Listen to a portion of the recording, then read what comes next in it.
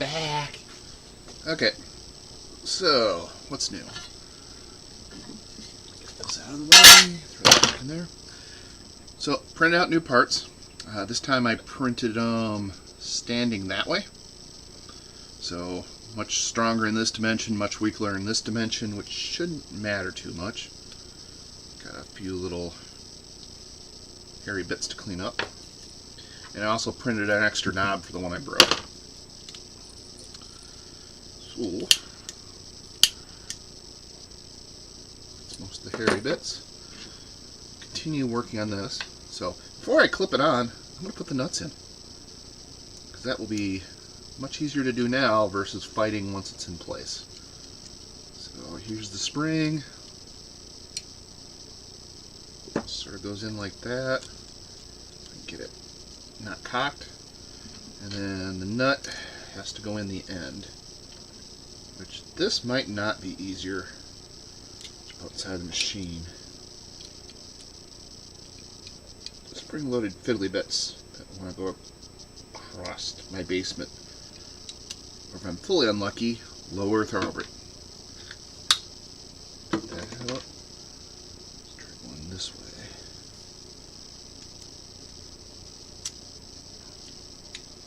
And it turns out my screwdriver is magnetic now. Let's see, what do I got for magnets? I got some little neodymium jobbers here somewhere. Where they ended up.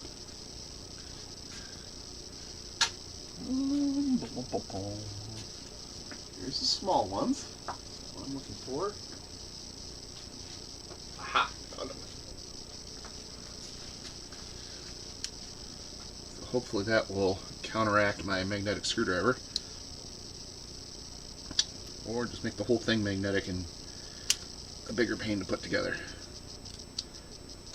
I'm going for bigger pain, so skip that idea. So I need to compress this spring and shove it in the slot. Oh, this might work better. Oh, that totally worked better. So put the nut in, put the spring against the nut, and compress the other end. Like that. We have it all loaded up. Now I need to get a screwdriver behind the nut, hopefully without breaking the plastic end cap, like so. So I'm pre-compressing the nut slightly, so when I thread these together, the nut's not up against that back wall all the way.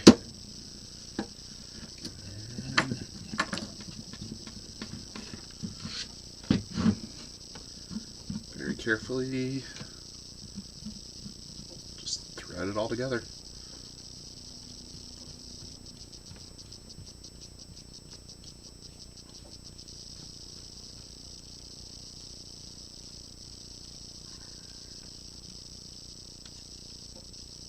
Oh, I just hit the screwdriver. So I'll pull that out. And there you can see the nut is compressed, or the spring is compressed by the nut, yet the threaded rod still goes through. And with that, I now have my X adjustment and my Y adjustment.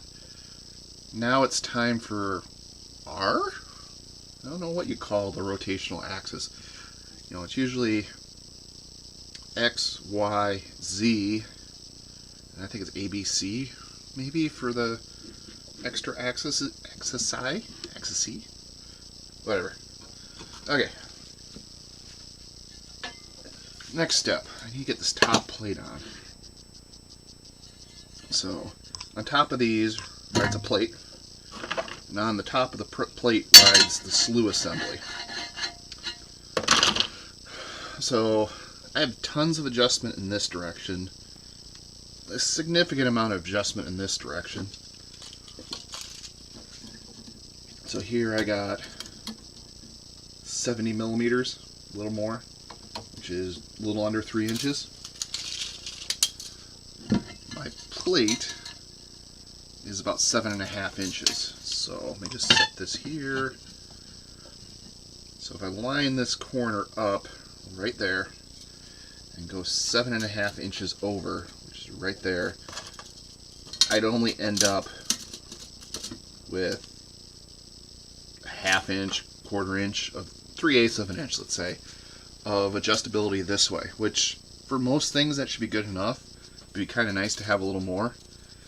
If I go for the full 3 inches, which is where this bearing is right now, then this slew plate does not fit.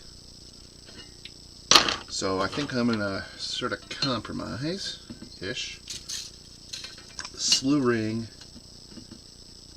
at its widest point is, let's say, 6 1/4 inches. So if I make this plate 6 1/4, which would put it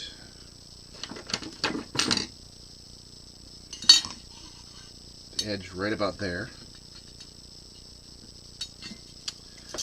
that would give me a little over 1.5 inches of travel this direction. I think I'm going to go with that. So, pick the edge without the big dent.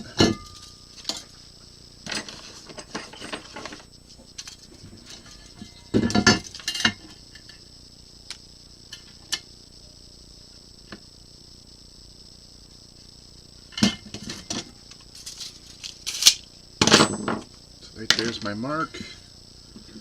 We'll spread these two out like so, and then when it travels, we'll have that much travel. That should be sufficient. What that means, I cut the screw way too long, but that won't hurt anything. So, let me just get this sort of prepped into the right position.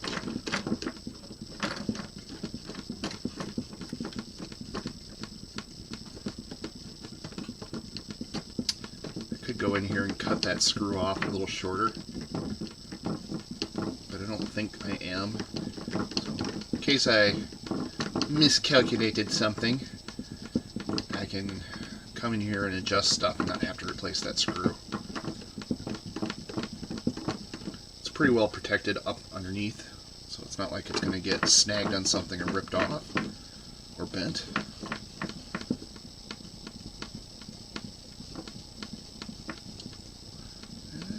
There. Almost. Come on. You can do it.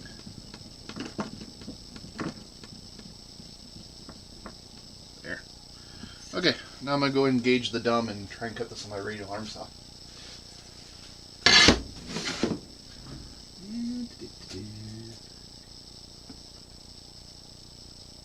Okay. Kiss the fingers goodbye.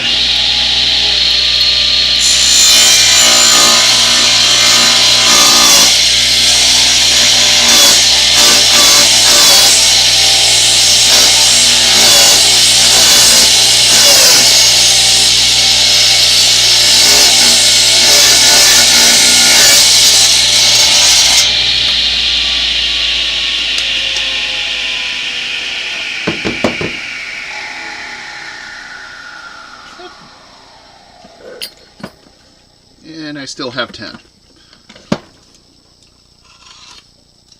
So I'm just taking the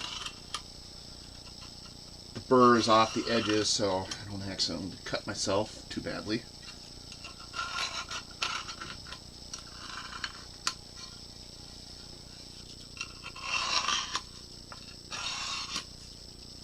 That's done. Hit these ends with just file.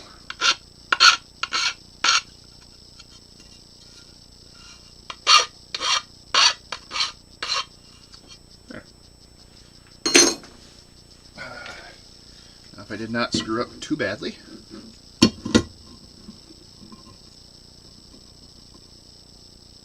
that's about how it's going to look when it's done.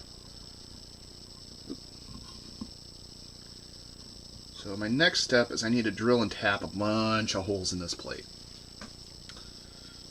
So I'm going to sort of label it as I go, because I have no documentation.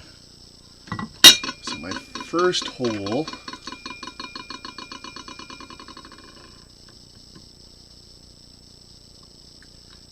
I'm guessing this was all done in millimeters.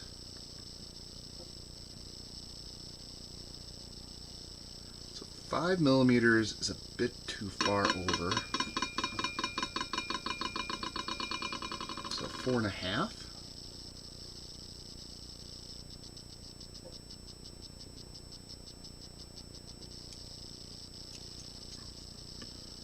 Four and a half by 4.5.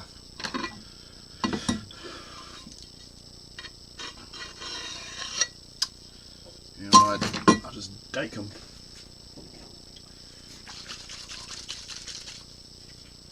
I should wipe off. Excuse me for a moment. I'm going to clean my plate.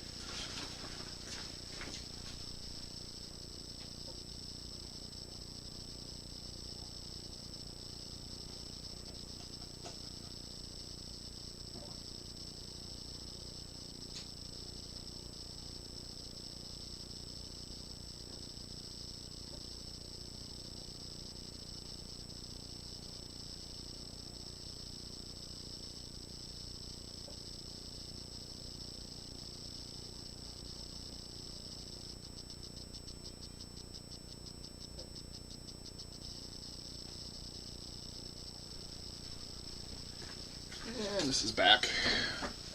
I noticed one of my prints is done, so let me go swap that real quick.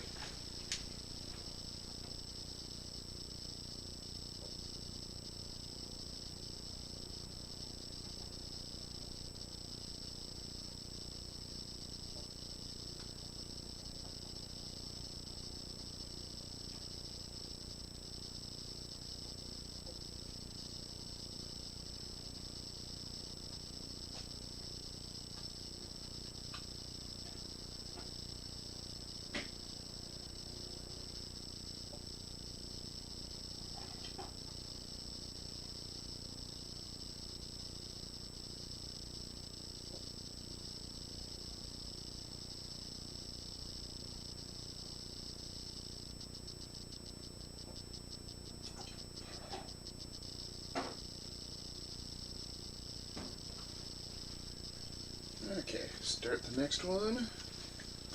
Trying to finish up Christmas presents.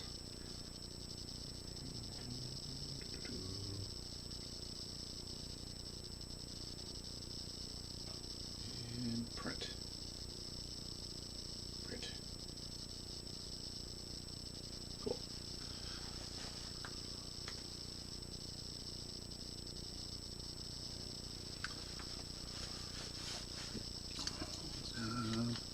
Apply my... So I know I need to do stuff there, and there, and there, and there.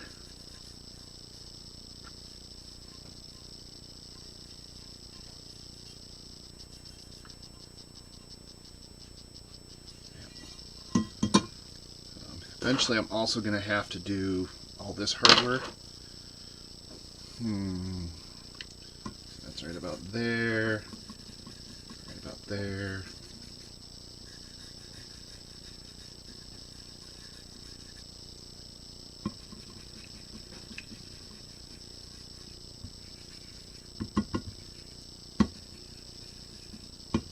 I'll get those spots. And this ring.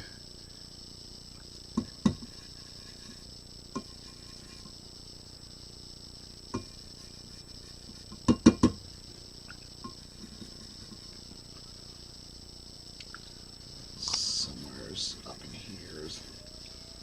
Okay. Let that dry quick.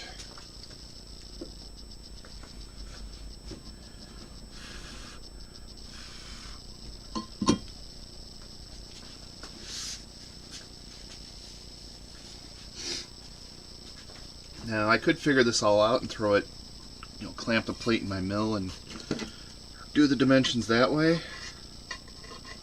but I'm not. I'm just going to sort of freehand it a bit.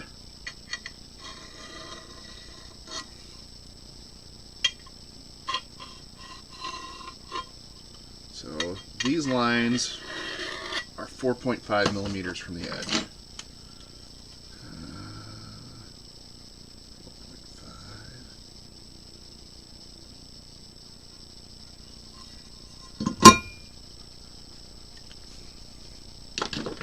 So these are the corner holes for each of these blocks. And my plan is I'm going to drill those, thread them, get the blocks bolted to the back side of this plate, and then flip it over and just transfer the rest of the holes using transfer punches. I'll probably measure them out best I can. So here's a trick. Measure the inside diameter of one of your holes, zero out your calipers, and then measure the distance between holes. And that will give you the distance to centers. Right? Zero out one. No. Yep. Maybe. I might have that backwards. So center to center. About 18. Oh, I had it backwards. So measure a hole, 0, and then measure outside to outside. There you go. So 18 millimeters that way, and they're about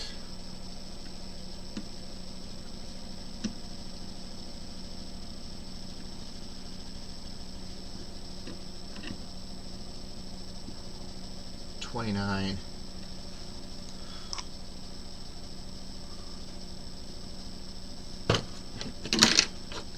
There's going to be 18 by 29 by the time we're done. Okay, so these are set up for M3s, I do believe. Yeah, M3 fits well. And M4 does not, too big. So M3s, so let's grab taps. Taps metric. Oh, so much confetti over here. Do I have an M3 tap? That could really bum up the day. M3 by 0.6. M3 by 0.5. Ooh, which are these? These are M3 8s. It does not say thread pitch. I think they're M3 by 0.5s.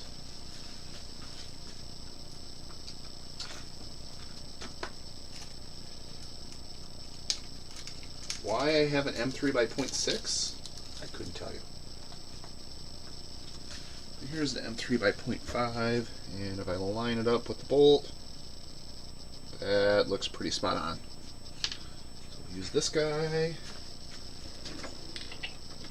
And grab a tap handle. You can power tap. I don't on these smaller sizes because I usually just end up breaking the tips. Got that. I need the correct drill bit. So for an M3 by 0.5. Yeah, that's the standard. Number 40.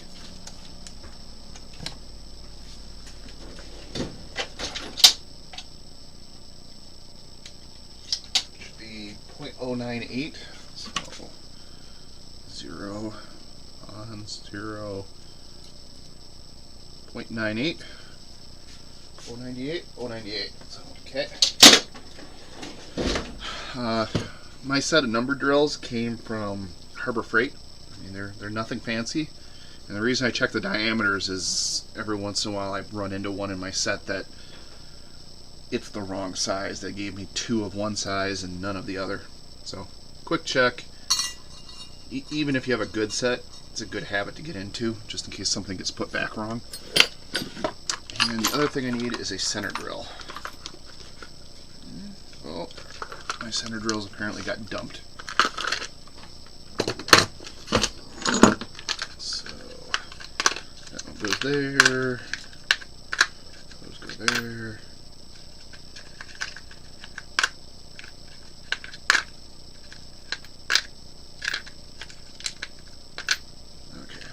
So we need a center drill that's slightly smaller than my final drill. That guy will work.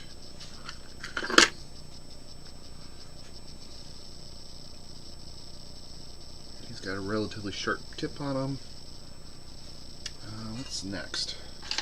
So I'm going to set this up in my drill press for the drilling, just so things are somewhat straight. I won't say they'll be straight, but I will give it somewhat straight. The other thing I need to do is center punch. I'm getting on the intersection of my two lines and putting a little dimple on it.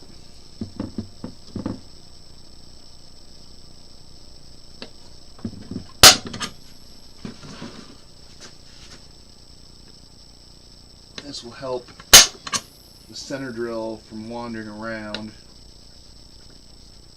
when I start the hole. There we go.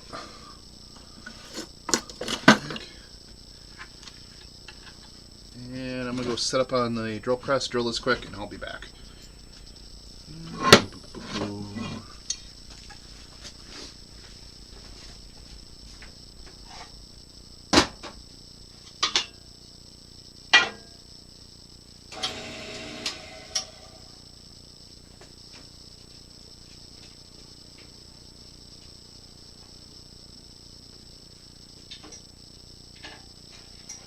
Okay, let's see. Which side's better? So that one is.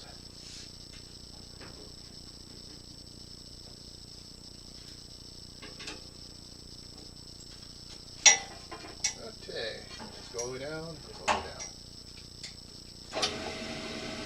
And contact.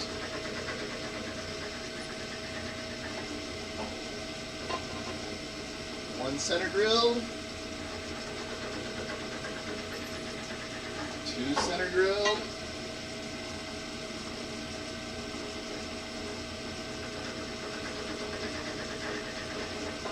three center drill.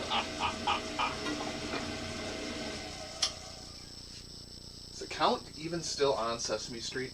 I'd assume he is, but man, I haven't seen Sesame Street or Sesame Street News and forevers.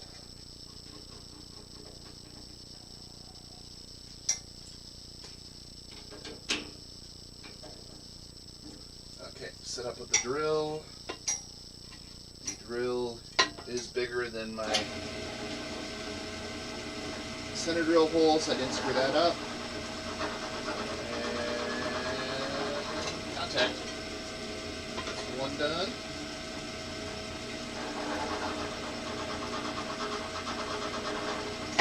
Two done.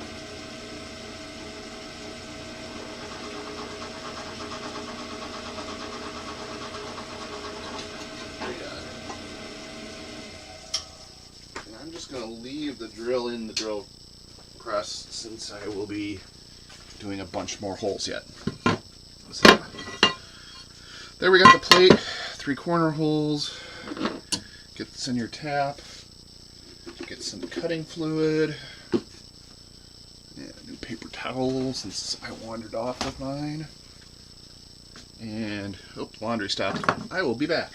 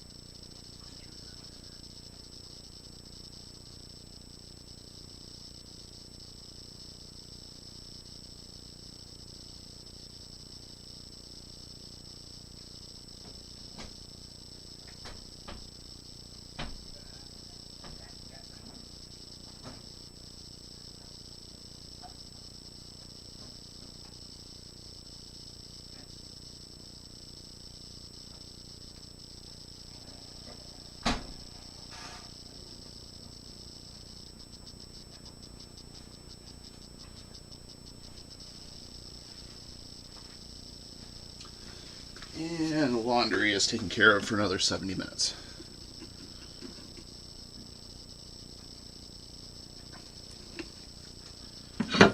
Okay.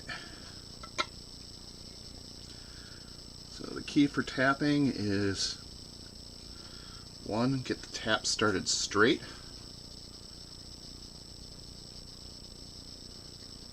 And then twist it in a bit and then turn it back. So the little chips form in these flutes, and if you have a continuous chip, it'll jam up. So when you back up, it breaks the chip off. Depending on the number of flutes and the size of the tap, it's usually like a half turn forward, quarter turn back. But you can feel when they start loading up. And now that I'm all the way through, it's not a big deal. Or I don't need to do it as much because I'm not cutting any new threads at that point. Just sort of cleaning them up. And the same thing with backing up is you can feel when you break the chip. So a bit touchy-feely more than a hard mechanical science. When you get into something like, you know, CNC machining or mass producing parts, then there's definitely a science behind it. But for hand tapping, it's a combination of the tap geometry, the material you're tapping, how sharp your tap is. So usually best to go by feel. Like I said, getting it started straight really... Oh, I didn't drill that one. Whoops. Glad I left this set up.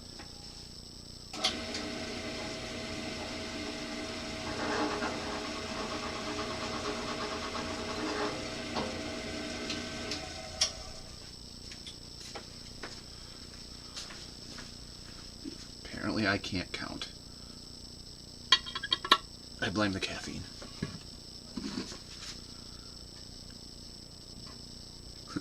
I blame COVIDs.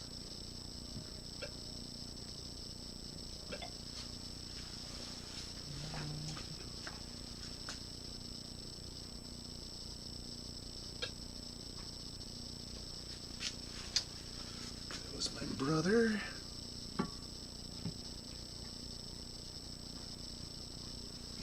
Let's see what he needs right after I get this hole done.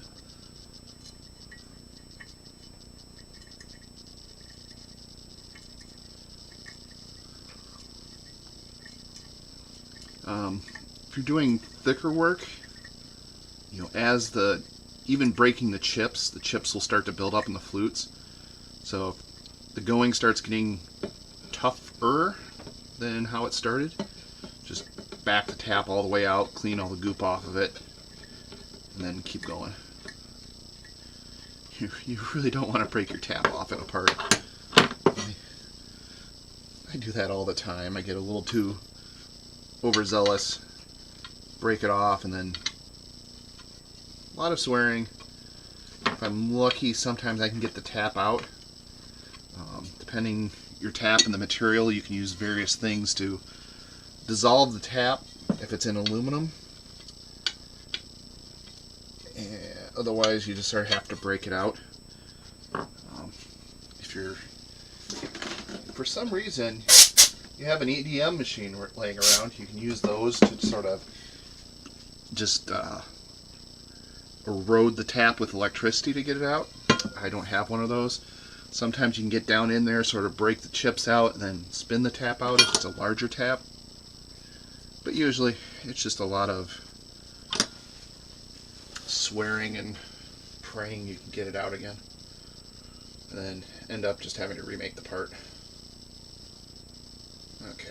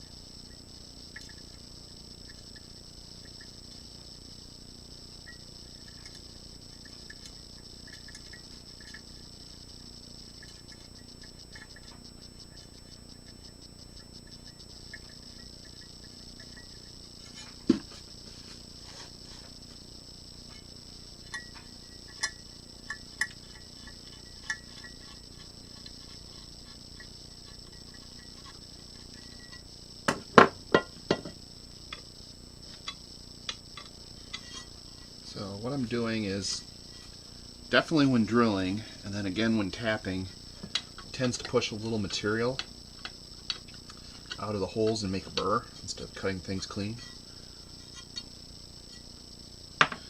So just lightly hit it with a countersink to take that burr off. A little safer on your hands, and also when you go to thread the screw in, gives you a nice surface to get in and get lined up versus trying to fight around that potential burr.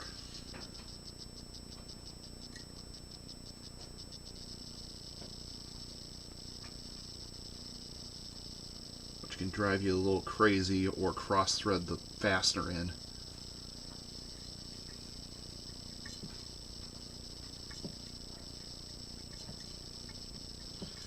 Sometimes the burrs are useful. So there's a method of drilling holes called friction drilling, I think it's called. They basically have a shaped, typically carbide bit that doesn't have a cutting surface. You're actually rubbing on the part to get it hot enough to melt and then push that metal through. It's used a lot in like tube section, and one of the neat, I had one of them. Somewhere in my collection I have a sample of one. I don't see it at the moment. But since it's not cutting the material and removing it, instead pushing it, it will actually create sort of a lump on either side. And as you push it through and it makes the hole on the other side, the bit is longer, so it pokes all the way through both the material and the lump on the other side. So you get sort of a thicker profile at that point. So if you want to put threads into a thin wall piece of material, either steel, aluminum, whatever, it now has all this extra mass so you can cut some more threads. So depending on the size of the hole and the thickness of the materials, it can be 2x, 3x, probably 4x, I don't know, the thickness of the original. So super useful for doing that. And they're also kind of fun to watch because, you know, you just sort of sit and spin until stuff starts turning red hot in steel, and then bloop, and it's done. So I think it's called friction drilling. YouTube has examples. Okay, so there's my plate with the 4 corners drilled. And what I'm going to do now is I'll need that. I will need this. I will need that later. I'll just set this off to the side so I don't make a mess, or make less of a mess. I'm going to set this on a paper towel just so I don't scrape all the blue dicum off. And this go like so. 4 screws and the Allen wrench.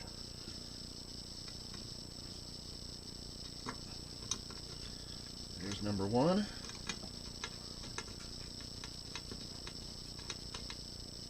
Just sort of not even tight. I'm just trying to line things up. So unfortunately this knob is lifting up this corner, so I'm going to have to set this up on something.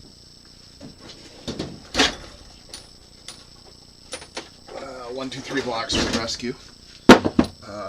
If you get the Chinese import, or yeah, they're all Chinese import. You know, the sort of the shop brand discount version of these, they're not that expensive, and they're kind of handy. They also make 2, 4, 6 blocks, which I'd love a set of, but even the discount ones are really expensive for some reason. So I'll do that. Put this mess back on here. There. Now everything's floating. So I can put my screws in and arrange stuff without fighting against rubbing on stuff.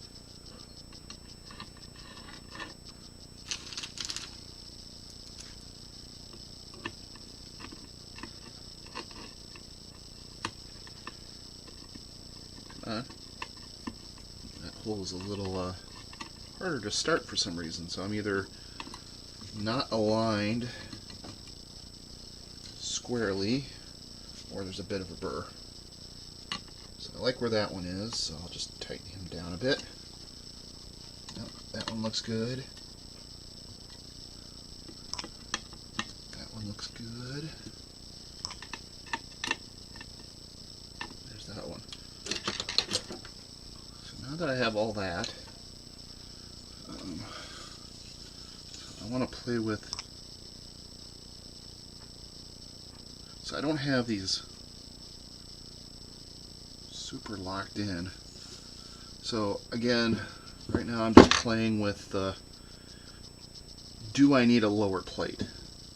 So a lower plate would take care of a lot of that rock. So I may need to do that yet and figure out what material to make it out of. But for right now, I'm going to finish this plate.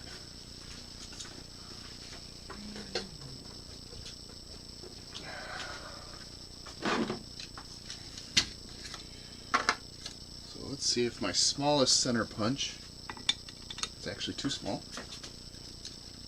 Next size up. Nope, still too small. No, too small is probably the wrong term. It's undersized.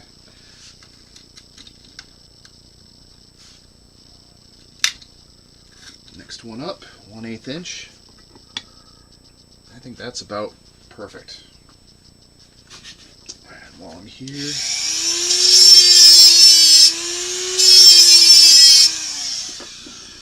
clean the burr off of that guy. And the next one up, way too big. So now I'm just going to position these on top of the 1, 2, 3 box and go.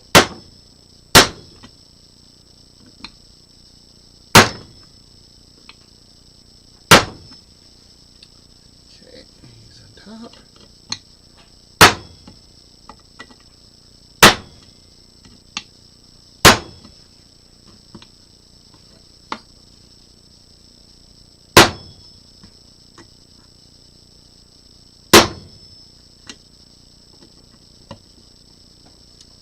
That's not ideal, but it'll work.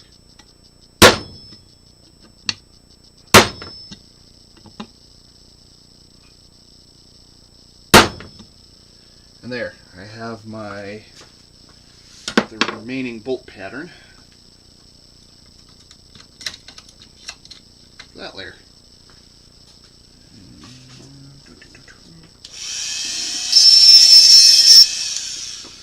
So all I'm doing off cannon is every time I smack this, the ends mushroom out, and then it doesn't fit back in the case. So I'm just taking the mushroom off. Take this back apart.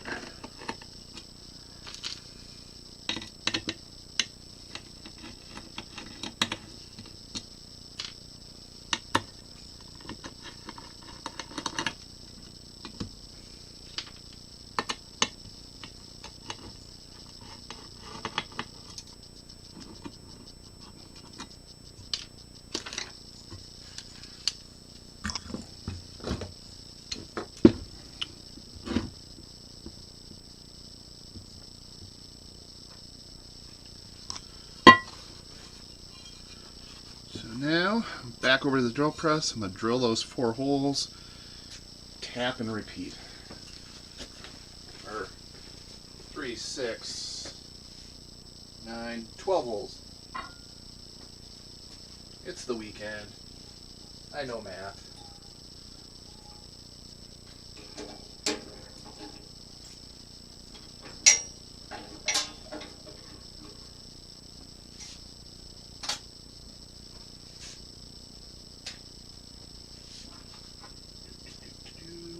Sharp end.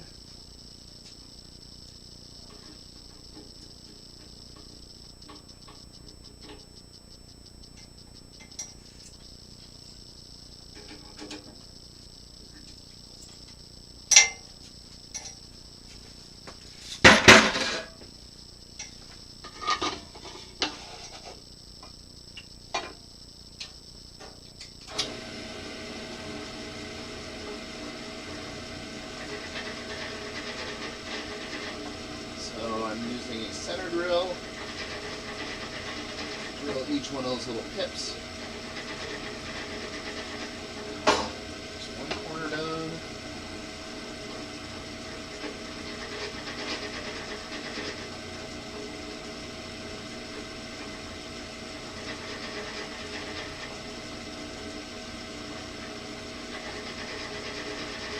There's the next corner done.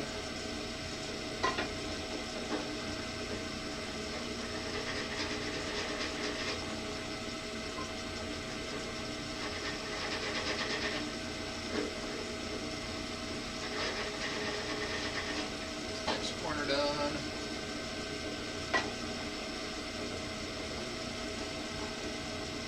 And if my brain is engaged, this should be the last corner for second one. I think I got that one off a bit.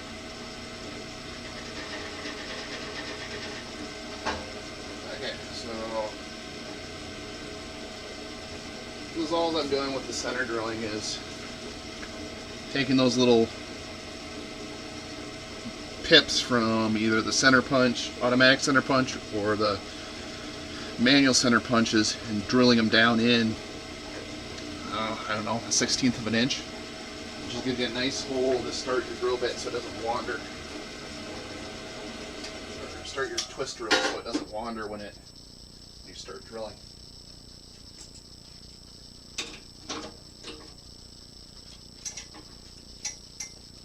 That. This. So now I'm switching to the tap drill, which is a number 40. If my drill chuck will cooperate.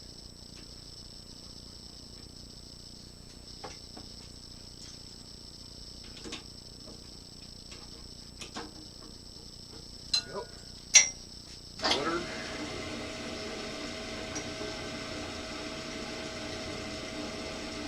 Sort of line them up, run through. Hole number 1.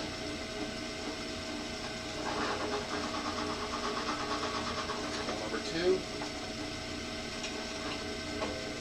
Okay, puke on my plate.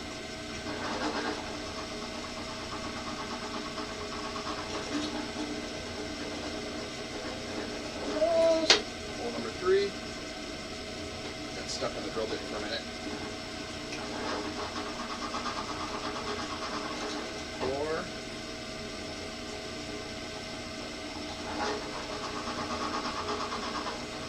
5.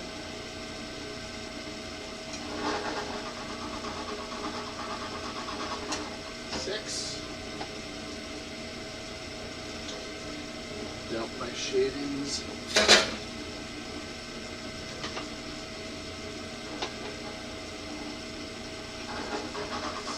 7.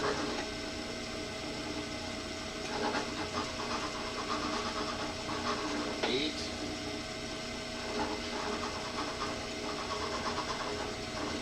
9.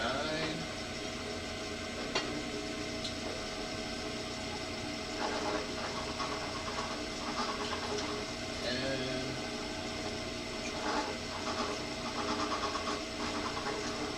11.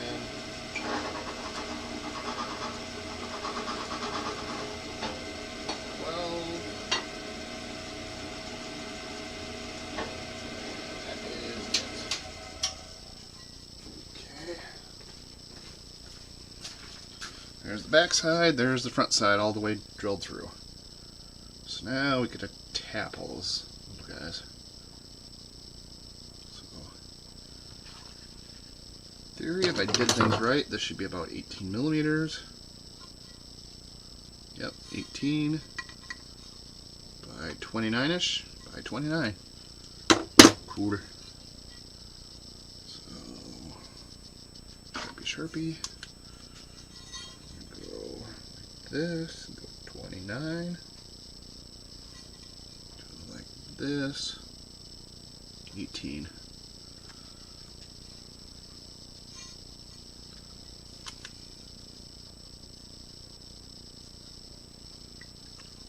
So, since there's no documentation on how to put this together, I'm going to label this plate out and sort of measure the hole patterns. and then document that. So in case anyone wants to build one of these, they got the info. Oops, 0. Or at least a good starting point. Relatively good starting point. Who knows? So 149, so I'll say that should be about 150. 150.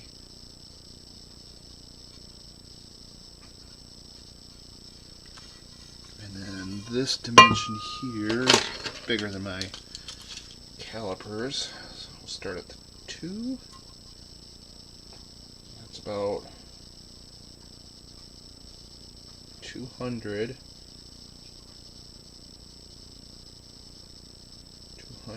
190, 180.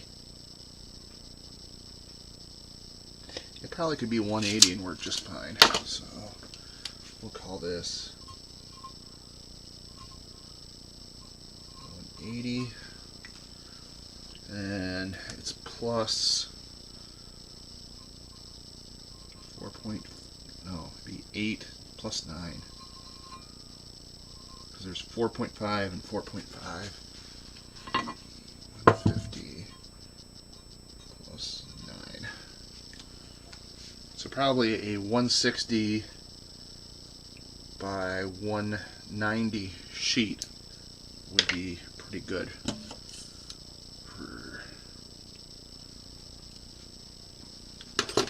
for this application. So now I want to find the center of this booger.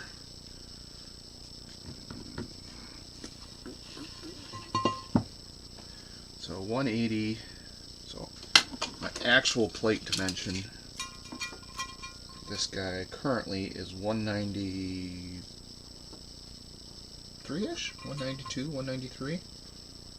Let's call it 192. 50, yeah. 45 plus 50 is 95, 96.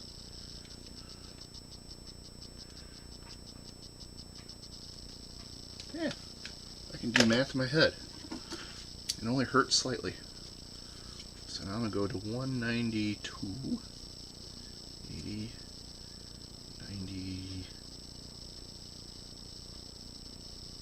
92-ish.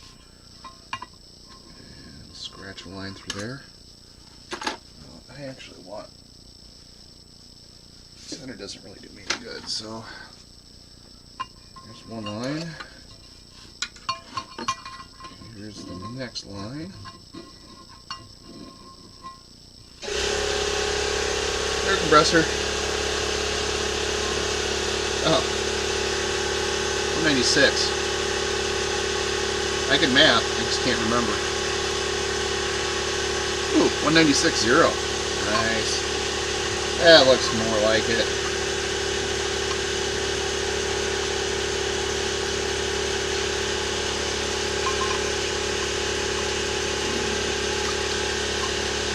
Do it from the other side, so the center is right between those two lines.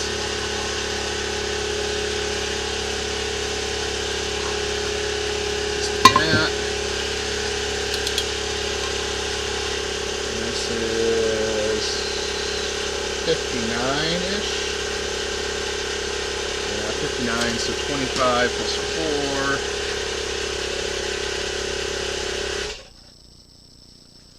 29 plus a half. 29 plus a little over a half. That's good. No.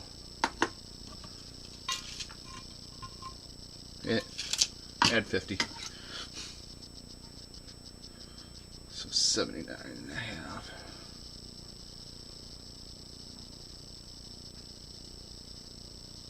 Can I go up good enough?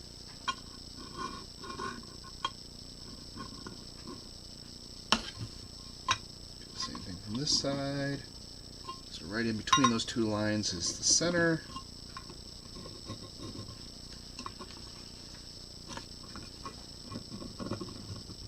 And now those, this is the piece that goes on there. So I can use those lines to center it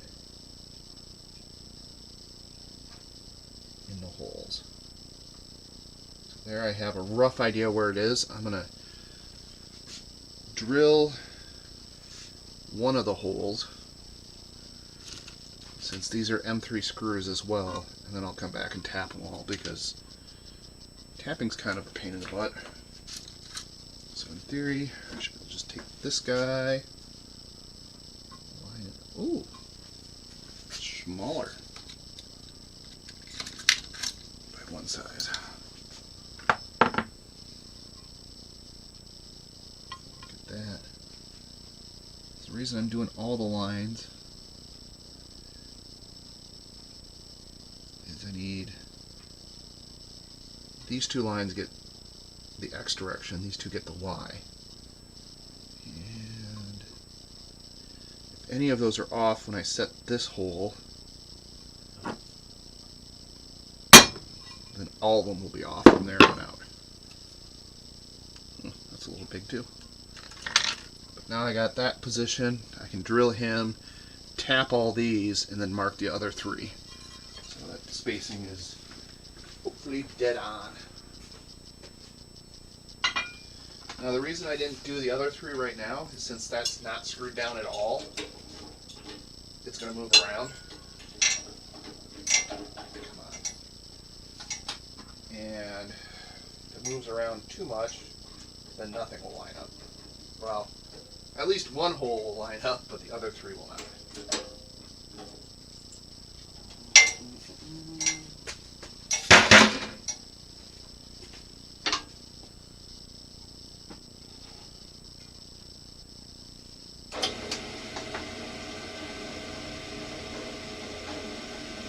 Here's my pip.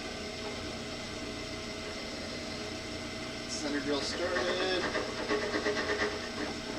Boom. Center drill. And now switch drill bits.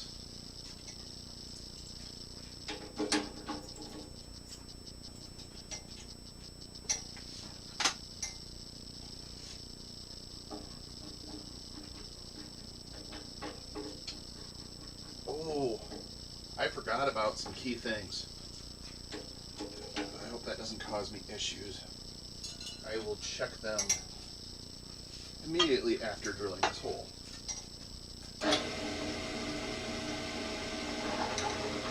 Because they may result in me starting over, being very, very crappy.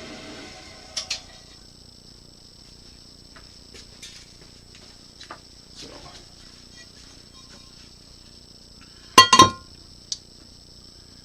the issue I'm referring to, so this is going to go on like so, and then this goes on top. Now this ring is manipulated by this gear, like so, which then hooks to these two pieces. And it looks like, depending where I put it, I can clear these holes. Had they lined up exactly, I could doubly use them. But if you're off by half a hole, yeah, no bueno. But looks like everything clears, so I'm still good. So, no freaking out for the moment. So, I'm going to carry on. So now, it is much tapping time. Only the video montage speed up buttons worked in real life. Because this is very not exciting. Get my rag. Pick a hole, any hole. I'm actually going to tap from this side to avoid the burrs.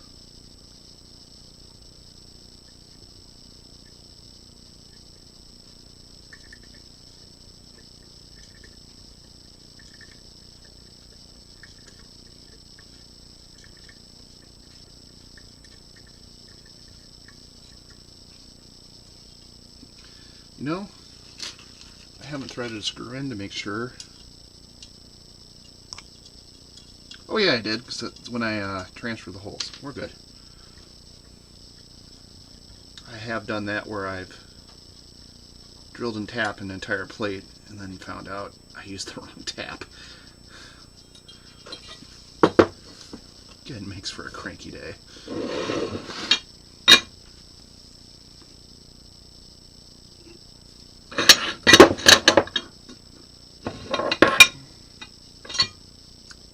One hole.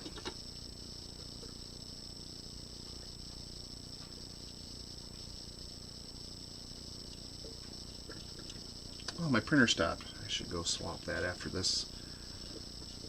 Do this side of holes.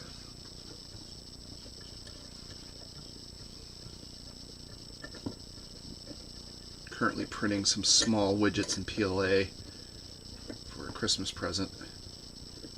They only take about 5 minutes a pop, 5-6 minutes.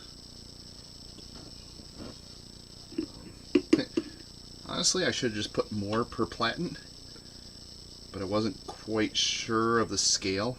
The model was, even though it was included with the other parts, was completely misscaled. I had to increase it by a factor of 1,000 to get it up to the proper scale for the part. So, the first one I only had one on the platen to make sure I had it right, and I've just been lazy and just hitting the print again button, more or less, instead of going back, putting multiples on the platen, and reslicing it. So probably would have been more efficient to do the reslice, but instead I'm tapping holes in an aluminum plate a little earlier than I would have otherwise.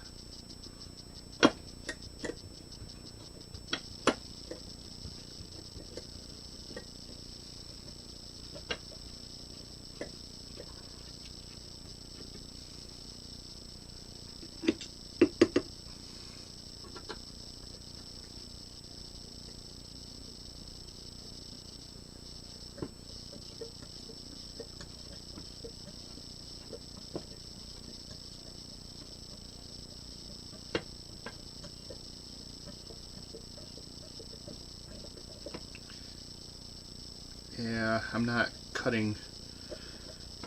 reversing as much as I was in the beginning.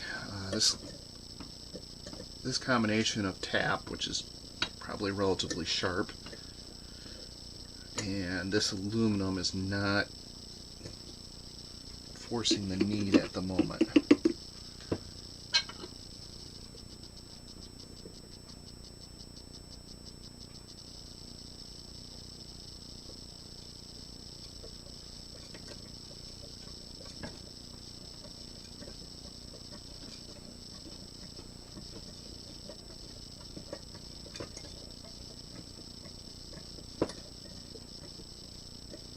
And once the tap pokes through, I'm just taking and pulling the chips off. That way when I back the tap out and through like this, I'm not trying to pull those chips through the hole or recut them. And it just makes for a more pleasant life experience.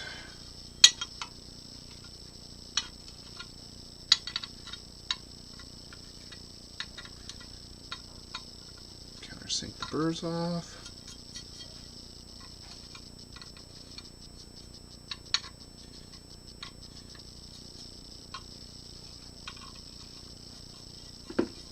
Do the other side.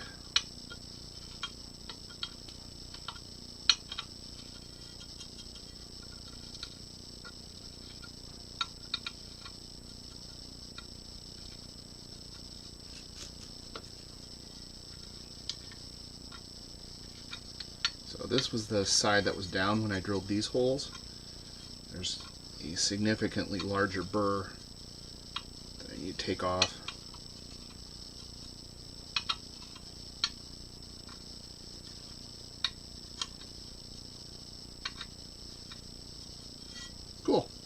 Hey, bird. Then do this side after I restart my print. Be back.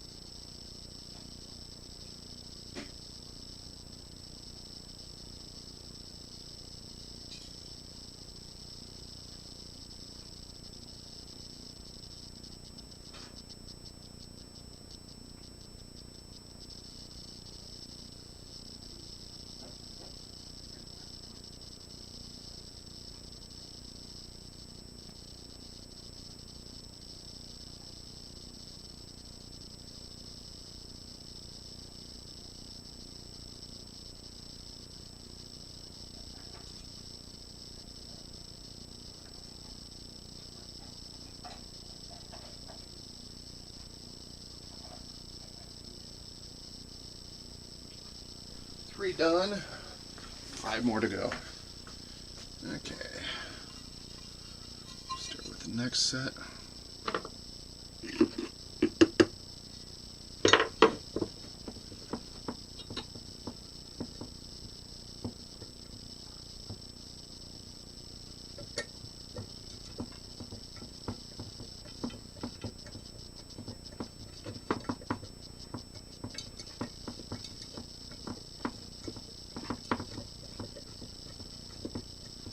Now they do make mechanical contrivances.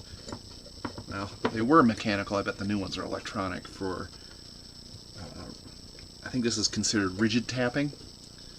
So for CNC milling machines, there's 2 methods of tapping a hole. There's rigid tapping, which I think this is considered, where you stick a real tap in the machine and then run a routine to bore it straight down in and back out and watch the torques and all that good stuff.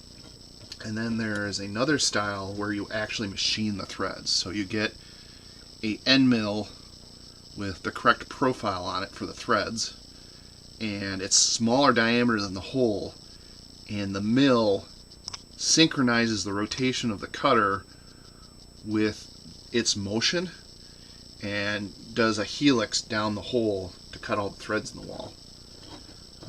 The advantages to that is it's faster, and you can take multiple passes to reduce the load on the tooling and get a good finish.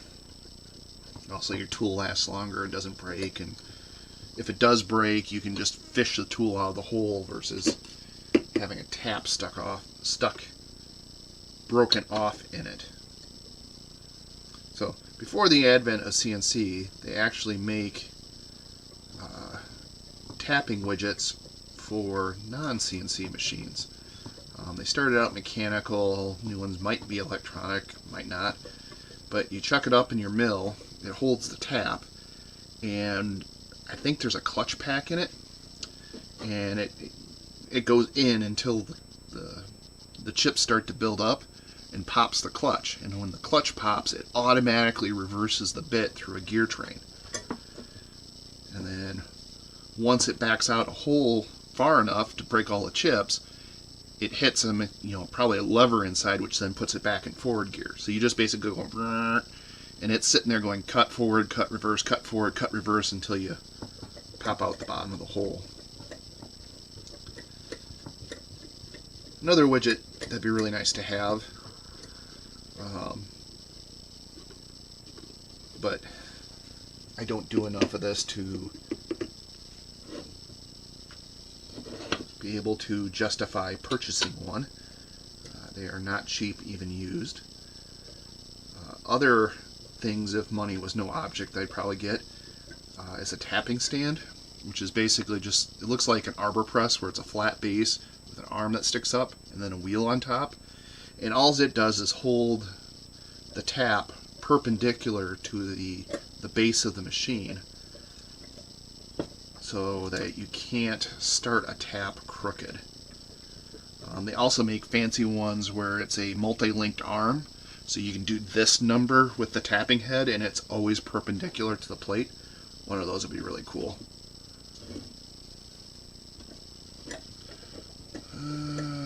What else in the tapping world?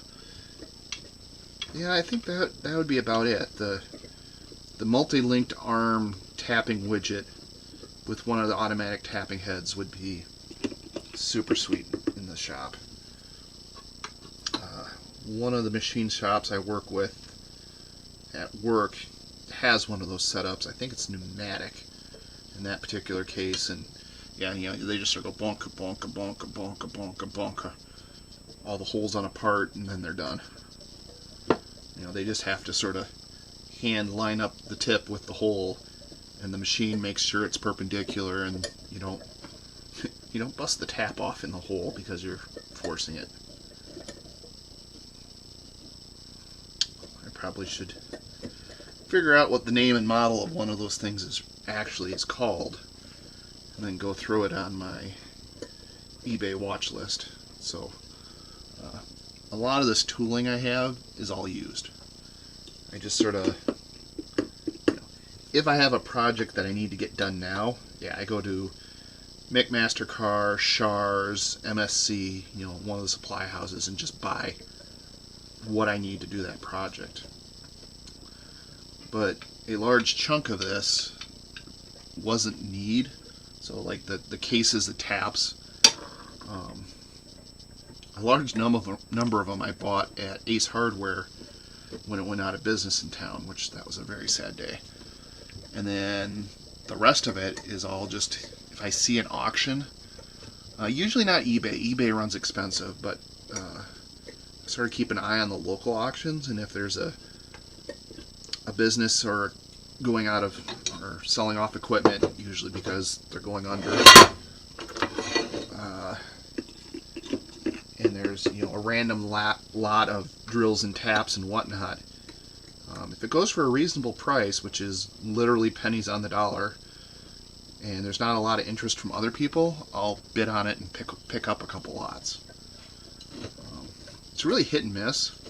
Sometimes I'm the only one that bids on something, and sometimes it seems like there's 20 different people and they run the price to retail or above on a lot. And sometimes it's within the same auction, so it's not like, they saw this auction and the other ones, they just missed them. I can't explain it. So anyways, that's where a lot of my stuff comes from.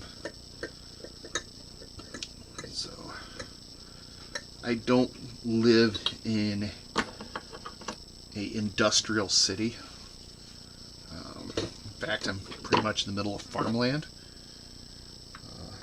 I do live near, an hour, 2 hours away, a major city, so find a lot of stuff up there. But every once in a while I'll find a somewhat local auction out in the middle of a farmland where they have a bunch of random drills and taps, probably just maintaining equipment. Big things like presses, that's a good way to get those.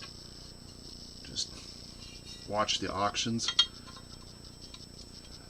My latest auction, someone had a mass load of files, just hand files, and they were looked brand new.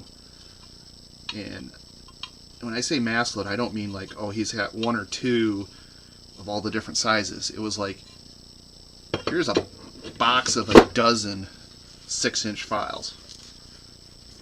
And he also had a bunch of very weirdly shaped files. I'm guessing mold making is what they were for like injection molds. But they just had various curves and loops on the end to get inside of small crevices and file surfaces. So looking forward to getting that. They also might have been jewelry making files, but the bigger files that were in there don't make sense for jewelry because they're like 6 and 8 inch files. So when that gets in, that'll be fun to sort through. The current plan is pick through it, keep 1 or 2 of every file, and then put the duplicates up on eBay to try and pay for some of the auction. I have a weakness. I need to stay away from auctions. So I start out with good intentions and set a price that I'm going to stop here. And then you get to the end and someone outbids you at the last minute. It's like, oh, I'll throw another 10 bucks on. I'll throw another 10 bucks on. And this particular auction site was not eBay. So every time you bid within the last 3 minutes, they set the timer back to 3 minutes to give people a chance to bid again. And so several rounds of 10 bucks more later, and I usually can control myself and not spend double, but 50 to 75% more than what I initially had budgeted. So hopefully I can sell a few of the pieces and parts and get some of that money back. And also there's things in the lots that, yeah, it comes with this lot. It has nothing to do with files. And I have no use for it.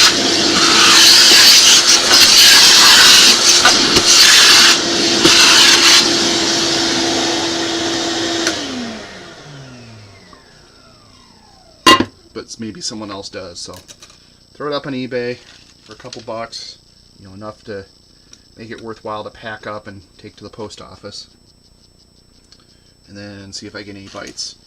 And some of the weirdest things that I was like, there's no way anyone out in the world wants one of these,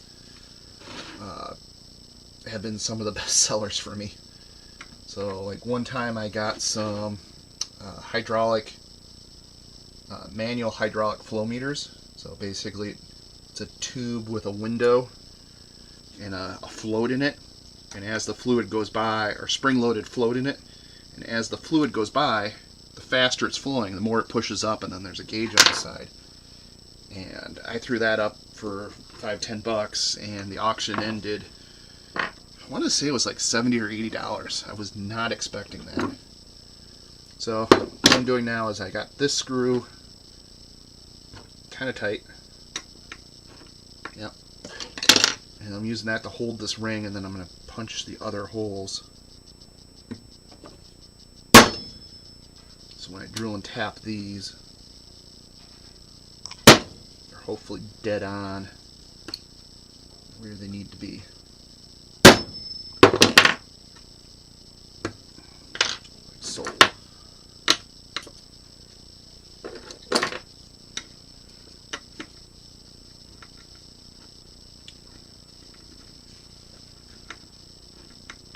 So yeah, that's sort of how I outfit my shop, is look for a good deal. Typically look for large lots of stuff, because yeah, they go for a lot more than that lot with just one of whatever you're looking for, but they usually go for a lot less than what the lot is worth as a whole. And then slowly pick the lot apart and sell it on eBay. eBay is kind of a pain. You got to pack and ship and all that good stuff, and every once in a while you get hosed by a buyer where they're like, tracking says the package was delivered, and they come back, oh, never got it. And then, you can fight with eBay, or they say, it was broken, and you're like, okay, that was a large chunk of steel wrapped in 3 inches of bubble wrap and double boxed. I kind of doubt it was broken, but your word versus their word, and usually the buyer wins on eBay because they want the buyers to have a good experience to come back, so sort of get it.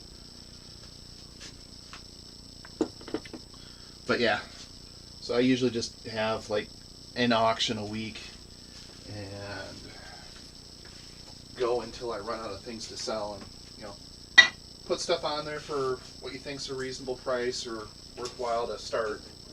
And if it doesn't go, I usually just cut it in half and run it for the next week until it gets down to the point where it's just like, yeah, that's not worth my time to pack it and ship it. Either I'll put all those items together in one auction and see if I get lucky and someone wants everything, or I just sort of, or if I know someone that needs one, I'll just sort of send it to them.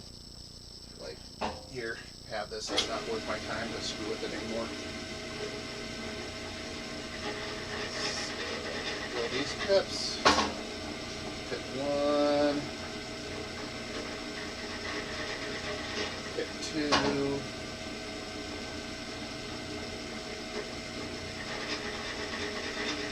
Pip 3. And now switch for number 40, or an M3 screw. So the bearings I did double check. They're supposed to be 605s. And what I got is 605s. But an M3 screw does not fit inside of a 605 worth a darn. So my theory on life at the moment is, even though they show a cap head screw in the pictures, I wonder if they meant to use a flathead. So the flathead will,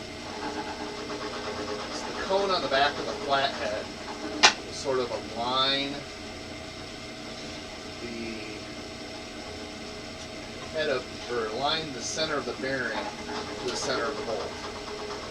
And that would sort of make sense. And then on the bottom side, you just have the flat of the plate, or the 3D printed part. So that should not push the alignment one way or the other. So I'm going with the theory that's what they meant to do, or they did do. The other possibility is they actually did use a cap head screw, and then all that slop was for adjustability, so you could sort of push the bearings towards the ring to take the slack out of the system. I kind of doubt it, but I'll find out in a minute here when I try to put that together.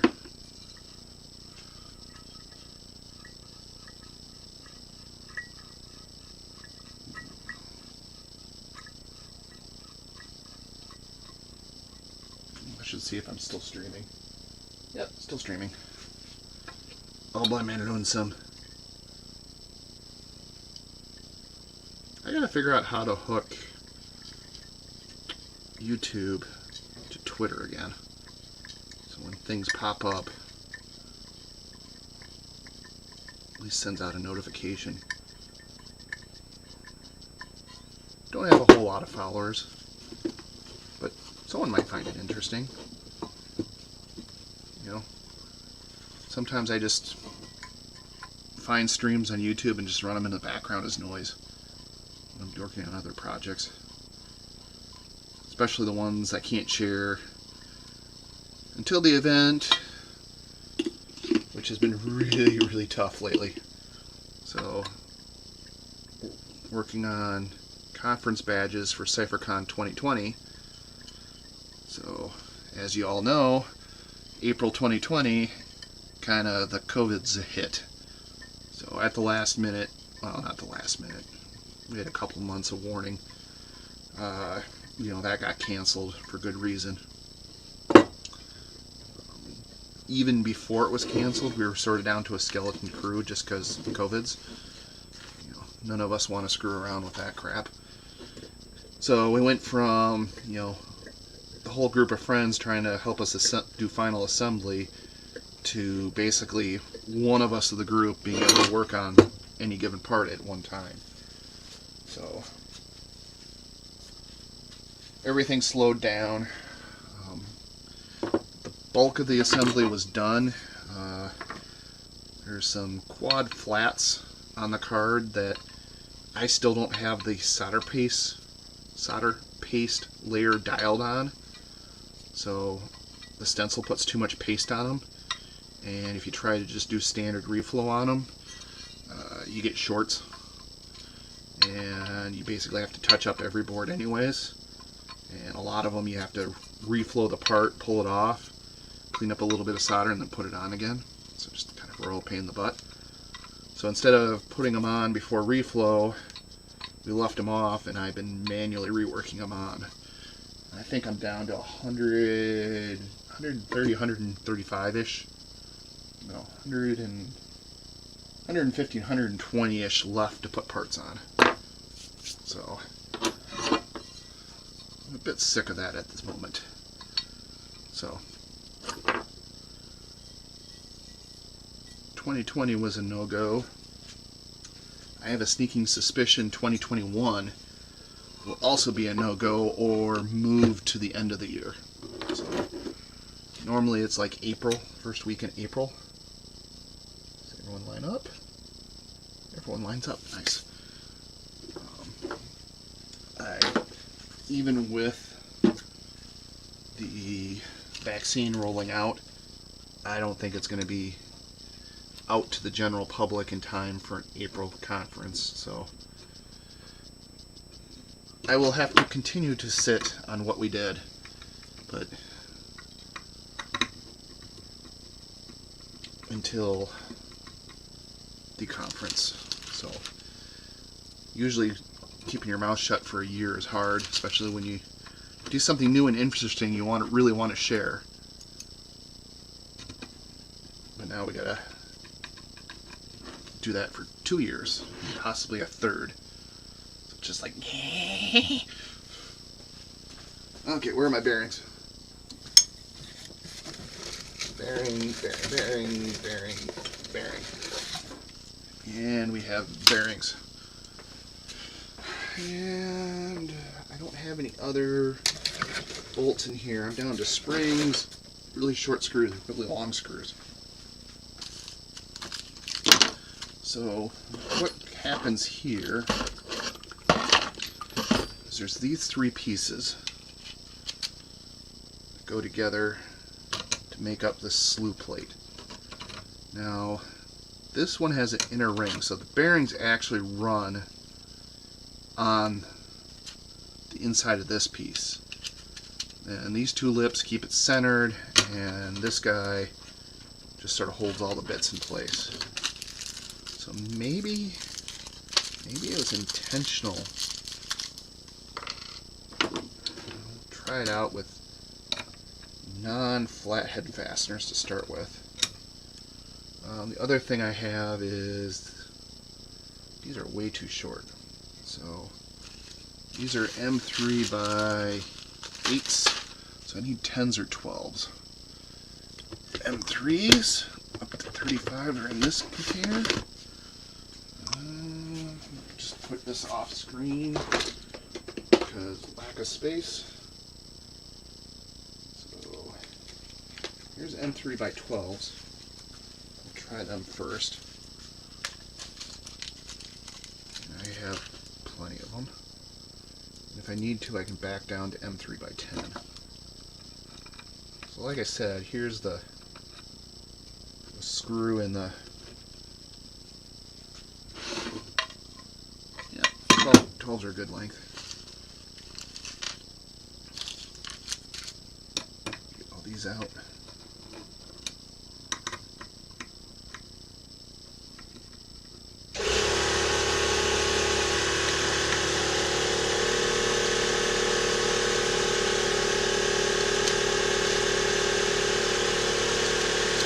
I really need to fix the leak in the air compressor.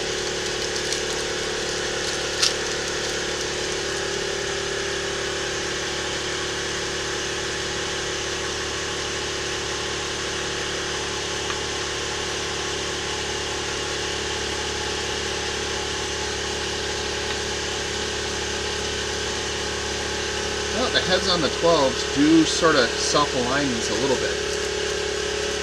So there's a bit of a taper to the heads of these bolts before the knurling kicks in, and that fits down the bore of the bearing.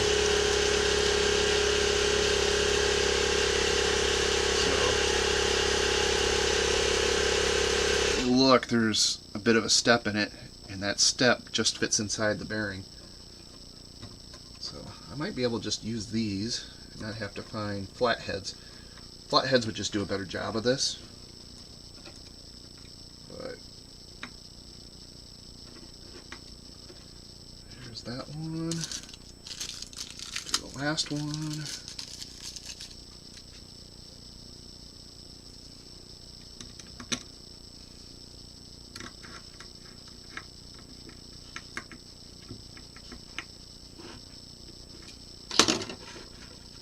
Now it's two pieces become one.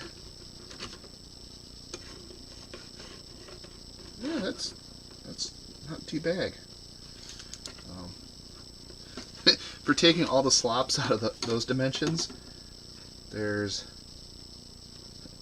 a significant amount of slop in this. Being able to push these out into this ring a bit more would help.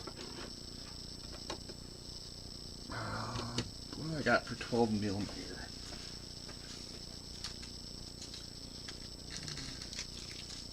I have some button heads here.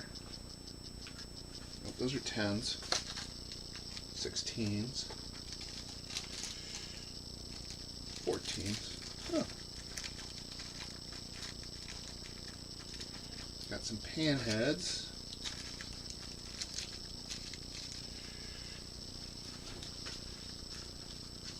Even if I could push these out and tighten down, over time they're going to loosen up and slide, so I may just leave it alone. It's not that much. But that's how that's supposed to work out. So yeah, I'm just going to go with that. Put all these back for now.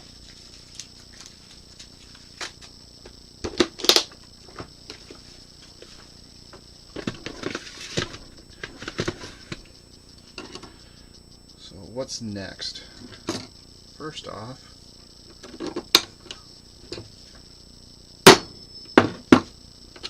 and this is not where this mounts, but there is a reason for why I'm doing this, and I'll get to that in a sec. I just basically need a rough idea where these screws are.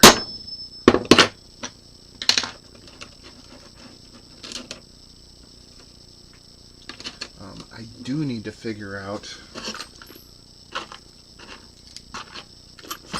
this set of parts. So, where's my threaded rod? So, the adjuster rod goes through this, which is the handle assembly, or handle support, something. And this guy actually does thread on. When he designed this part, she, I think it's a he, but I should not assume. I'm old. When they, I think that's the safe one now, designed this, they got the inner size just about perfect to make this a thread-on fit versus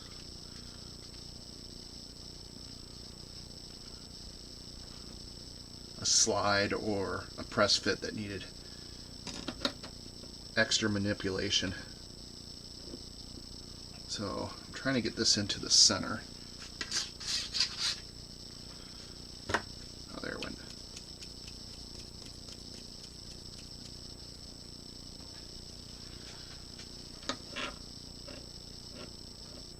A little more. Okay, so this goes in here like this, and this will go in here like this. And I want to line that up with that center bearing. And it looks like I made my plate slightly undersized. Fricks. I think I can make this work still. I got half a hole there. That is not going to work, so I got to look at that. But I think if I get these two parts flush to this top edge, that puts enough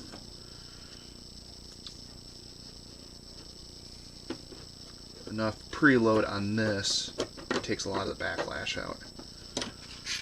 Okay, so I know what I need to do there.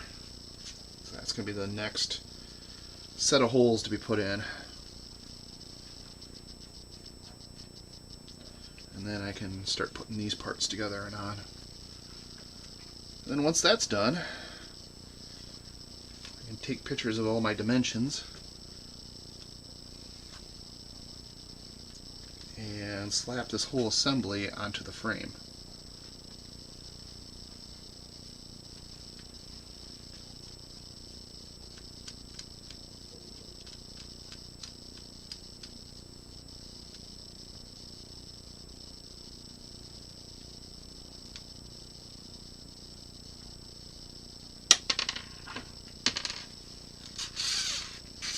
I'm going to have an interesting issue. So I can thread a nylock on this way to get my spring load here, but then I need to thread a nylock on backwards, and you saw how well that went for me last time. I'll go back to that in a minute.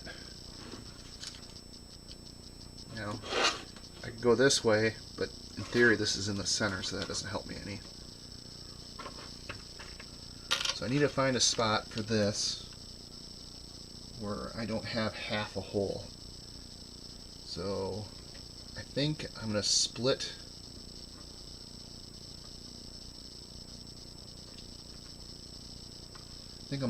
that hole in half. Go right there. Moving these inward puts more preload on this guy. So that's a bit of a bummer.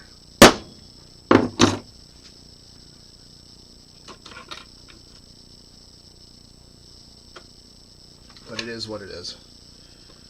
And the other thing is trying to drill these and tap them without breaking out the side is going to be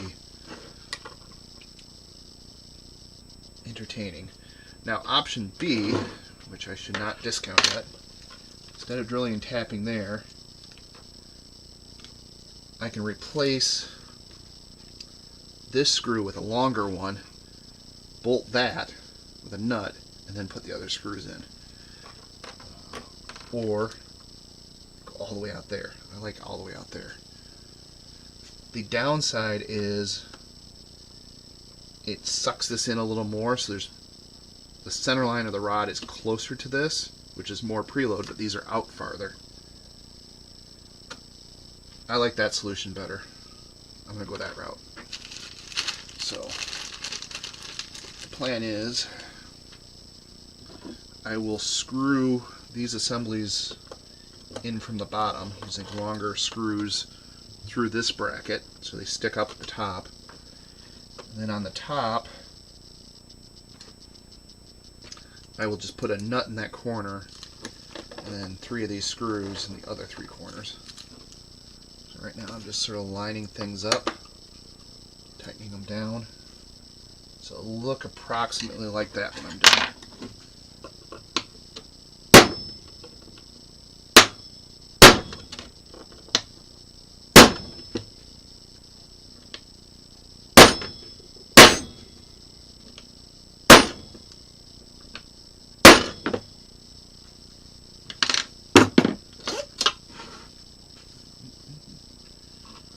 Check that they're somewhat aligned, and you can see how much I'm going to have to. That's going to have a lot of. Ooh, that's going to have a lot of preload on it.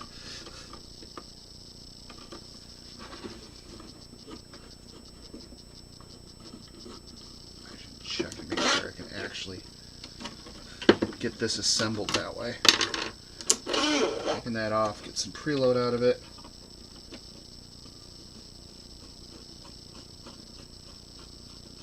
Should get out my electric drill.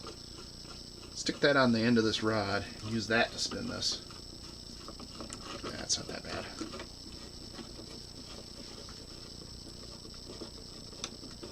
Except for right there.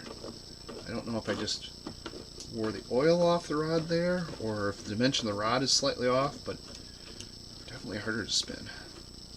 And then right there it frees back up again. And I'm getting a hand cramp.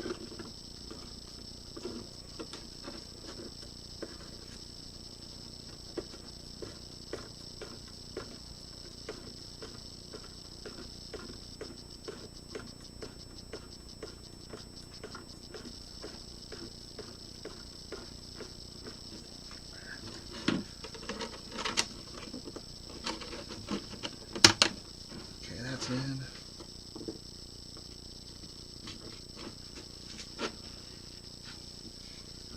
Well, I got this all together.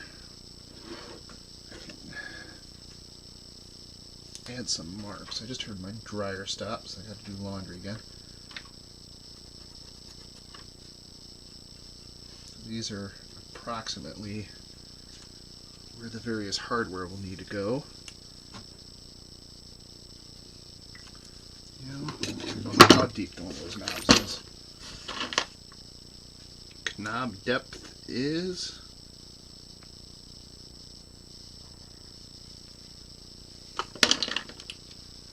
about 21.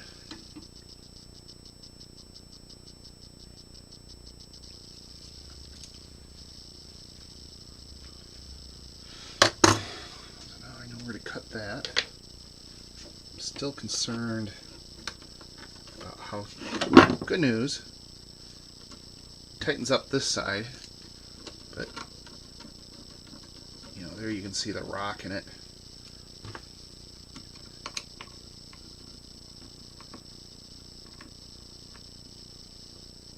If I put a washer on these, I might be able to deal with that. So let's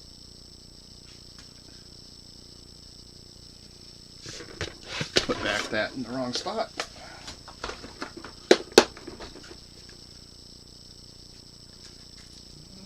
Lock washers, washers.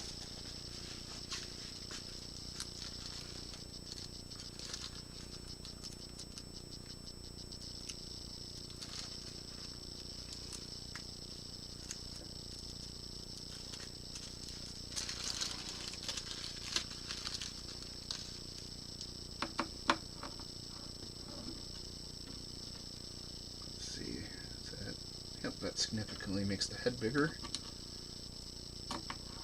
So now instead of that head getting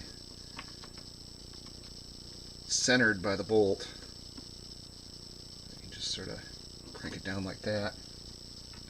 Totally the wrong way.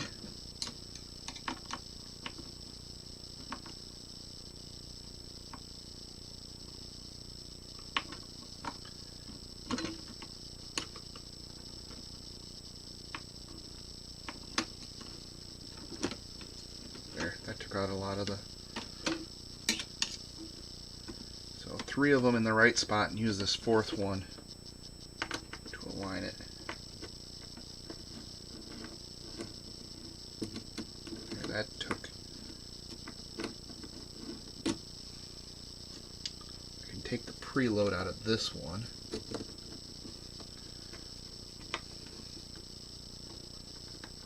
Or at least reduce it.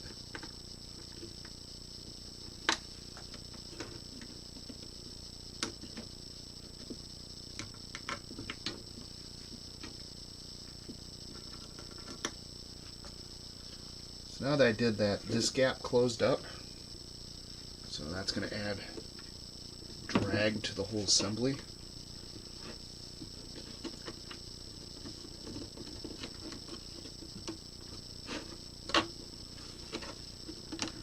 It still rotates, so this might be my plan.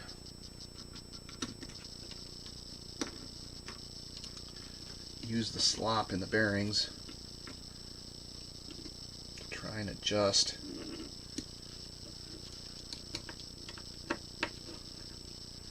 For my inabilities to get this thing squared up. I'm going to leave this one without a washer, so he's sort of fixed. I don't like how little gap I have up here. So I think I want it, yeah, like that.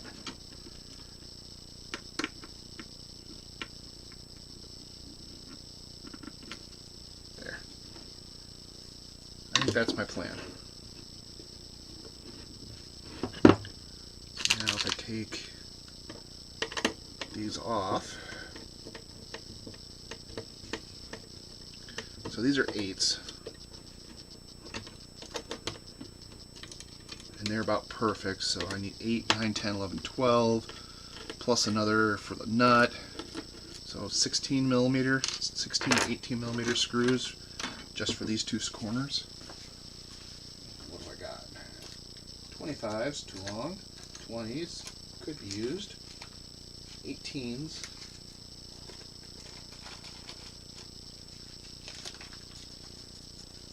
Will be plenty long. Probably too long at the end of the day.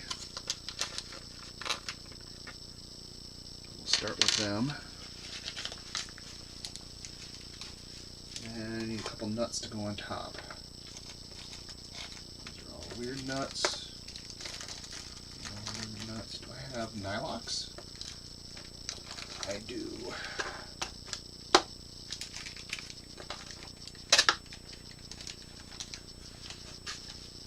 Stick a couple nylox on top.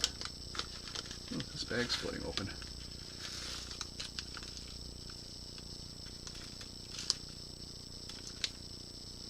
That will hold those brackets down. Get a new bag.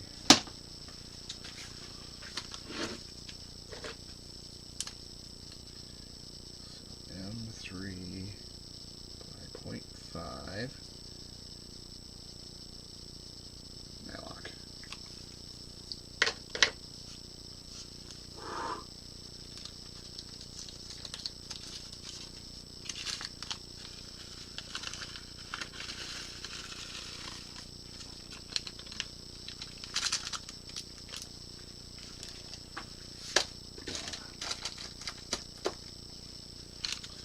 So this one, the side split open, so that's why I got rid of him. And I think I'm done with washers. I could put one under the nylox, but meh. Washers. Take this apart.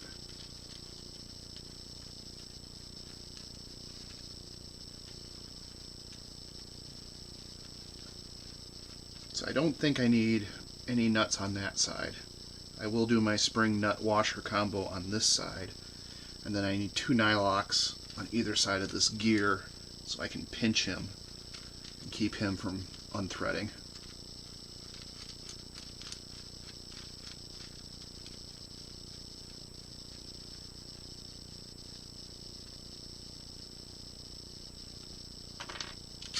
This rod is basically marked and ready to cut.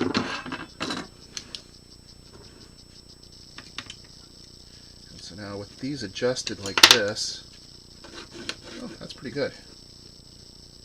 I am happy with that. And since I changed that geometry, all these moved.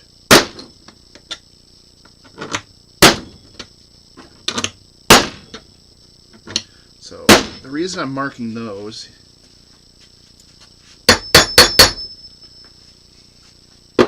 is even though these don't mount into this plate, I need to get the bolts in from the backside.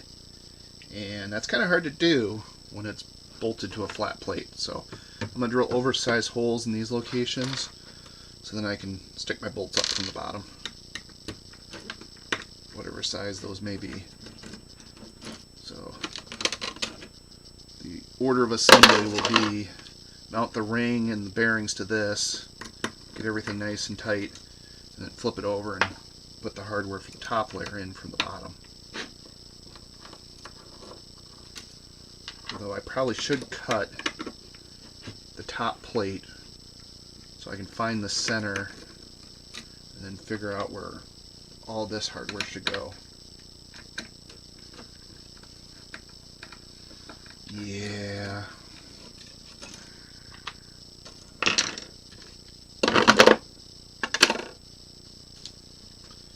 So you can see there, those guys. Okay, I'm gonna go deal with laundry real quick, and I'll be back to finish that up.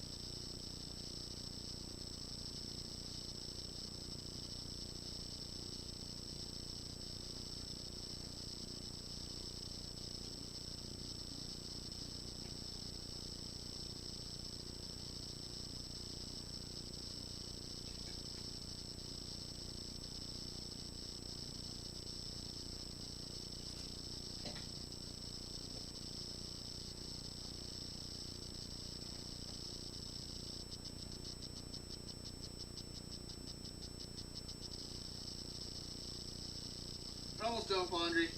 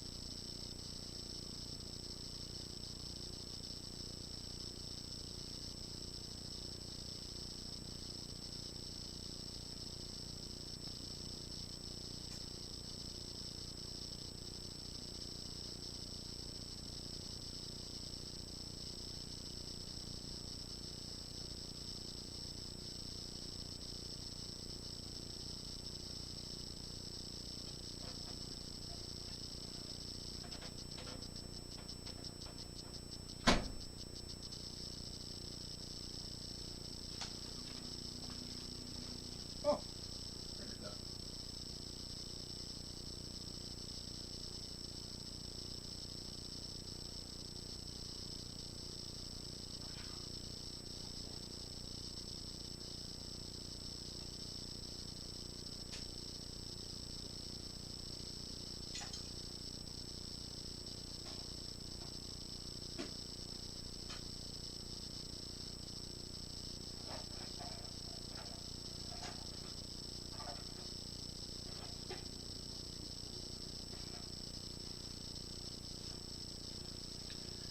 And with laundry, I'm officially 50% done with my required adulting for this weekend. Okay, so where was I at? So I'm going to drill all these holes, and then I'll be back.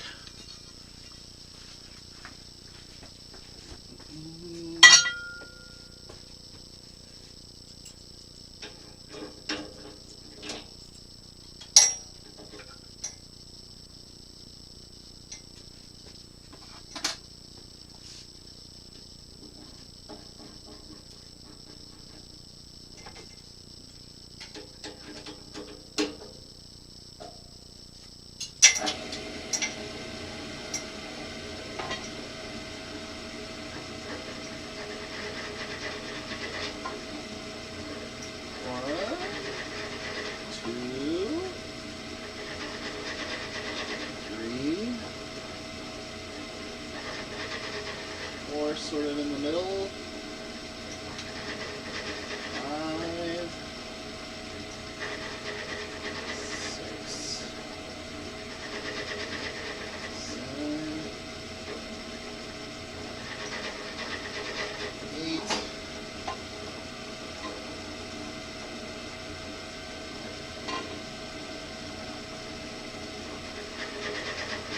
9,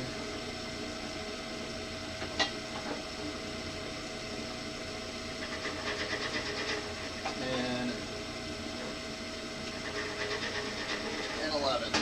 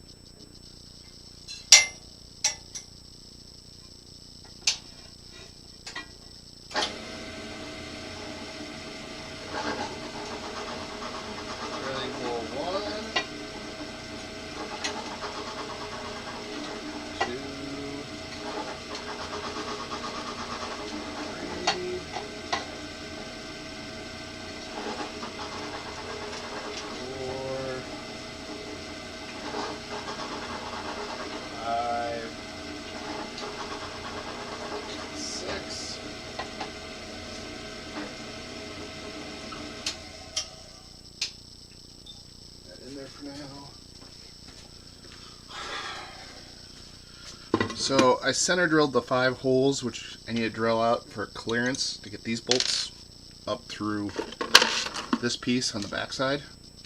One like that, and then that symbol's on there like that. speaking of which, what size bolts do I need? So I need an 8 plus 4, so I need 12s. Do I have 12s? I do. I have lots of 12s. So for the next layer,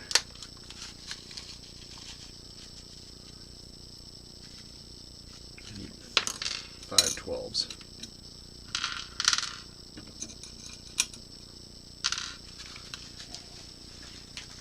Who's out and ready to go?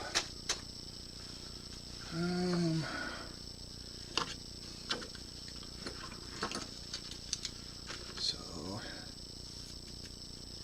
I need to -2 M3-8s.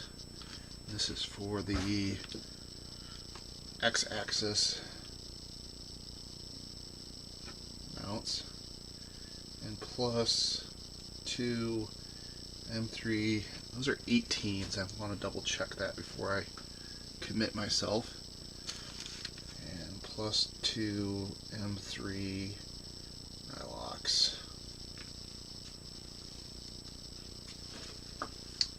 Oh, and just nylocks in general.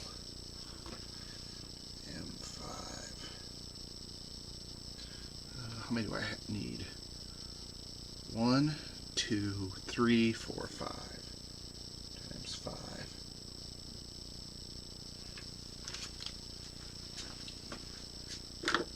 And then slew ring.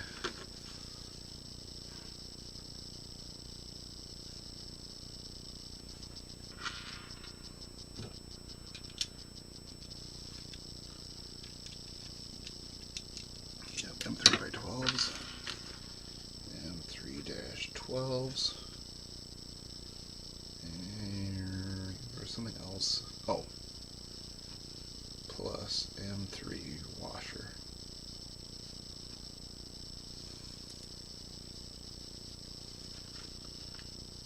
Check M3-12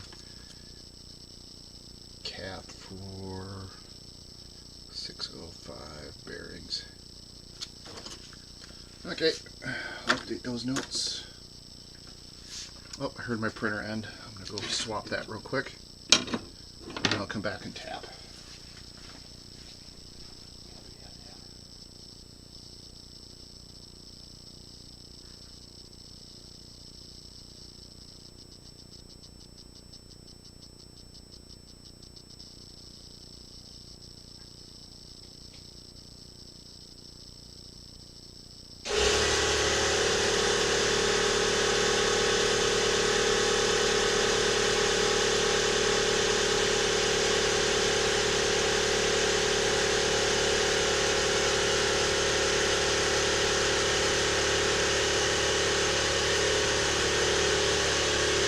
Two more prints, and then that's done.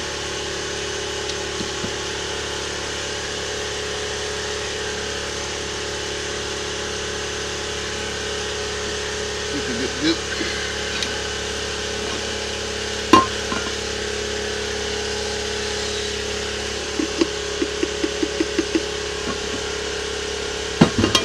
Still just talking to myself.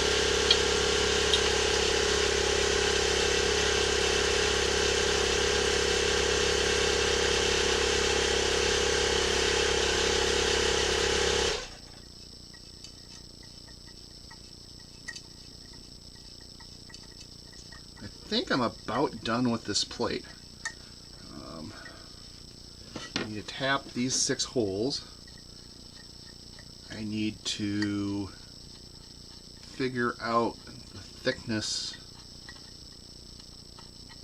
of the bolts. I need to drill the 5 holes clearance for the heads of the cap screws.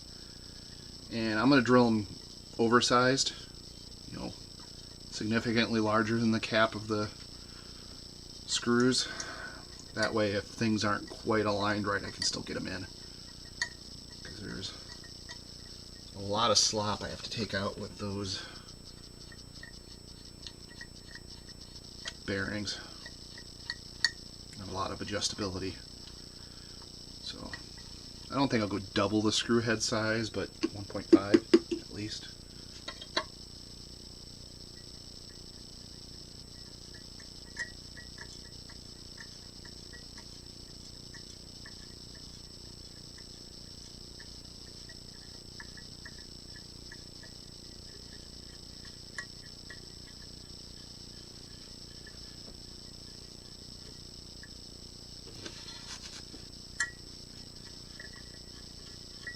And then after I'm done tapping this plate, I think I definitely have 5 holes in the top plate I need to tap. I'm trying to think if there's any other holes I need to tap. I think the screen holder is all just bolted together. I do have to drill some holes in it, but that's quick.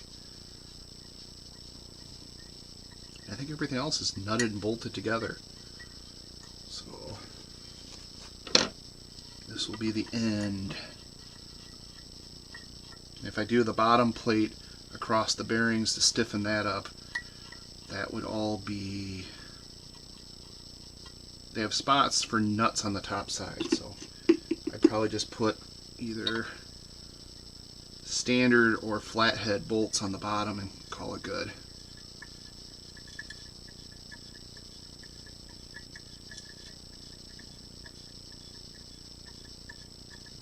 And then run them up into the nuts.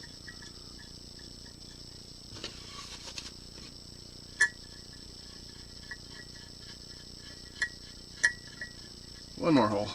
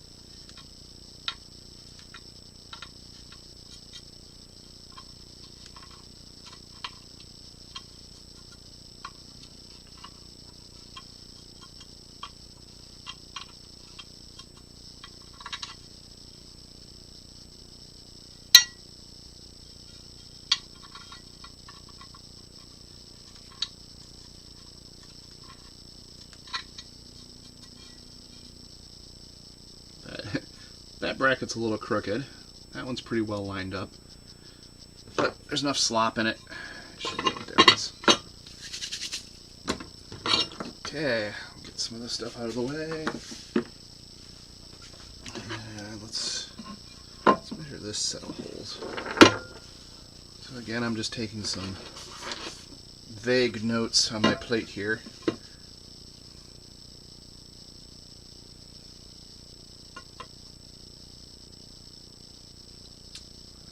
0. That's 12 by 21.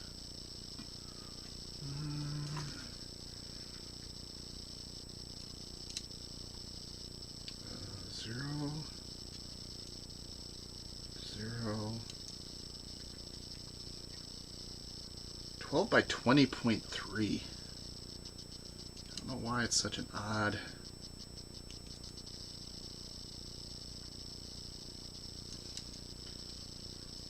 Everything else is lined up on nice increments. This one is definitely like in the 20. Weird. So this dimension is 12. This dimension is 20.3 millimeters. Let's go 29 there. 118 there.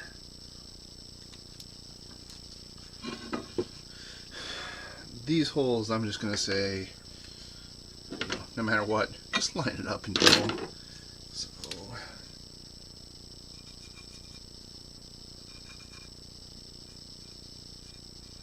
there's the center. And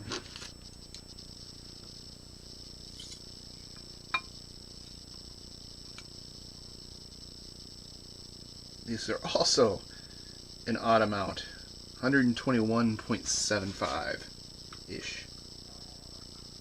Ooh, that was my stomach.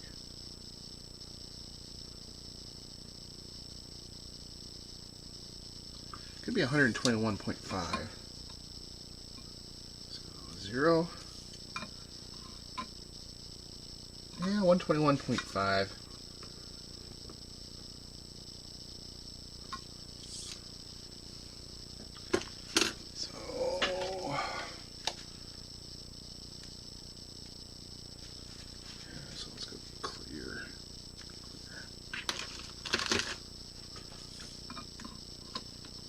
This way I'm sitting approximately, this dimension I'm slightly bigger. So I'm almost 122, so I'm going to go 122.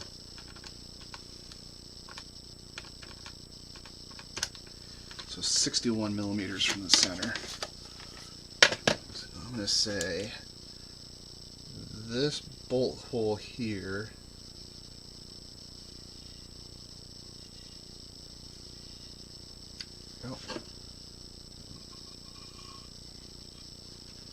is, what did I say, 61 or 62? 61 is 61 millimeters. Pen's dying. Was that the good pen? That was the good pen.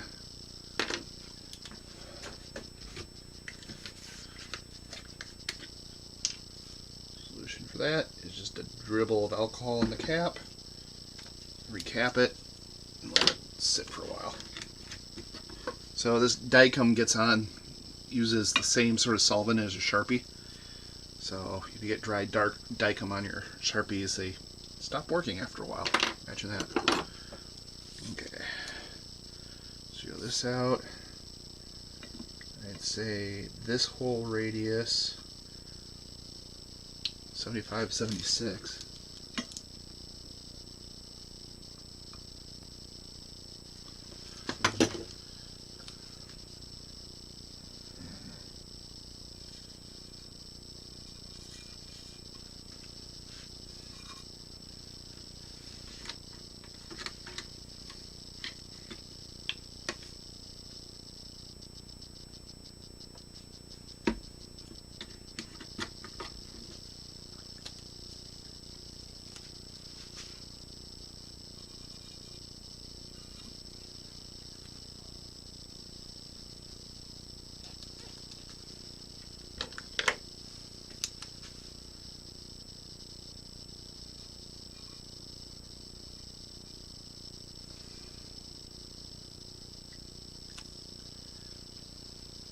And I think that's all the dimensions I need for now.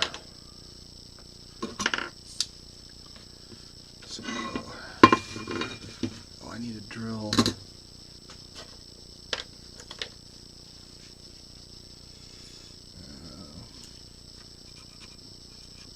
It's M3.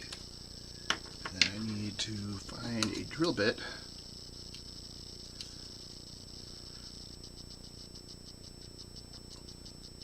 I think 1/4 inch. It's nice 1/4 inch. Where is 3/8? No.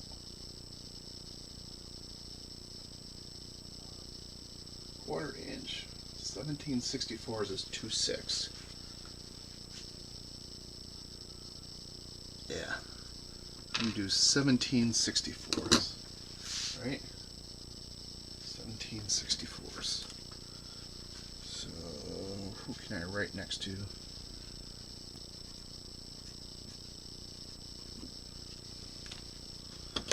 Go drill those quick.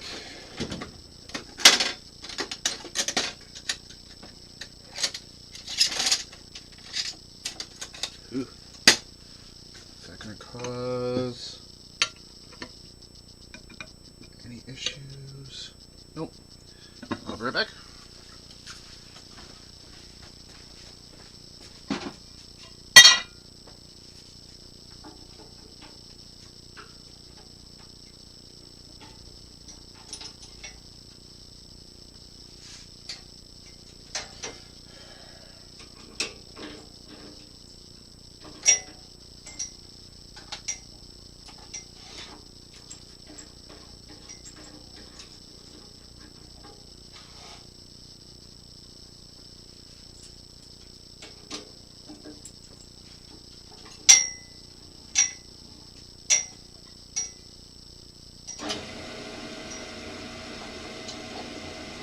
Drill on.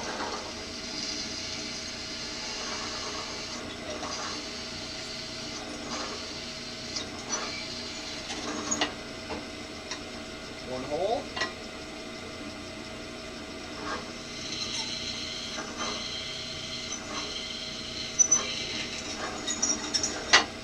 Two holes.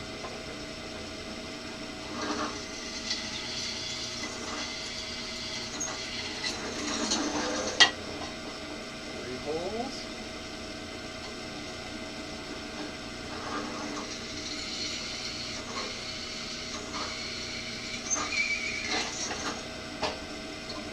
Four holes.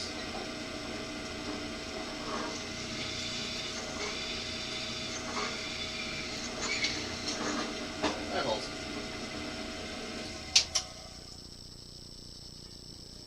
Take this.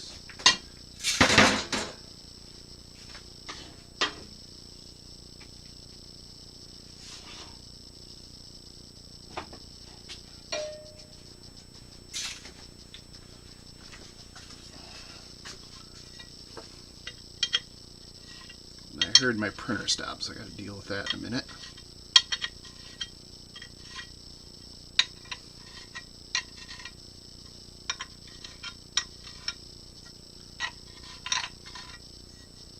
That's that side.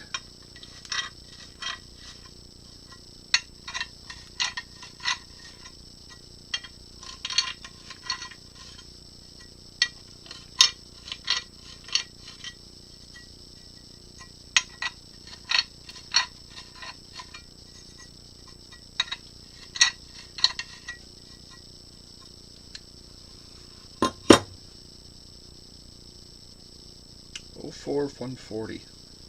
This is probably my favorite countersink of all my countersinks. I really should try and get some more of those at some point. Okay, dump this in the trash. This plate is basically done, so I'm gonna snap some photos quick.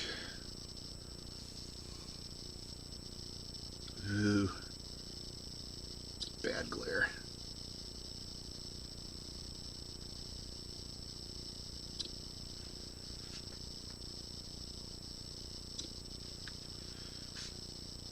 And I can refer to them when I need to.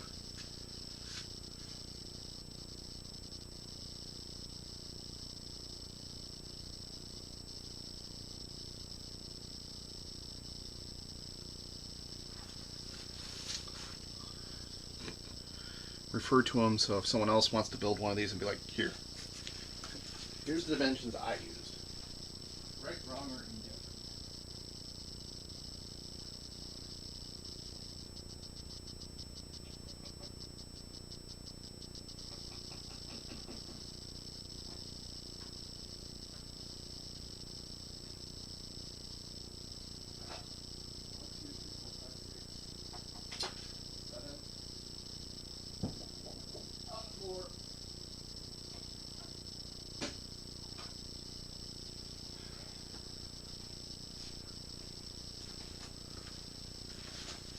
Start up print 8, which should be the end of the parts for this.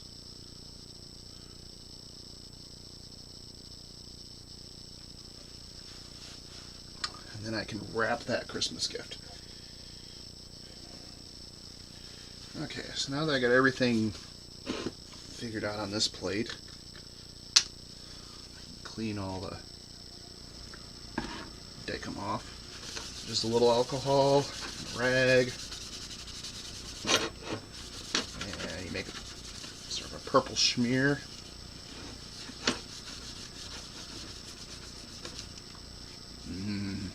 Take them. Find a clean spot, do it again.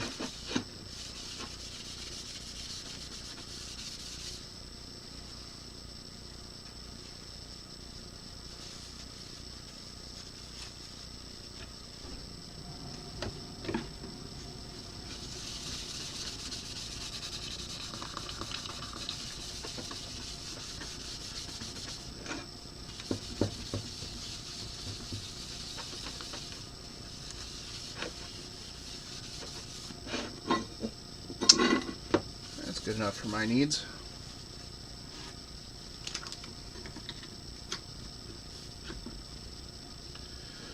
Okay, so next bit, I want to figure out exactly how long of a screw I need.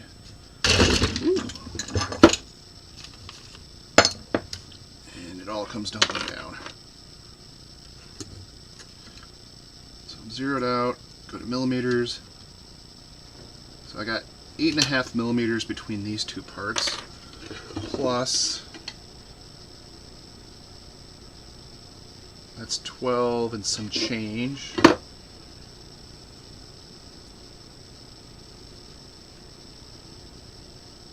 So 16 millimeters I think would be about right.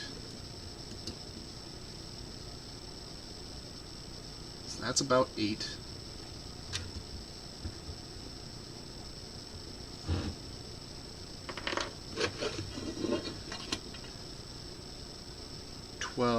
Almost 13.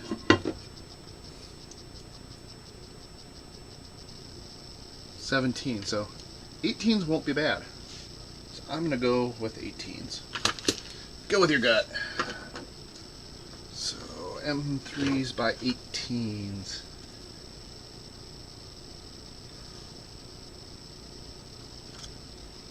I don't even think those were on my original list, so I will have to add them.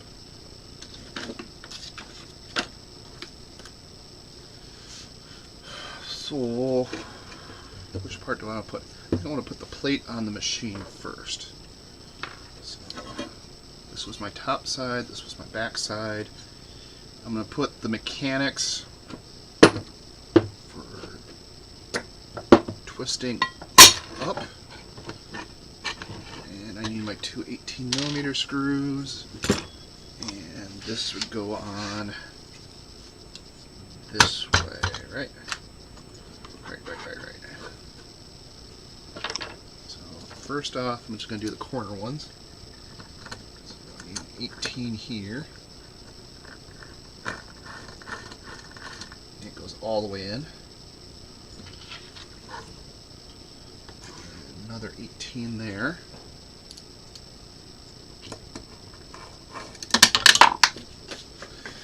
On the floor.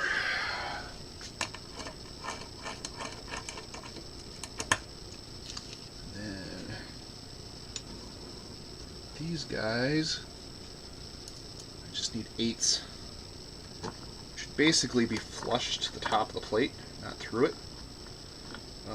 If you're doing something smaller than a 4mm plate, you probably have to make it slightly bigger so the bolt holes didn't overlap with the parts, so you can put nuts on them.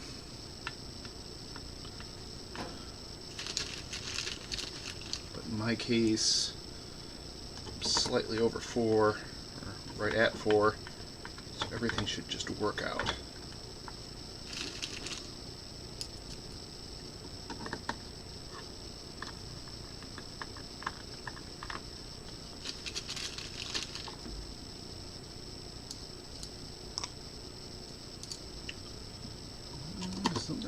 quite right over here. It might just be because of the angle I'm at. I will find out in a second.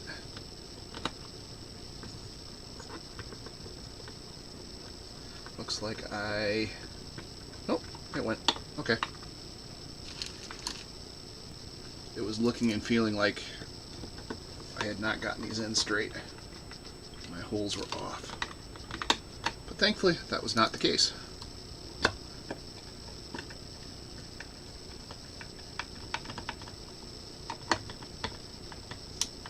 Tighten that till things just squeak.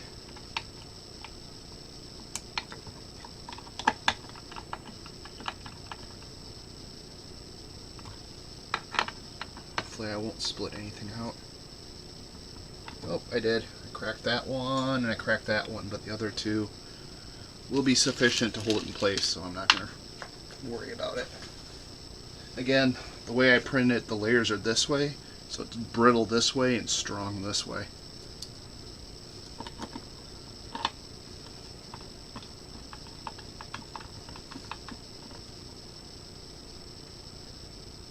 Okay, I'll call that good.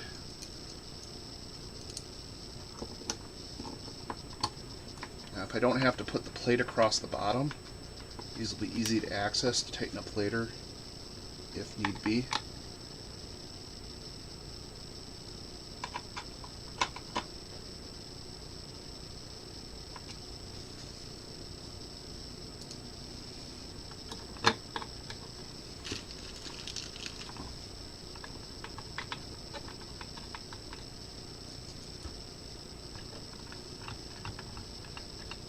I think what else? Let's see.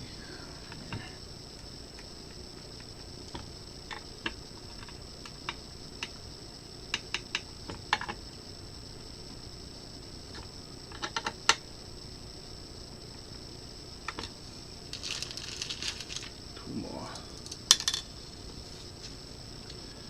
Oh, that is so unfortunate.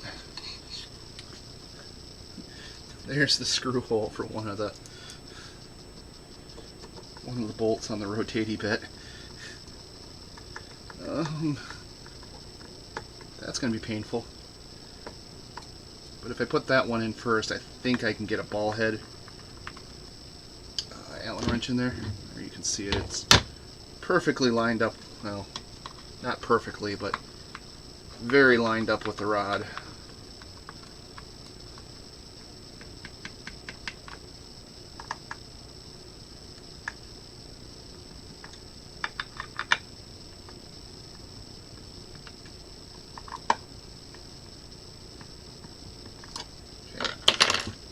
All on. I shouldn't need these anymore. Put these over this way, this over that way.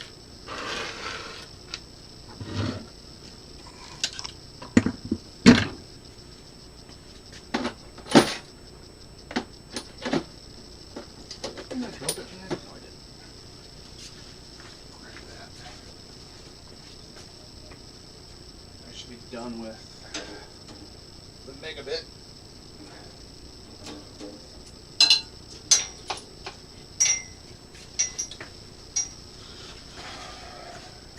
That away. So that's trash. I can go to the trash. So I still have quite a bit of that going on. So I think I do want to make that bottom plate. Bummer. But for here, I probably can put some of this together before I go do that. So I'm just going to flip this around.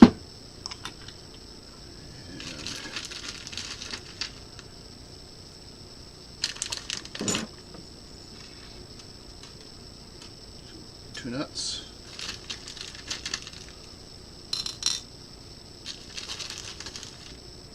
Three more screws. Now, no, I think this will work.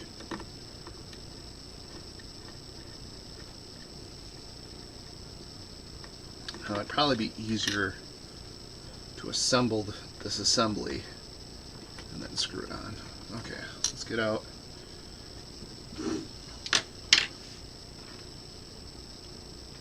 Two extra screws set out. What was I using them for?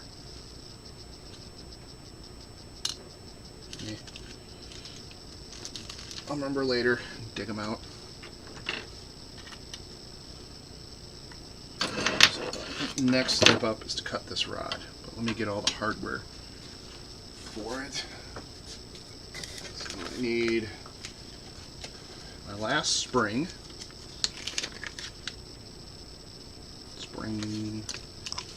And I need M5, M4, M5 hardware.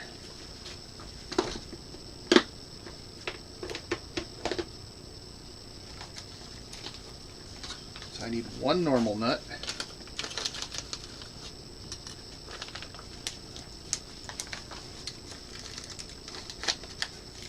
And 3 lock nuts.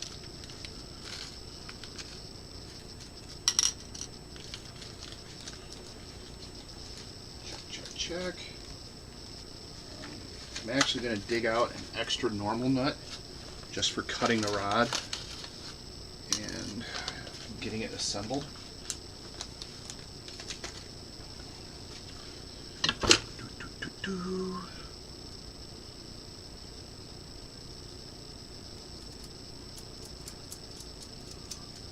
And then once I'm done with this, I think I'm done with 5mm rod.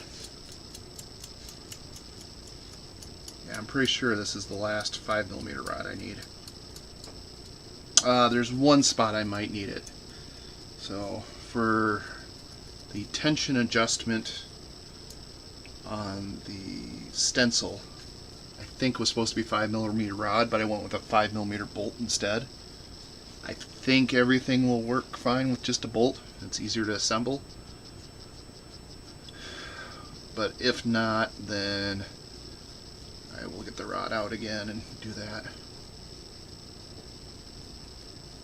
So the reason the rod is so long, actually there's not that much left over, but they sell them in 1 meter lengths at most of my suppliers, so I ended up getting 1 meter of each of the rods I need, and this one was a reasonable length. Oh, I should write down the lengths of those threaded rods, and I can add that to the documentation too, if it's not already there.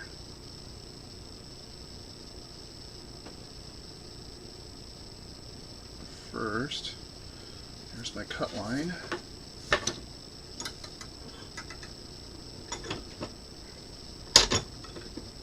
So I'm just clamping it in a vise and getting out the hacksaw, sort of lopping it off.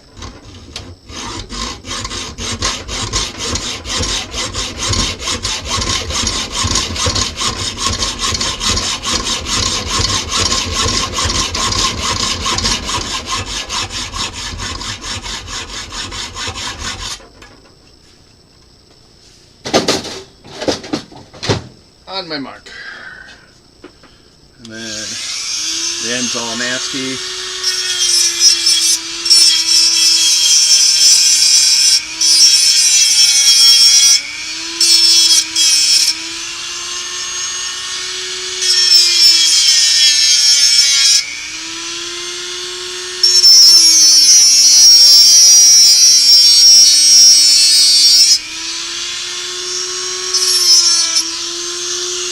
Quick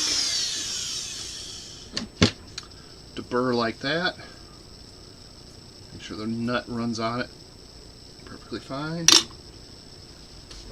And then I like to do the same thing to my stock. Even though I'm not going to use this piece, I'm going to clean it up so next time it's ready to rock and roll.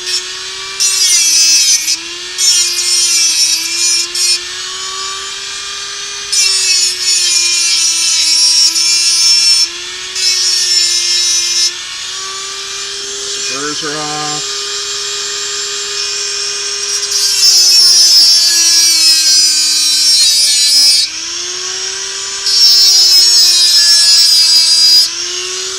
I just grind it on a 45 until the first thread disappears. And that gives us a nice lead in.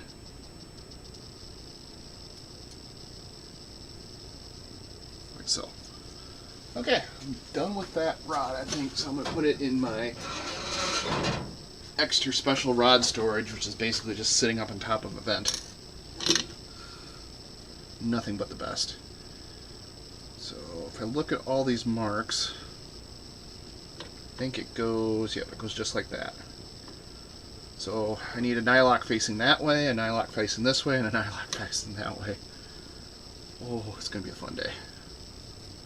So to start with, put 2 nuts on here and lock them together. Where my wrenches go. Grab the 8mm, lock it, clamp it in there. And I'm going to spin the first nylock down until it's a spring length distance above where it needs to be. So I got that mark. You guys can't see it, but before I get too far and forget, I need some washers.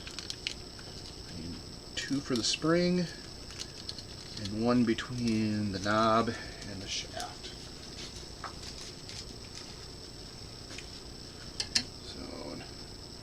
Now I'm just spinning this nut all the way down this rod and hoping it doesn't take all my marks off.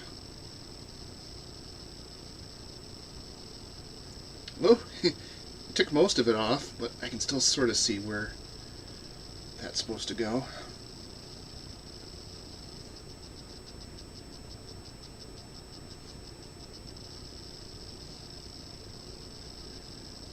Quarter of the way there.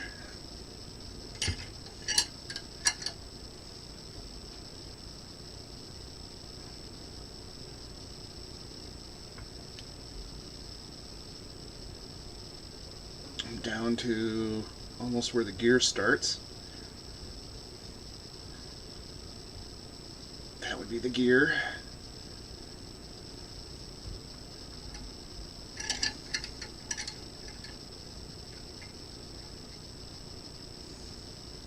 I thought I made, oh, I'm past the gear. That was the second mark for the gear.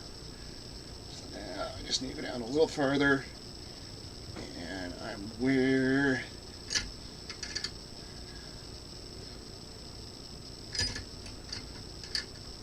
the string should end. So, knob, support tube,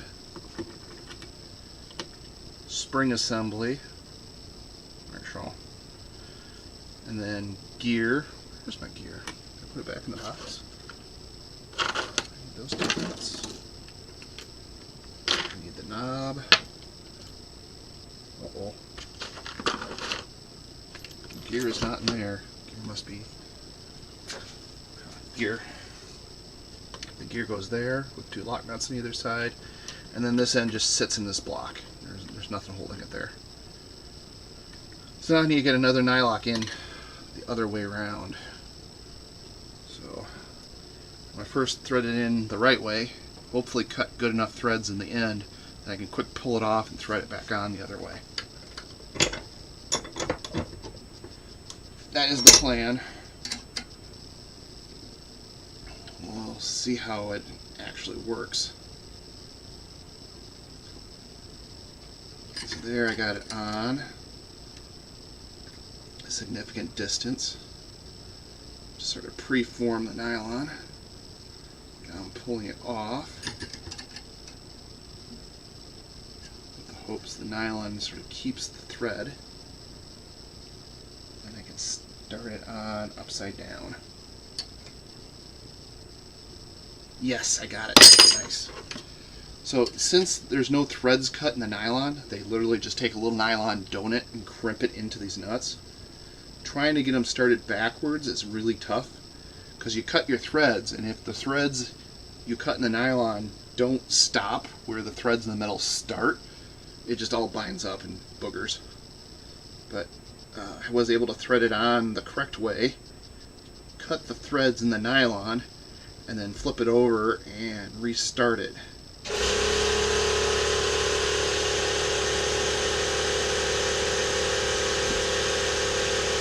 So has anyone out there figured out the period of my air compressor? And if they have, can you figure out from that period how big the leak is? So maybe I'll be able to get to that over Christmas. I have 2 air compressors. This is a little teeny weeny pancake guy, and then I got a slightly bigger one that someone gave me. I think it's also oilless. It's just sort of a tank style instead of a pancake style.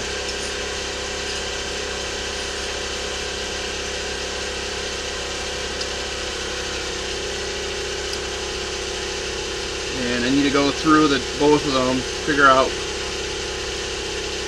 which one's the least annoying,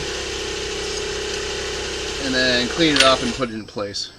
So there you can see this nut faces that way, that nut faces that way. I can still get the springs and things on. Then this threads in down to that assembly, like so, and then another nylock. So the theory is I'll get this little worm gear lined up where he needs to be, and then tighten the nylocks on either end to keep it from, keep it from unthreading. Well, mainly just to keep it from unthreading. And if it can't unthread, then it can't spin around the shaft. So we'll do that. I will put this on, and I'll be right back. Now, do I need any more? I think I need one more M5 nut for the top assembly. So I can actually just keep the nut I'm using to lock this thread out and use that for the top assembly. And then I think that's it for M5 hardware. Everything else is M4 or M3 that I need, I think. If I need more, I can always get the trays back out.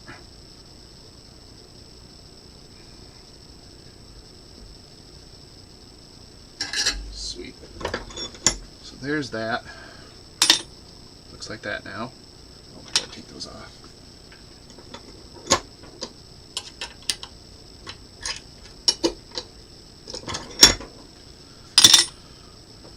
So I can take this hardware off. Then we get washer, spring, washer, this piece, washer, and then knob. But knob needs a screw and an M3 nut. So let me dig that out. I'm done with M5 for right now.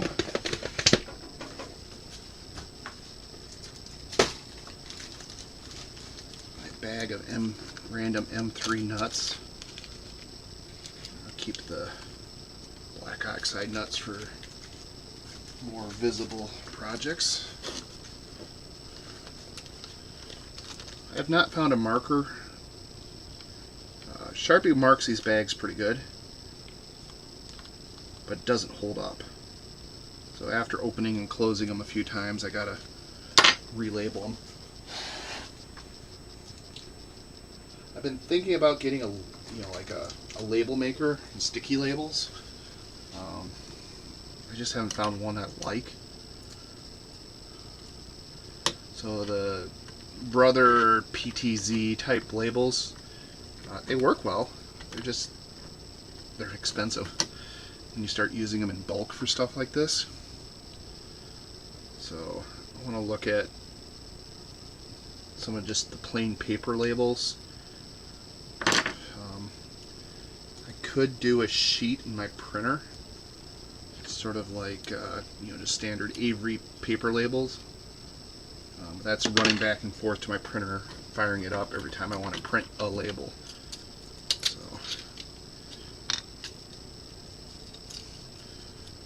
more research topics for another day. Okay. Try not to crack this knob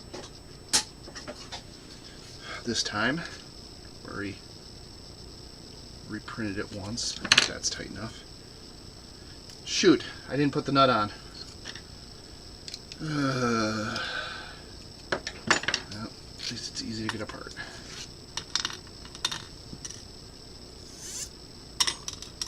So I have two nuts here so I can lock them against each other. Realistically, the nylock is probably plenty fine on its own,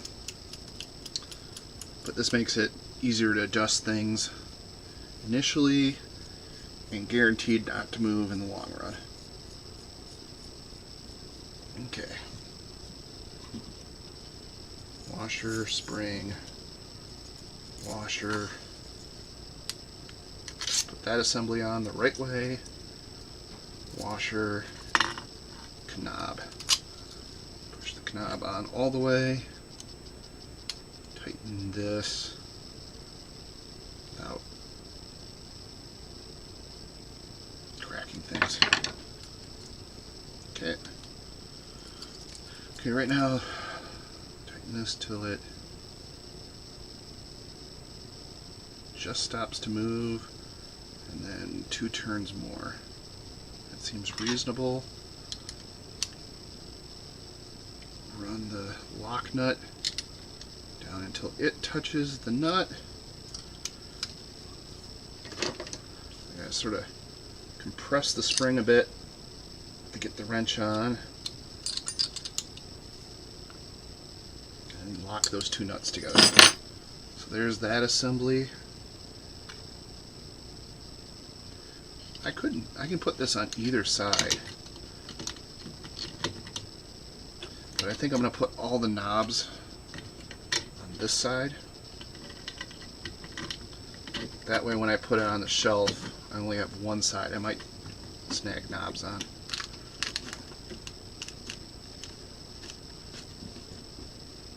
And this is currently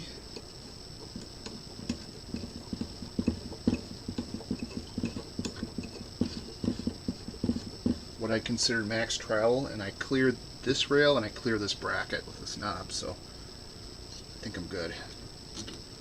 I'm going to put this together.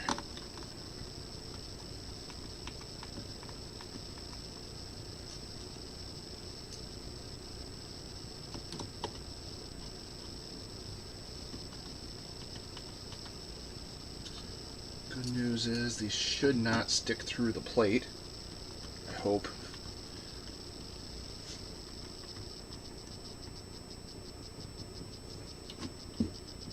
Tightening up nicely.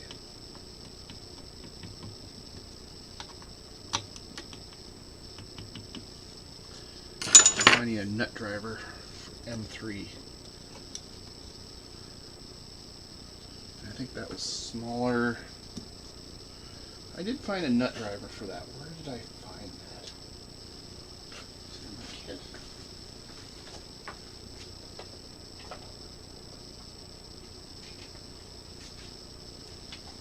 Does this one fit?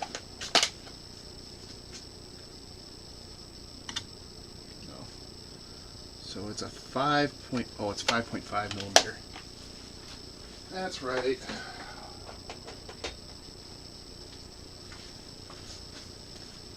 So the general sigh on 5.5 millimeter is I know I have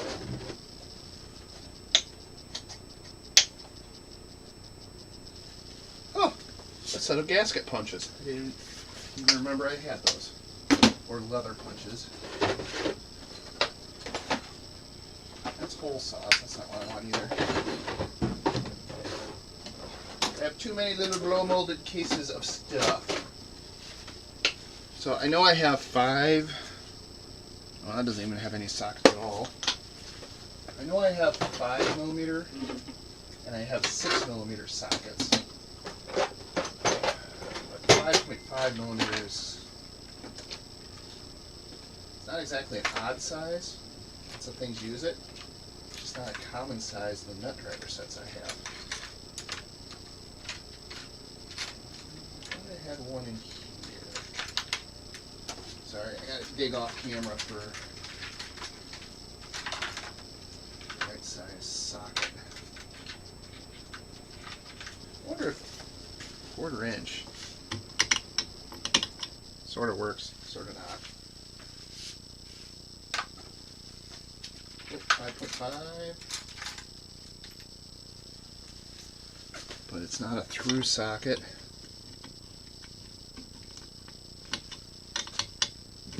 Well, it got me most of the way. I'll take what I can get.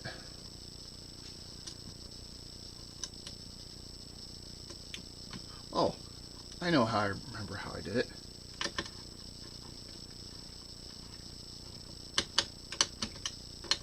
Okay, that's good.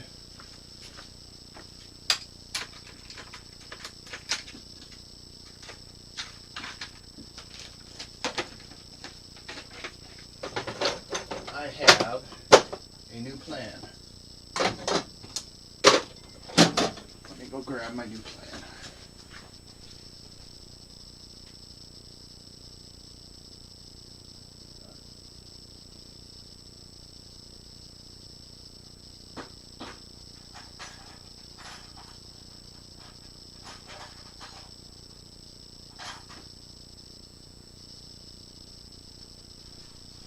So one of the modifications for the Prusa printer is nylock bed leveling, and that also uses M3 screws / bolts and M5.5, well, M3 nuts, but they're 5.5 millimeters from flat to flat.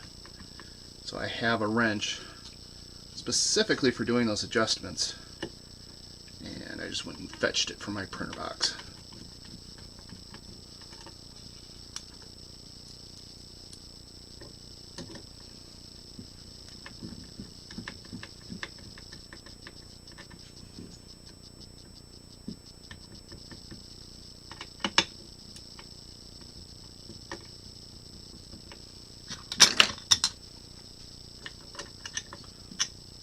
This in my bowl for future use.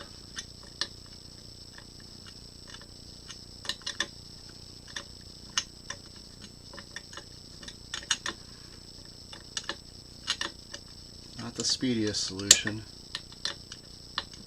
but it is an acceptable solution.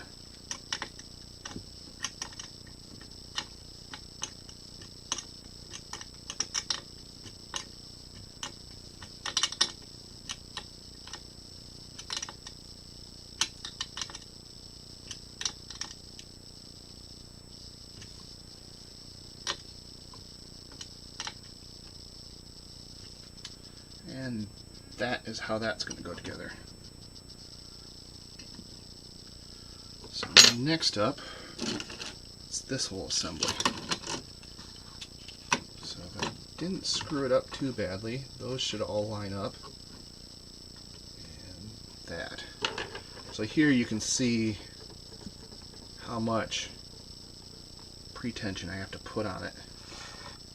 So I think I can do this. Threads are throwing my eyeballs way off. So this part's 20 millimeters, so I need 10 to center it. Oh, right there. It is centered. Now I just sort of hold it in place.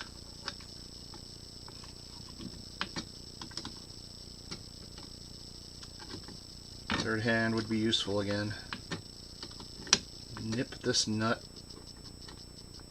up to the part to the gear.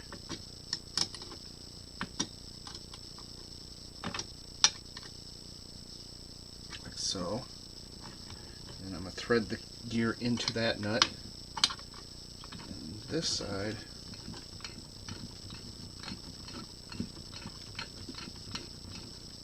goes up against the gear. Now I'm just going to grab both nuts and give it a tweak. So there. This whole assembly should be complete and adjusted.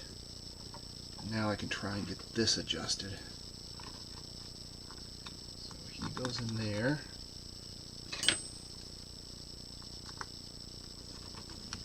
This whole thing gets pried into the shaft a little bit.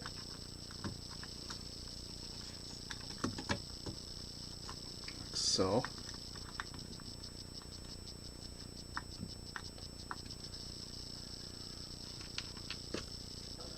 And I'm going to say this side is the thick side. So this bearing is going to be centered right on its mounting hole, fairly tight. Like Twiger. And the other three are going to be adjustable. So I can use the oversized hole in the center to try and take out as much slop in this assembly as I can. So right now nothing touches because you need to put this ring in. Before I do that, I'm going to get the fuzzies off.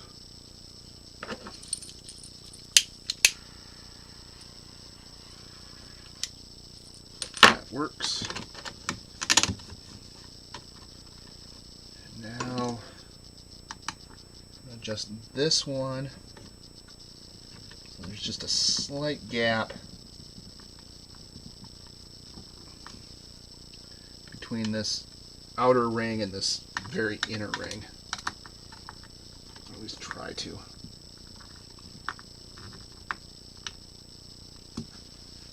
That worked. And the next one I'm going to adjust is this one. I want to rotate slightly, do the final tighten, and then finally that one.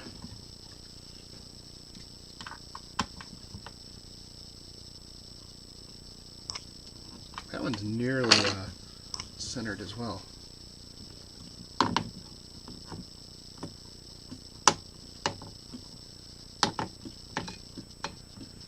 I almost have too much tension on here.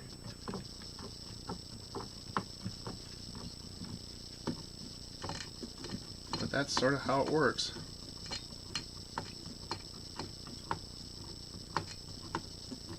I do have too much tension in here. Let's try releasing all the tension on that guy. That seems better. These sides. They're decent. So there's your rotate. I gotta do something about this. I think I am going to do the bottom plate. But for right now, that looks good. I did fail a bit. Before I assembled this, I should have put it on the back of the top plate and got that all sorted. But for right now, we'll ignore that short sight. I'm done with this wrench, so I'm going to put him away before I lose him.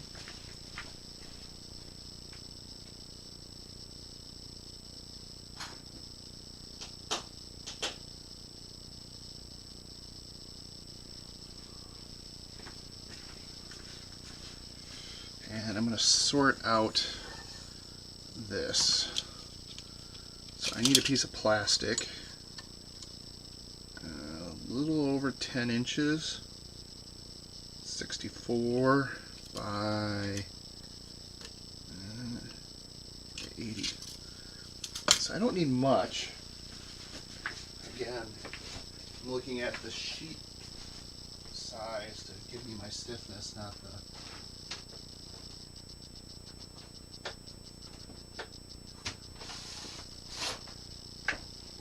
sheet's kind of boogered.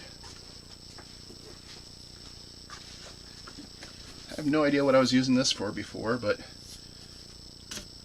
I kind of made a mess of it. So let's cut this dimension first. So if I go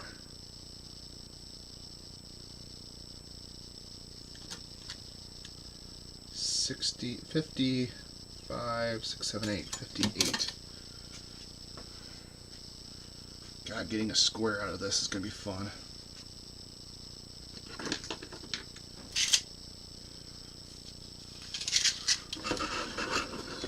Do it out of this corner.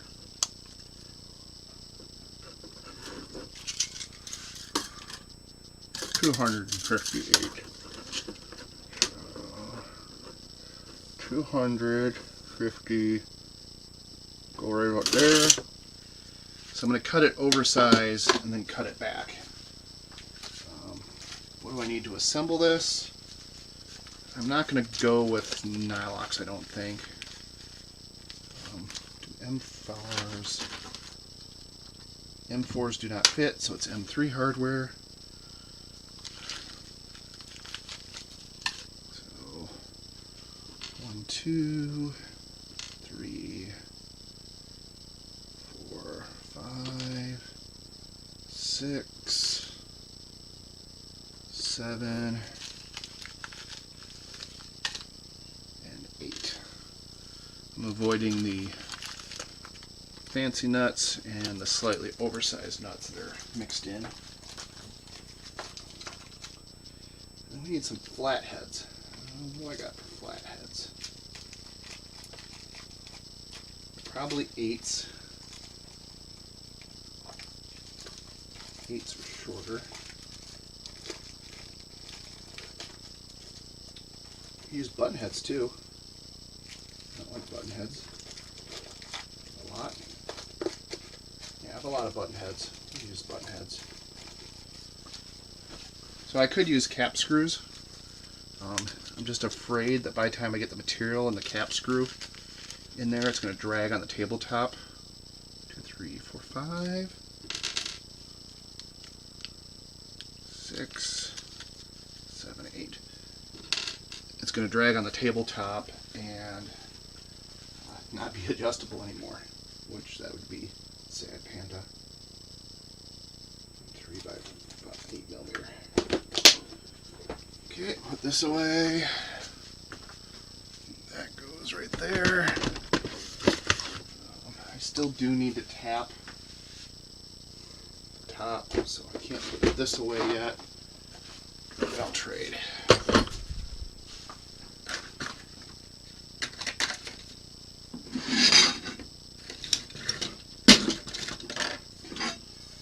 Here's that cut-off remnant.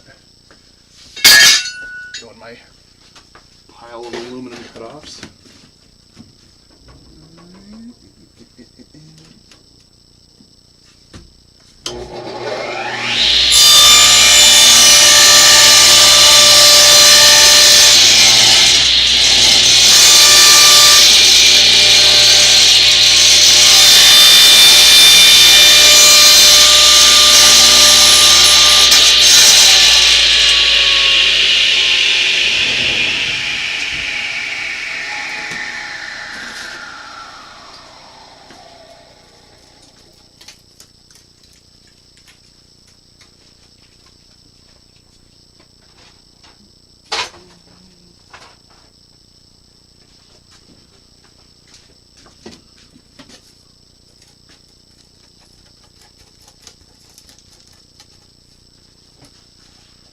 Okay, so I got that.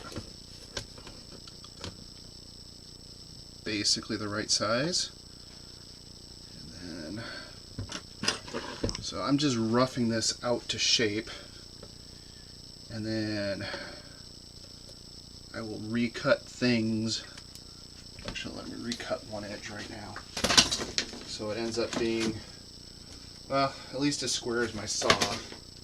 Which I won't say is perfect, but it's probably a lot better than what these plates currently are in, seeing how the edge was snapped last.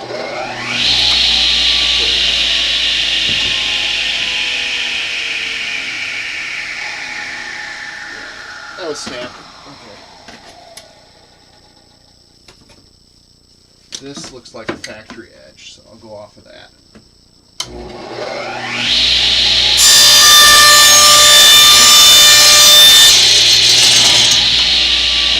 Oh yeah,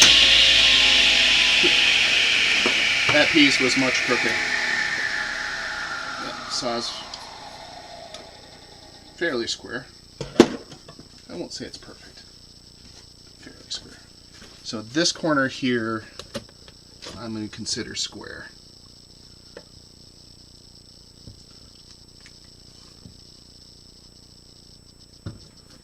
So I want to make that line disappear. Or that mark, I should say.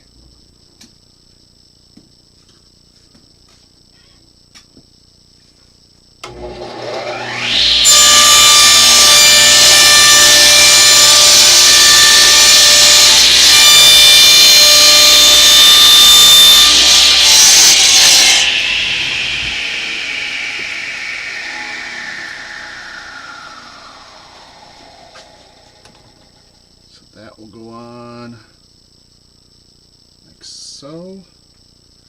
Well, I could take a gnat's butt off, but I'm not going to worry about it.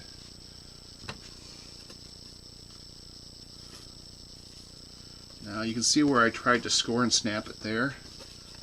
So I may flip it around like that, so that score is in the center of one of those blocks.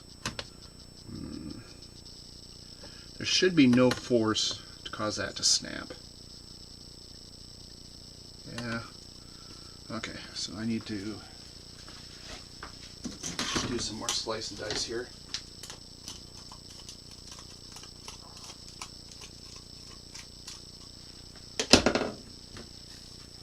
So first thing first, go with the factory edge. I got a hole on this side that's splitting out though. It has stress risers, so okay, I'm just going to put that in the center and hope for the best that it never cracks in half.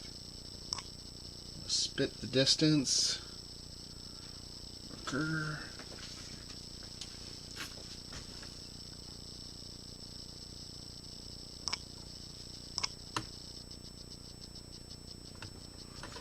Make that mark disappear.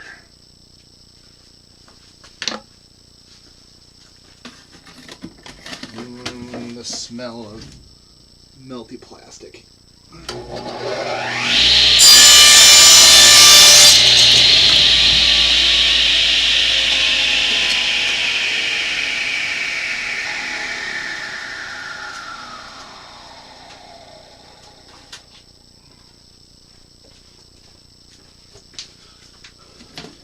Those two pieces away.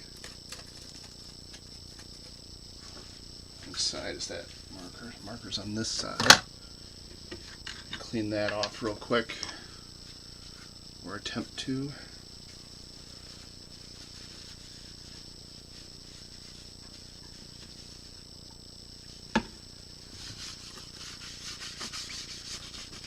I can't do anything about the score marks. At least getting rid of the Sharpie line will reduce their visibility. That's good enough.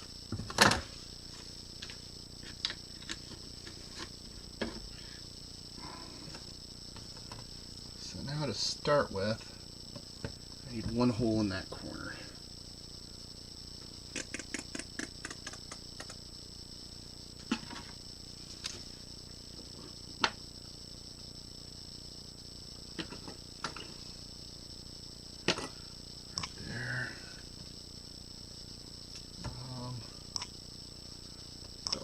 Split. So I'll probably have to trim this ever so slightly more. I'm running into that, but my holes are slightly oversized, then I can do that number and get it about right. Okay, so we'll do the one hole. Trying to think, what do I need for a clearance drill?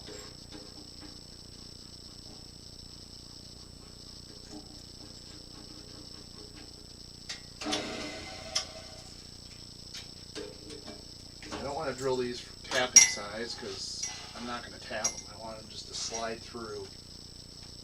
And then the nut on the back of the bearing block will hold everything in place.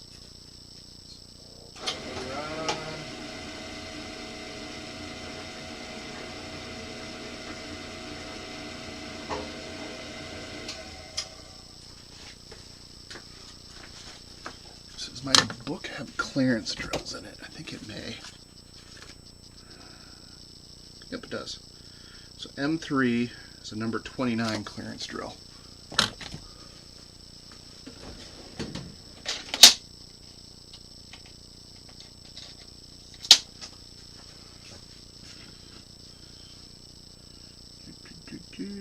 Yeah, that looks about right.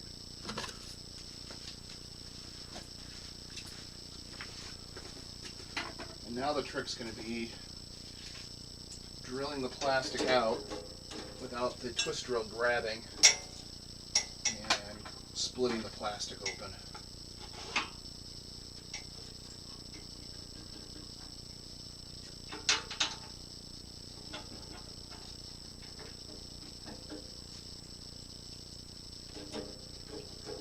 Especially on this outside edge.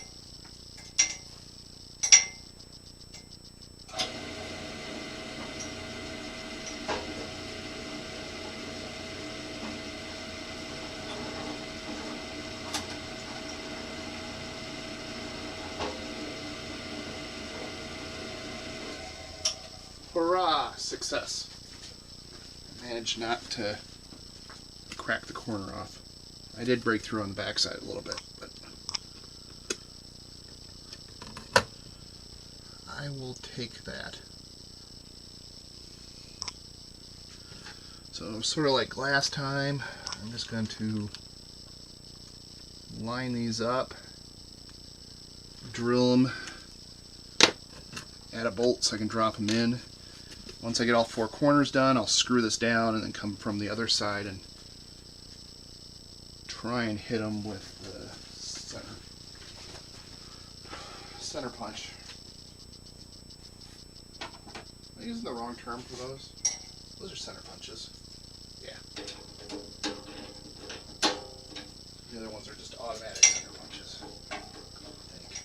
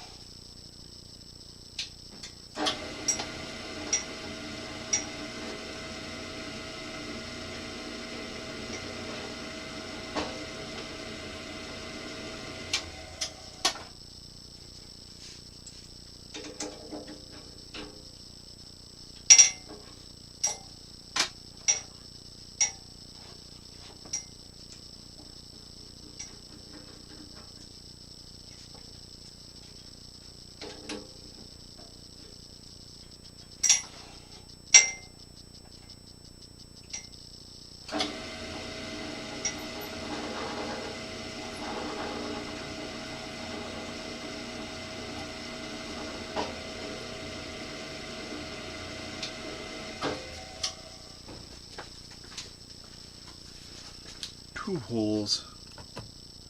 Oh, did I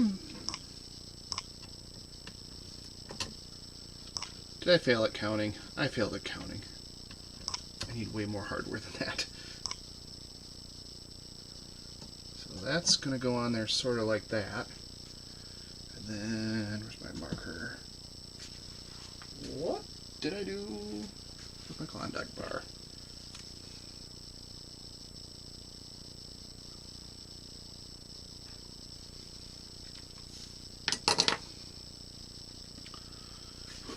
Set these back over here for now.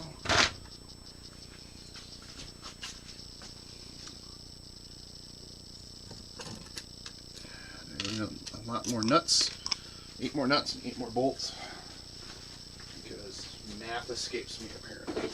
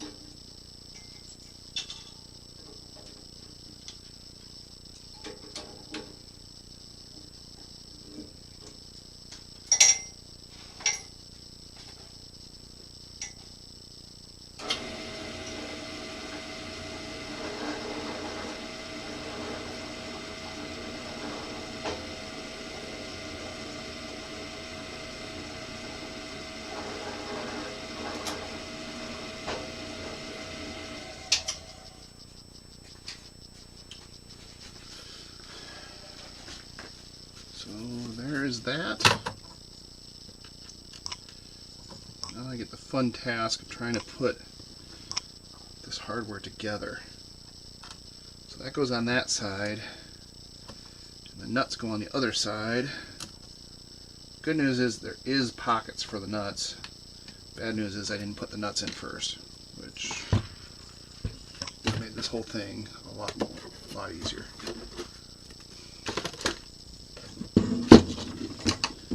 So how tight are the pockets?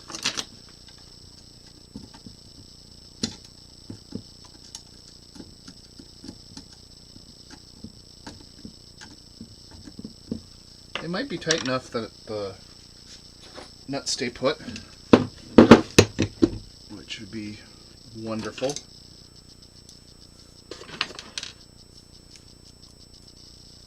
That one back in that corner is going to be a royal pain in the teeth to get in. So what I'm trying to do here is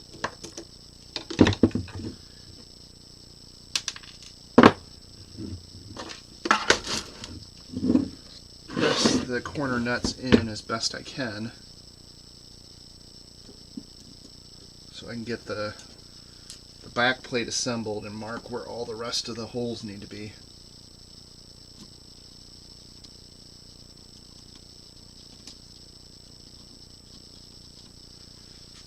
But I forgot some of these holes have shit in the way.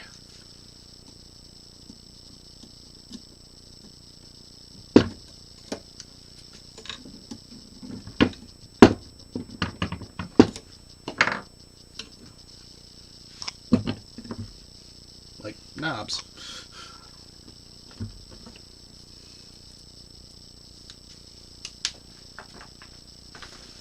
Hey, I managed to find it. Sweet.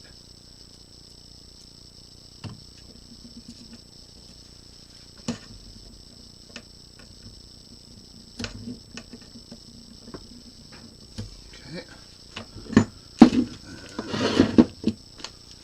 Last one for right now.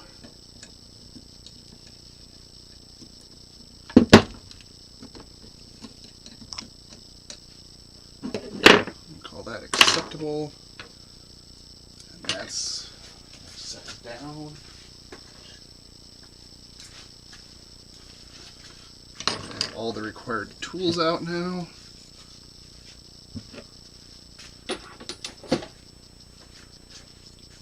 Very gentle.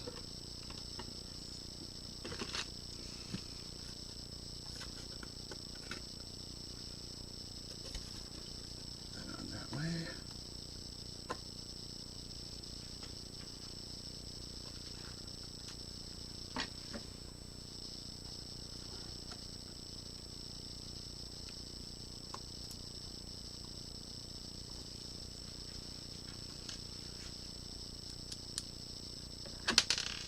That was not gentle.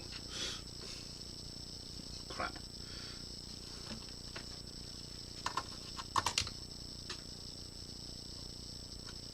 That was that corner. It might hit my foot. I think it's a lost cause.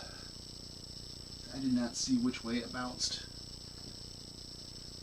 Oh, I found it. That was kind of amazing. Could buy some lottery tickets.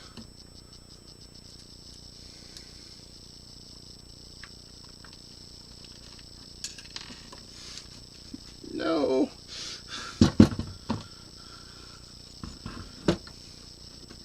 I foresee these being an epic pain in the ass.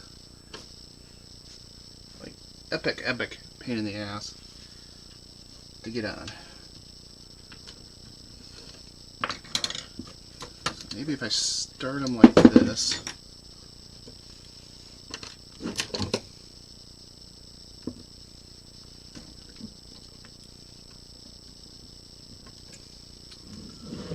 And just go up sideways so they can't drop out.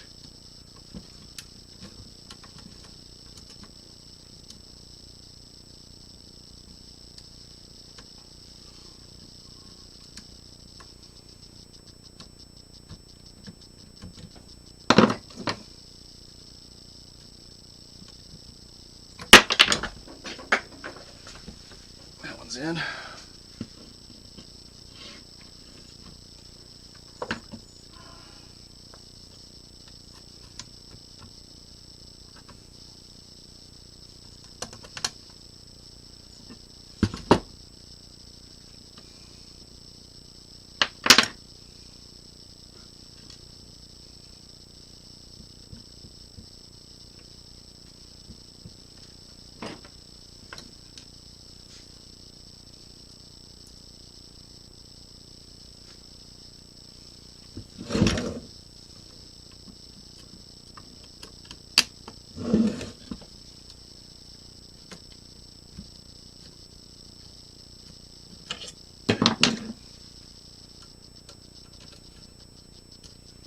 That's the next one. So let's pull it a bit away from the end stop. See if I can get this one put in.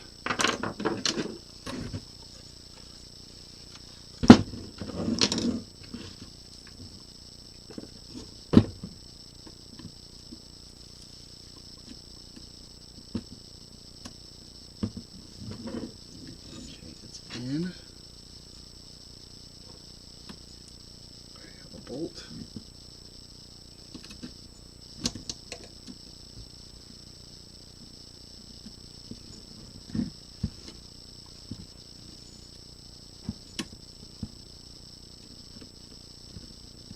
That hole is off significantly.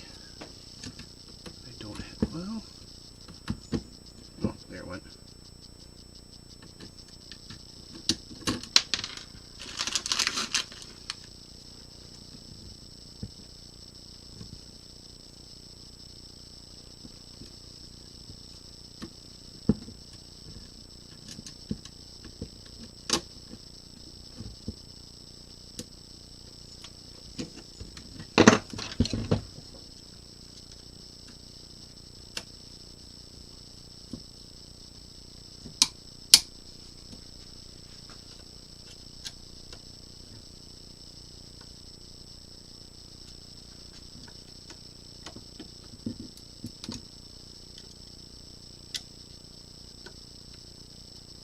Before I do anything else, check and see if that made a difference.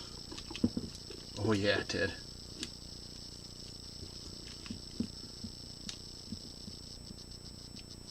It's significantly less.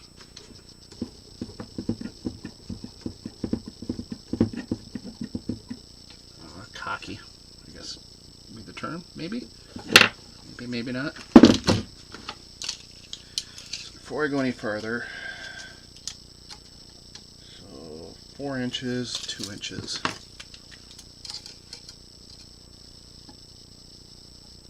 That's the center. Inch.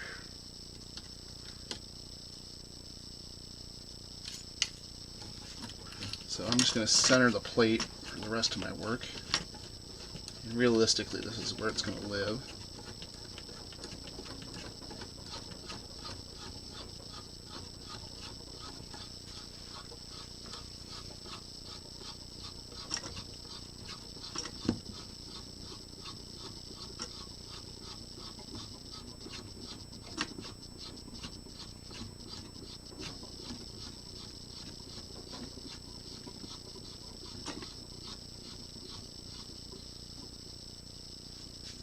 Okay, so that's the middle of that threaded rod. And this guy, it's not the middle of the threaded rod, it's the middle of the travel. That's a good question. About 2 inches of travel that direction, about 2 inches of travel that direction. So that works. Here I got 1 3/4 inches. So 3/4, 7/8.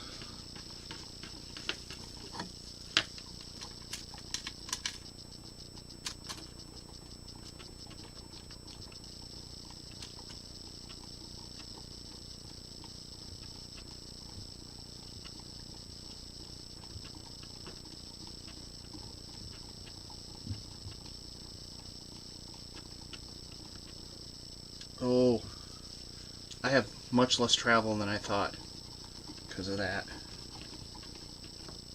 Well, I'm going to center it on 7/8.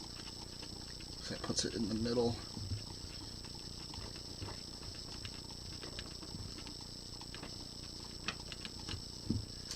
So I got 7/8 of an inch of travel on this side,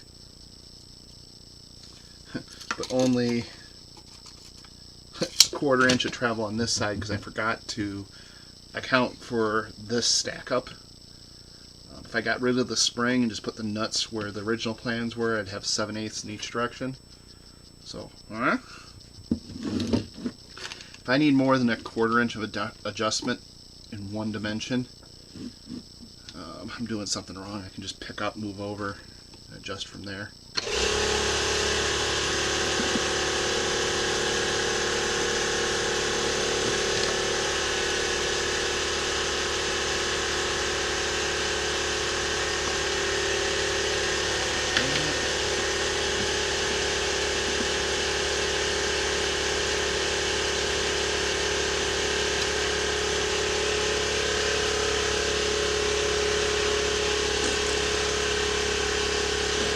Yeah.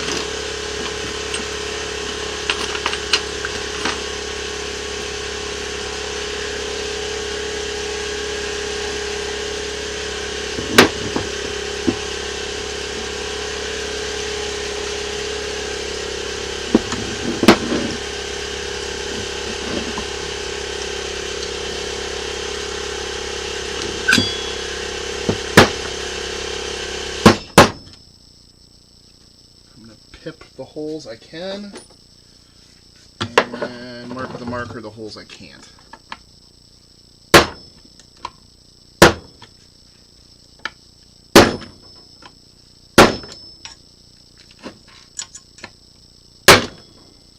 And I just broke the side of that plate.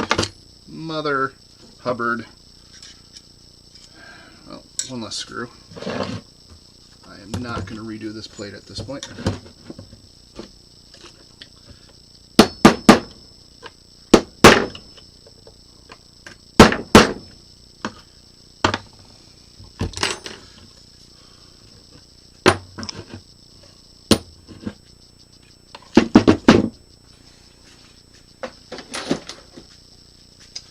Can we all say fail?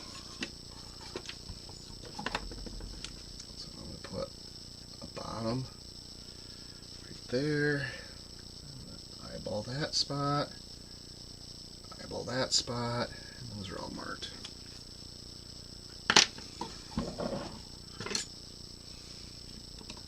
Not only fail, but probably epic fail.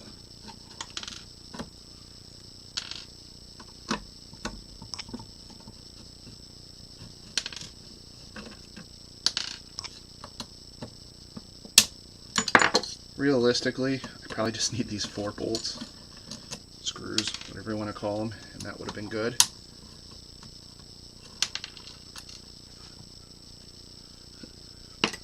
But due to undiagnosed psychological issues, I'm going to put all of them in. This guy, these 3 line up great. He's just off. And I'm almost thinking, good. Well, a little off. I'm almost thinking I want to go one size bigger on the drill and not have to flex this as much.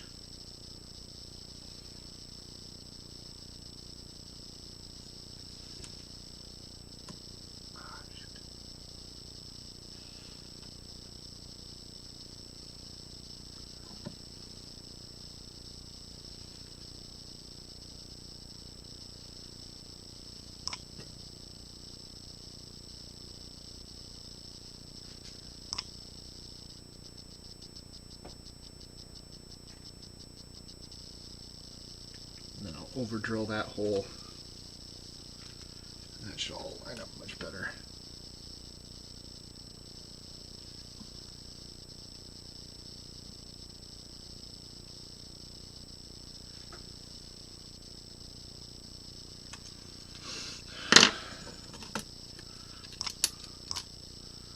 It's drilling time.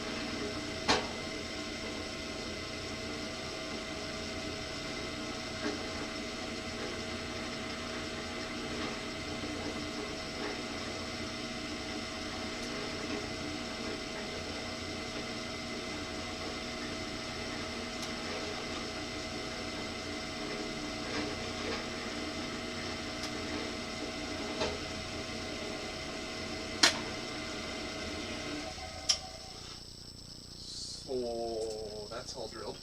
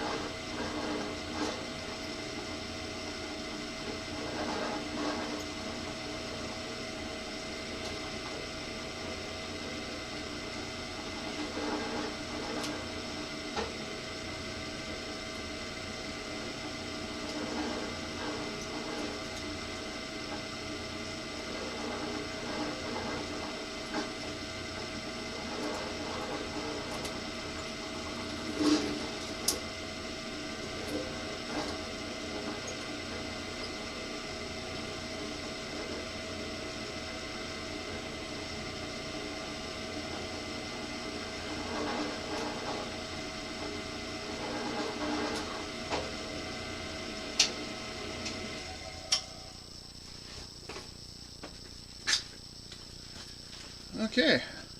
Oh, I cracked that too. Man, I just did a number on that. Oh, I didn't drill those. That would help.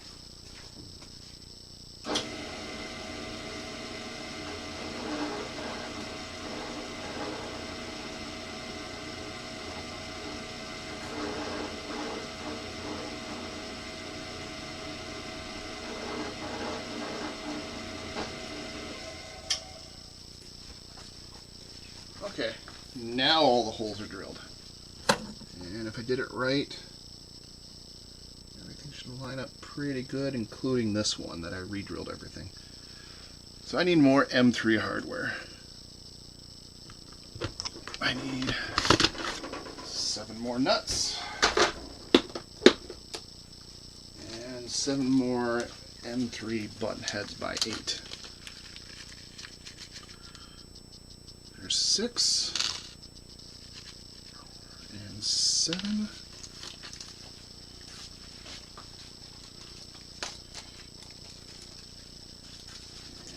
And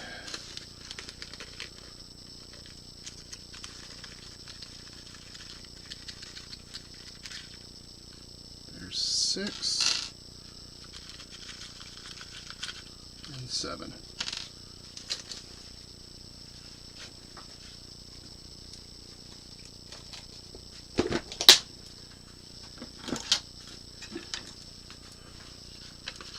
We need to add 16 M3 nuts, 16 M3 by 8 button heads, and a piece of plexi roughly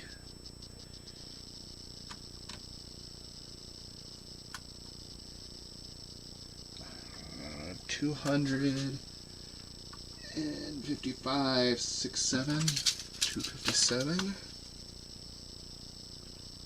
by 182. Well, this dimension can be much longer, not hurt anything, so I'm going to go 185.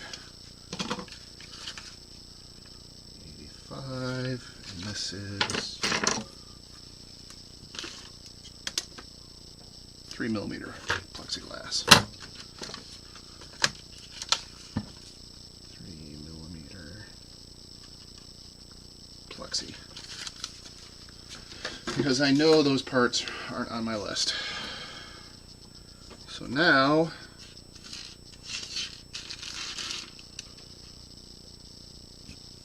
I'm missing some nuts, I think.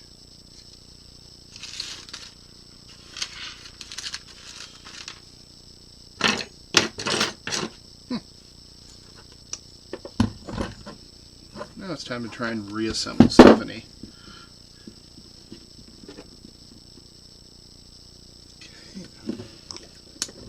Shoot.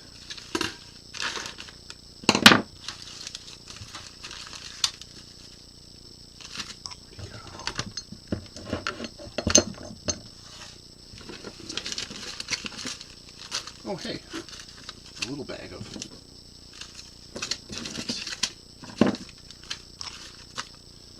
really looks like I bought too many T-nuts. I'll have to double check my math when I'm done.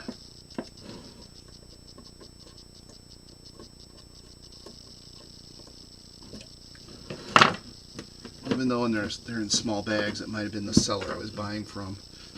I was doing bulk discounts.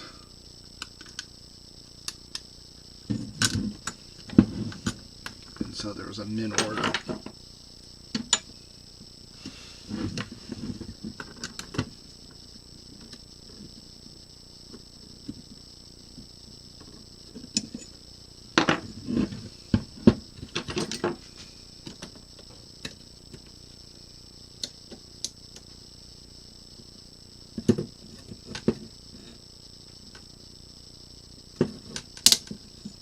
That nut and bolt's kind of crunchy. And I stripped it.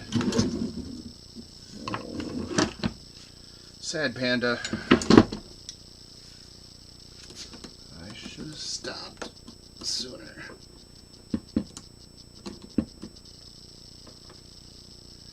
Top to the left. Oh yeah, I got that in there good. I need to get stronger needle bolts down in there.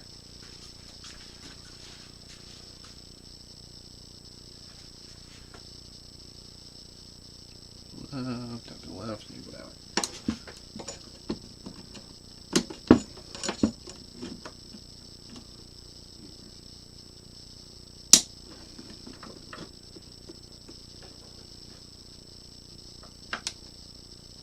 There it goes. The question is, the screw or the nut bad? Or just yes? Screw looks fine.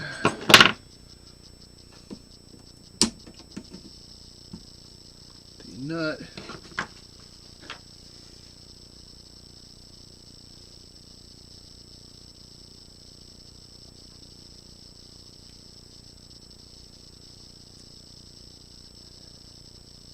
is garbage.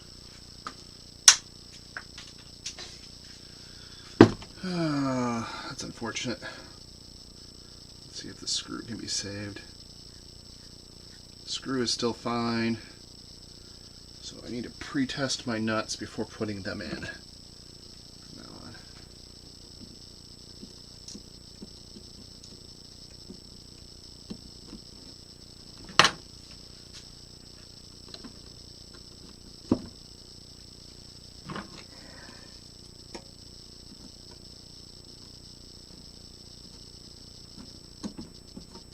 Okay, that one started.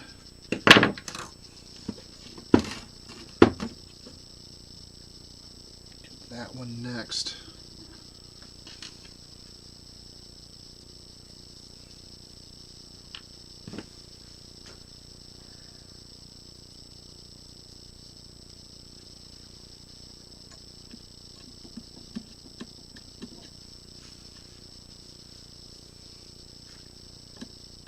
You probably can't see what I'm doing because I'm hanging off the edge.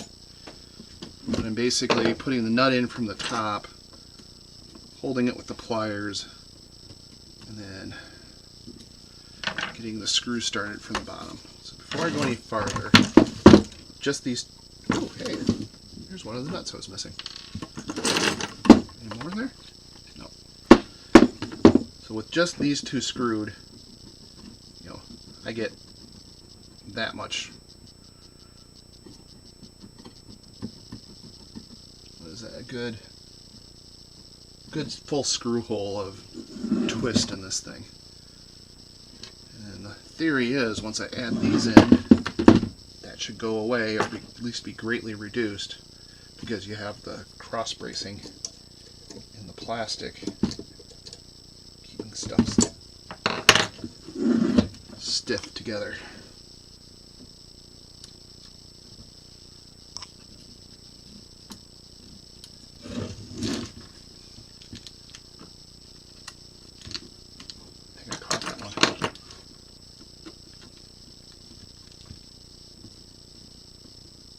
Yes, I did. Nice. Okay, last corner.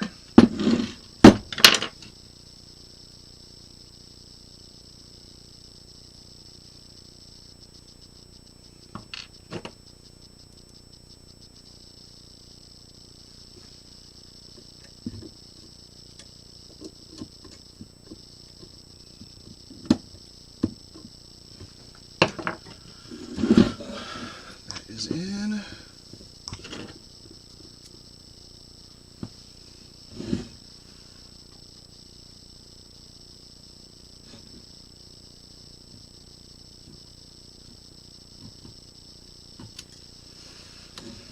Started in the nut. Can't tell yet.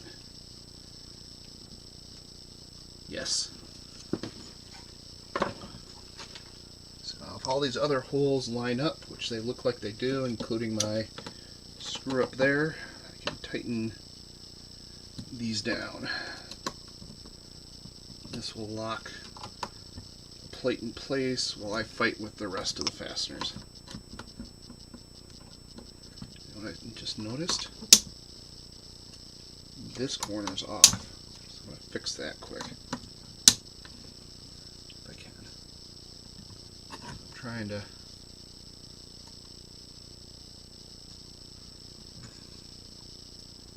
no, I'm not going to fix it. Well, I'm not going to fix it that way. So that's in, that one's in, that one's in. So what I was looking at is when I slide, if I have to slide this thing all this way, it's going to run into that. But I think I'm going to limit my travel anyways because I've run into this post. So I'm basically going to have an inch of travel in each direction. Unless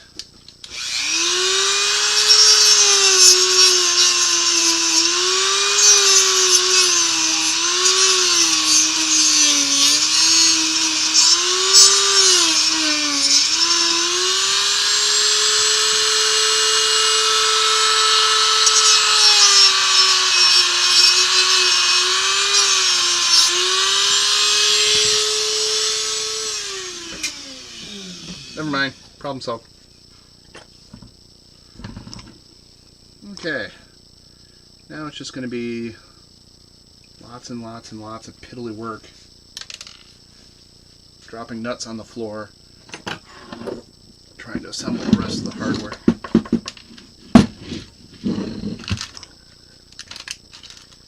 Well, I can tell I'm starting to get hungry. Not only because I'm starting to get hungry, but I'm dropping a lot more things. So maybe I'm actually getting hungry versus just kind of bored. Stick stuff in my mouth. There's one.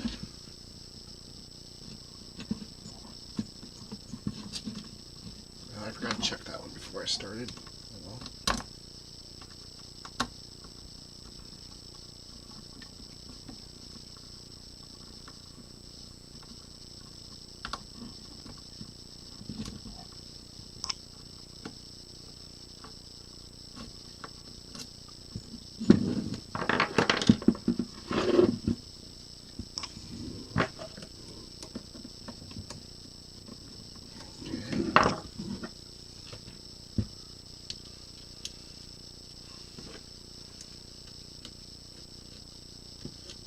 Popped it out of the back.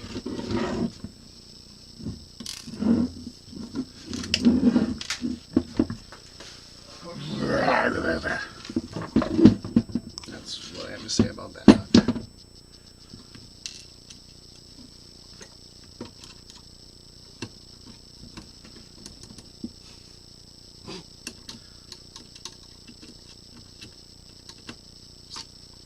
Apparently, that T-handle is now magnetic. Hey.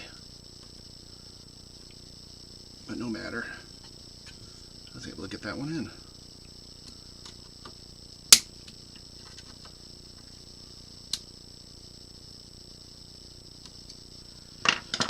Okay, top corner. Oh, I split that one. Well, there's 3 more holding that together, so I'm not going to sweat it.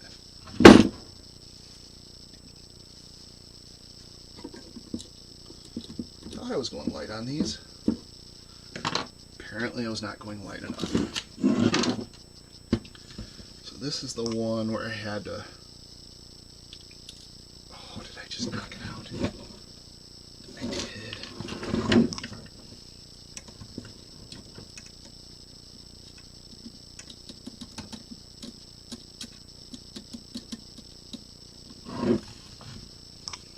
Okay. Do I get it this time? Hopefully.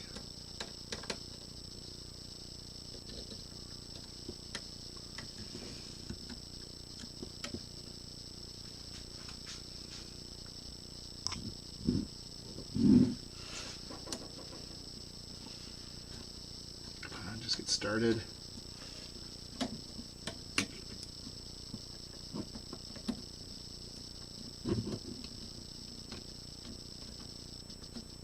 Aha, got it.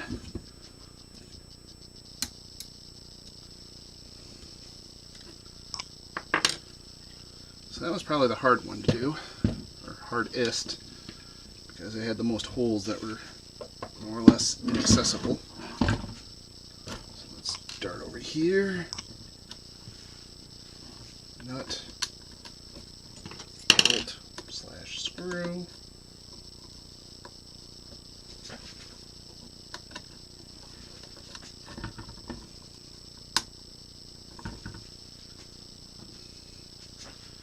This one's automatically easier because it only has 3 instead of 4. But that also means I gotta be a bit gentle. I'm still bummed I split that corner out, but not bummed enough that I'm gonna redo everything.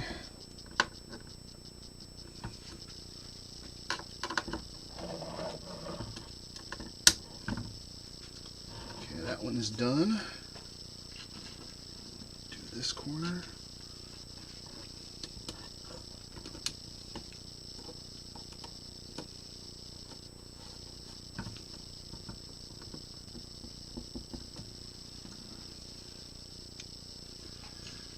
somewhere on my bench, I have a loose nut. Where, oh where my little nut went, I do not know. But I will strive to find it. And honestly, I'm not exactly sure when I lost it. Not in this frame, at least.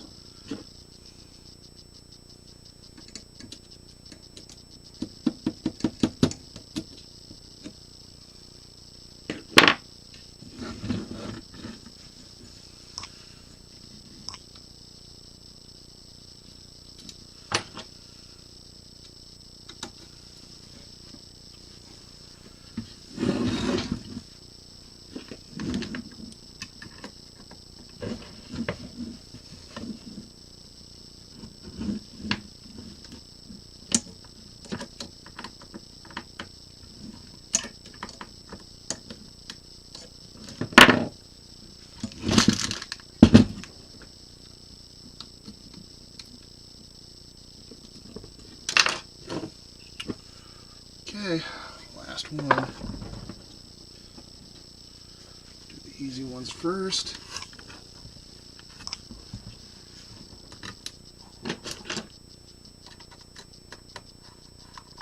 Super easy. A slightly harder one.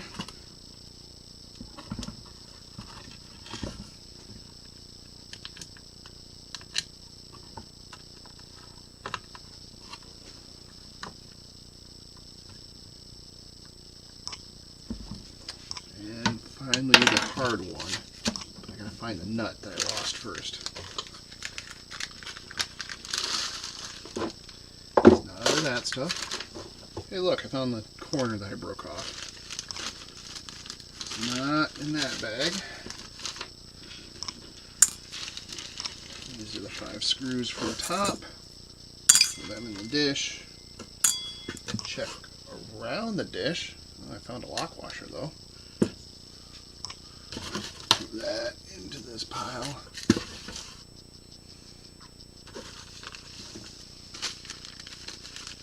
Really seems like I bought more of these than I needed. I mean, there is only 10 in a bag, and there's 10 per corner. So 2 corners are right there. 3 bags left. Okay.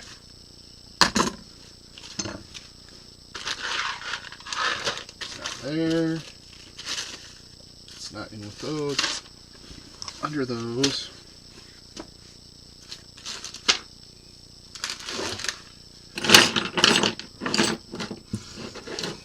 I'm going to claim that one lost. Just grab another one for now.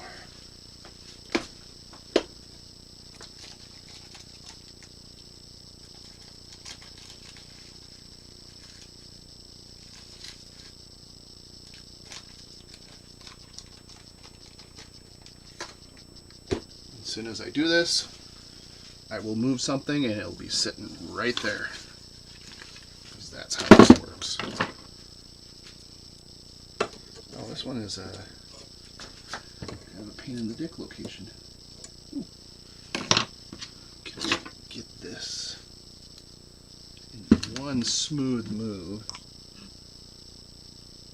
And when I say smooth move, I mean in the good way kind of smooth, not the falling down on your butt down a set of stairs type of smooth. Ooh, too tight. So, semi-smooth, but there's that. That one's cracked, that one's cracked, that one's cracked. He's all good.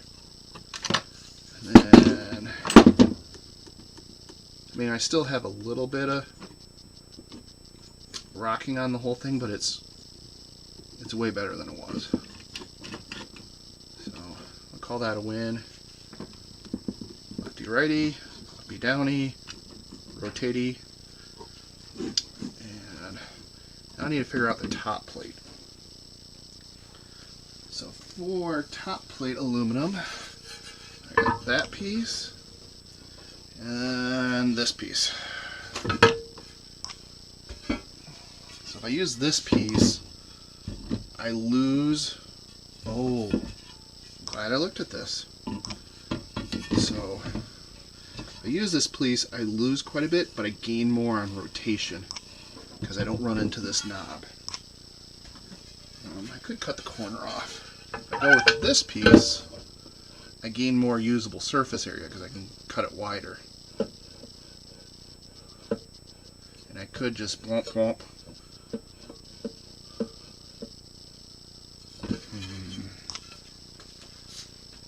Decisions. I just want to get all the aluminum cutting done, so I only have to clean up the confetti once.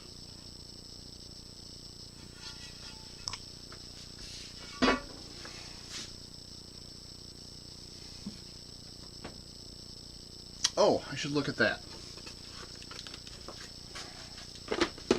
Let me grab my aluminum angle out of my bucket of parts. Is this the long piece? That is the long piece.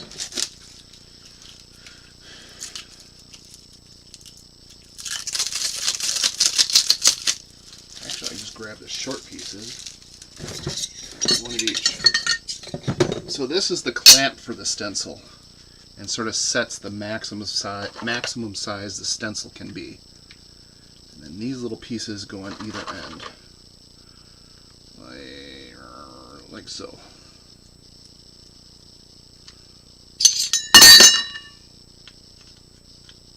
They run on rods on the top, which are spaced pretty close to the rods on the bottom.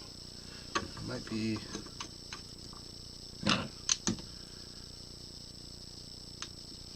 And does this fit? Yes, it does. Okay, so I don't need that piece anymore. So my usable clamping area is about like that.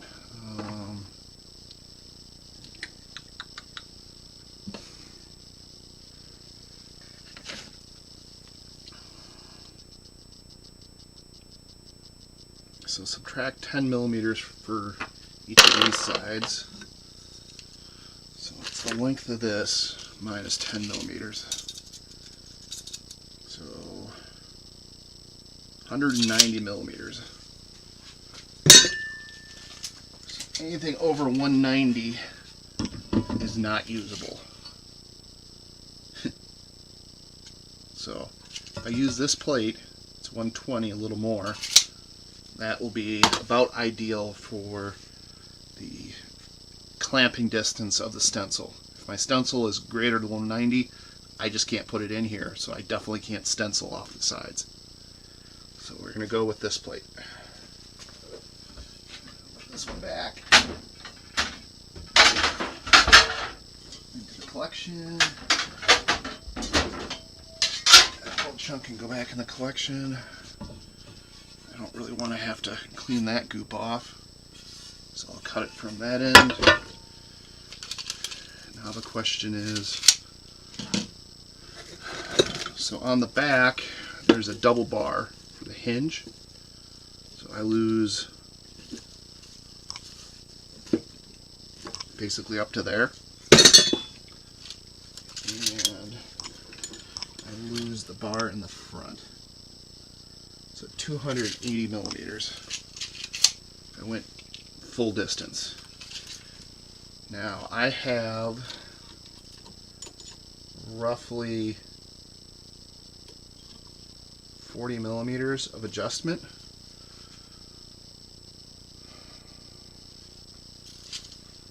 So actually I have that too. So 300. This surface should be below the top frame, so I basically have until I run into that. So I could do 300 millimeters minus 80, because that's how much I can adjust it back and forth.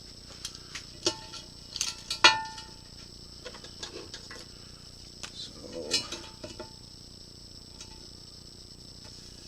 300 minus 80 is 220. Now on the top, I would have a printable window of, what is this, 20, right? Yeah, 20. 300 minus 20 for the frame, so 280 minus these guys, 25, so minus 50, so 230. And by the time, you know, you're going to have some preload for the adjusters. So I think 220 is about the biggest I can do. If I slide this all the way back that way and crank this one all the way this way, that only gives me 10 millimeters of preload. Yeah, we're going to go right there. So this one is 220 by, let's call it 200. And I marked it out on the wrong side.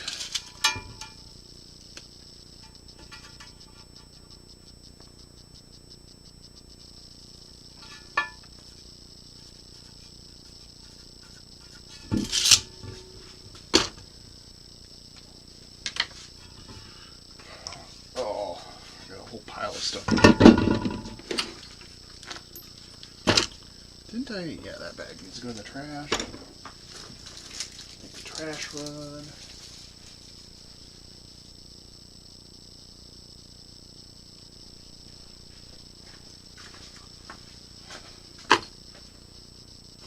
Stuff is still being used.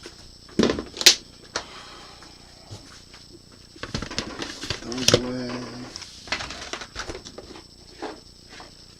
Set those there. So I still have that tap out. Hammer goes there. Time to kiss some fingers goodbye.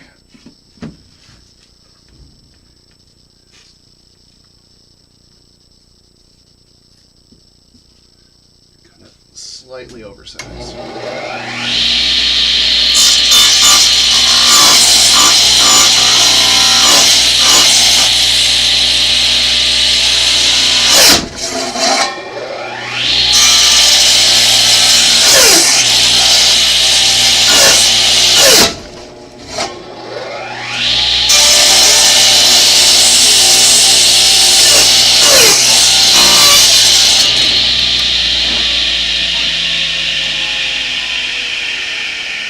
Really hear my saw cut and grab and strain under that extra millimeter of aluminum.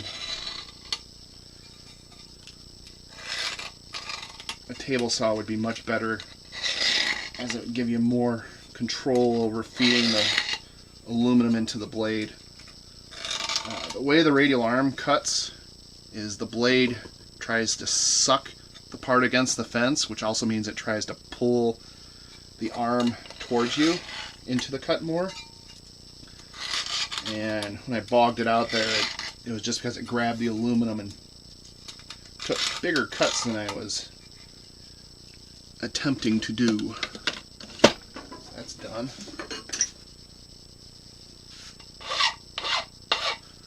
So I'm just deburring.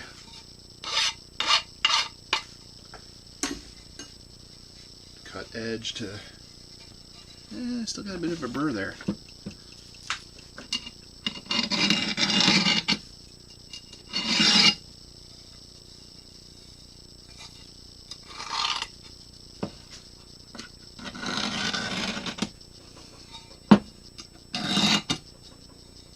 There, that's better.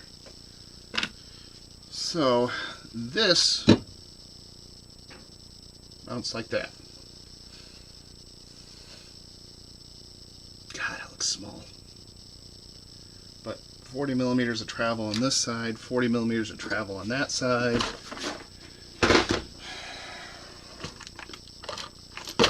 I lose lose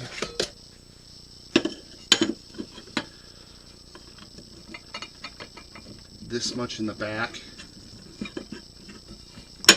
to the adjuster and the clamp, and I lose, you know, that much in the front. So yeah, even though that looks tiny compared to this, that is the right size. So now I got to put this ring into that plate. First I'm going to give it a wash. It's kind of grungy.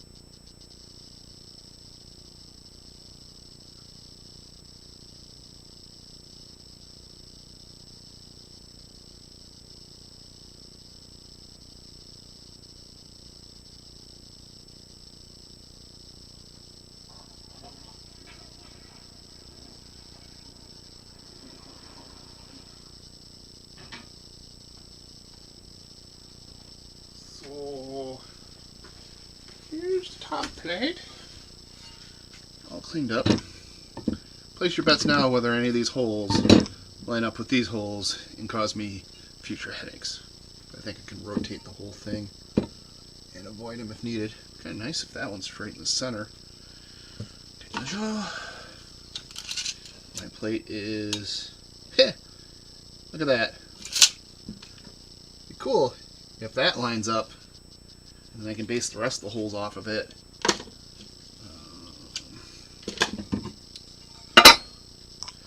So I need this ring. I think I'm done with this guy. I'm not going to use any more button heads if I can help it.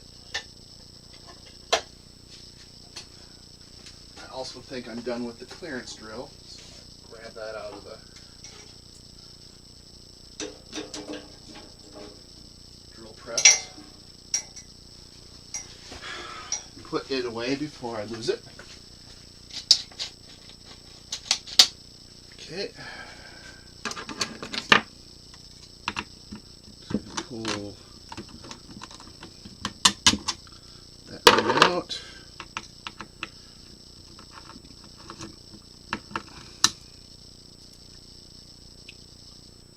Now I've already adjusted this guy, so I'm going to do my best not to disturb him. I probably should have taken this one out. No, I have to pull this one. Because I can't push it that way to get it around. Okay. So these two I can just leave as be, and they'll be happy.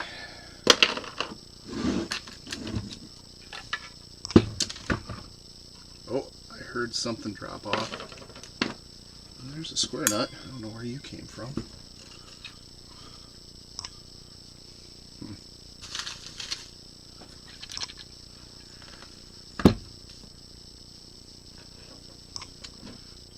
So the next step, let's say this is my good surface. So that's going to go towards the work. And if I'm, oh, is that an M3 hole?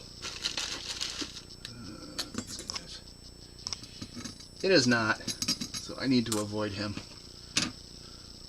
But the question be, is that about centered?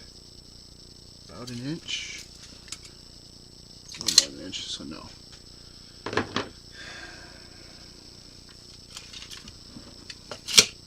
I need to do circle math. I am not good at circle math. Basic circle math, not a problem. This is not basic circle math. So I need to find the center of a 5-pointed star where I know the legs. I bet that's on the internet somewhere. So this is approximately 203, so it'll be 101.5 millimeters to the center. 101.5. And in this direction, it's 218 millimeters, 105.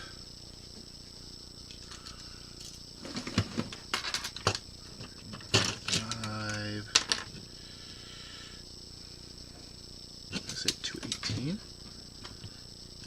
Yeah, 218. So 105, 109. So that right there, I'm going to say, is the center of the plate. 109. 109. I might have screwed up that. So 99.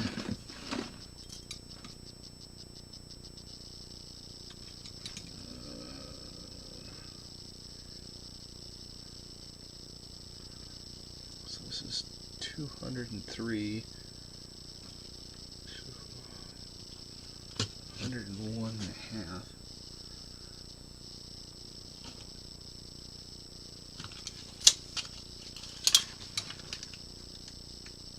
That's roughly right. Okay. Can we do anything else?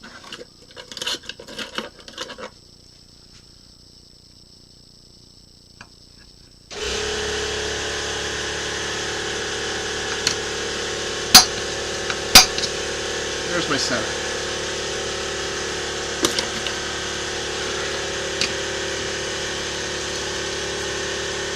No.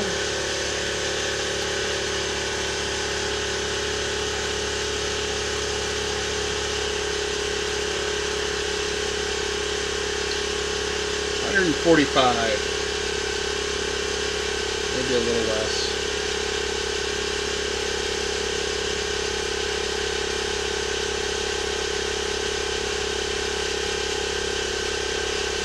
$143.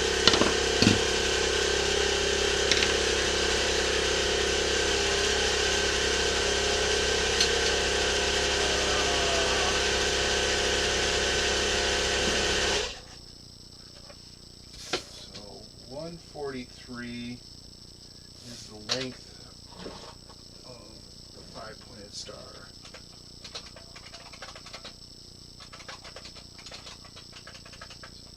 Inscribed.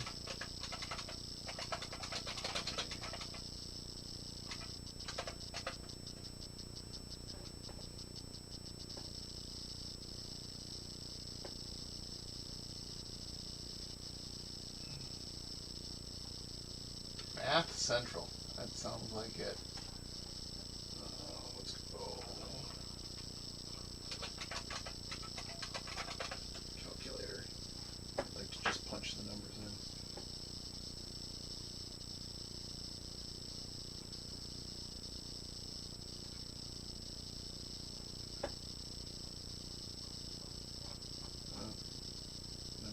sides.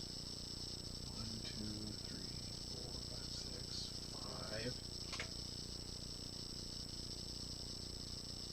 Circumference, radius, that I don't know. And this does not give me the line I need.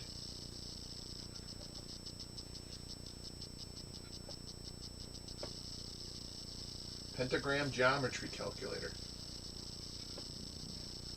Edge length of pentagram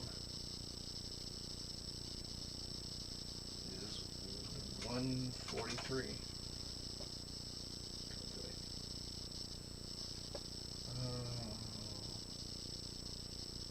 Perimeter area, perimeter. Must be the circumference.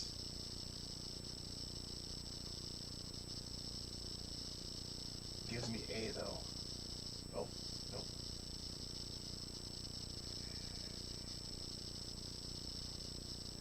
Chord length. That must be what I want. 143. Calculate.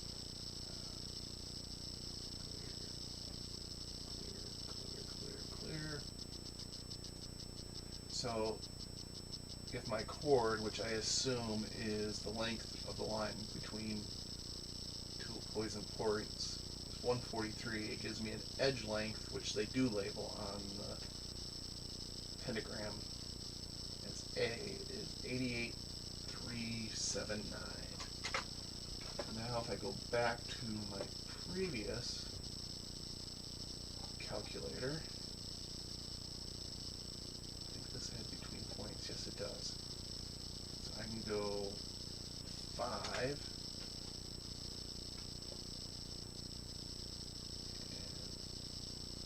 and SP, side length A,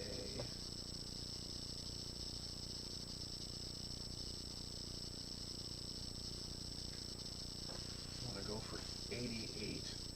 So it looks like the ratio, if I just go 80, too high, 75,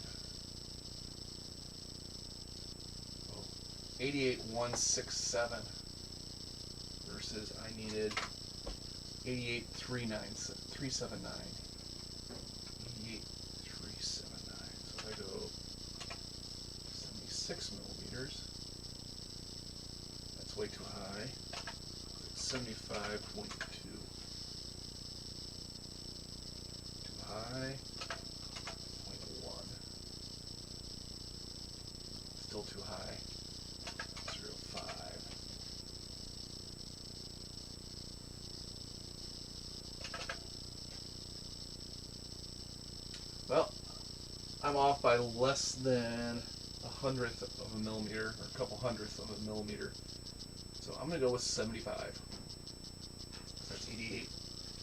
If I did my math right, that's 88.167. So, do I have a set of dividers? I used to. I'll be right back. I need to go find a compass.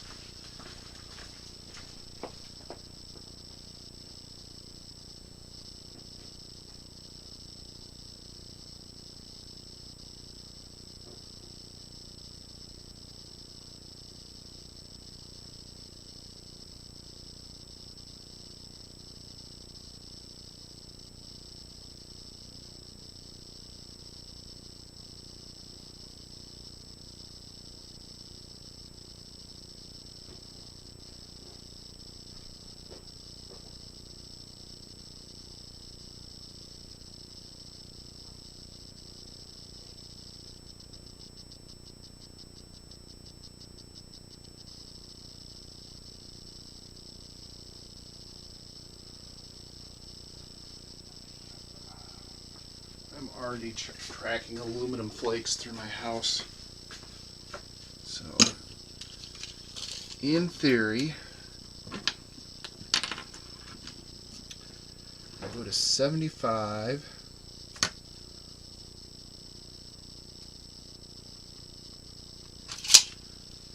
That's what I need to set up for. Actually, do it off of this too.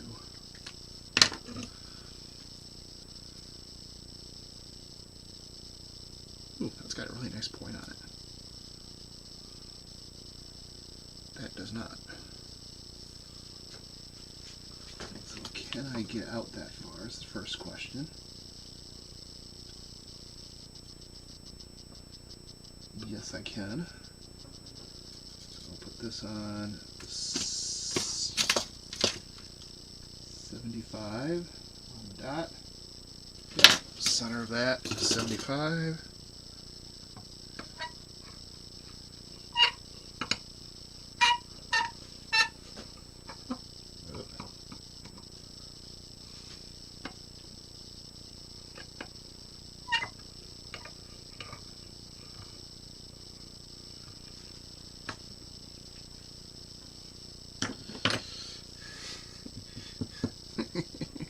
Fail.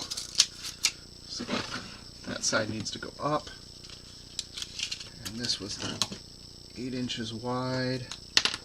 So the first hole will go right at 4.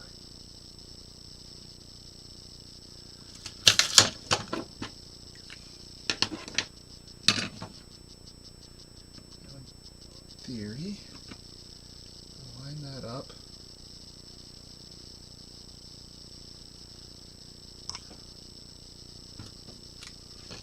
Really hard to see the line, so I'm just sort of marking about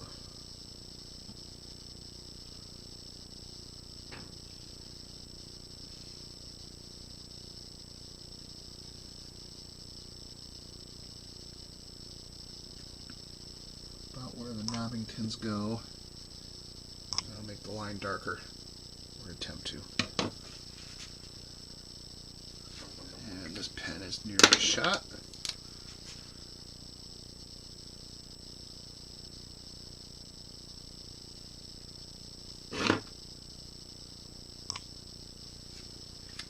Okay, let's see if I can line those up. That one's on the line. That one's on the line. That one's on. That one's on. Actually lines up on the line pretty darn good. I think my math is good. So, from the first one,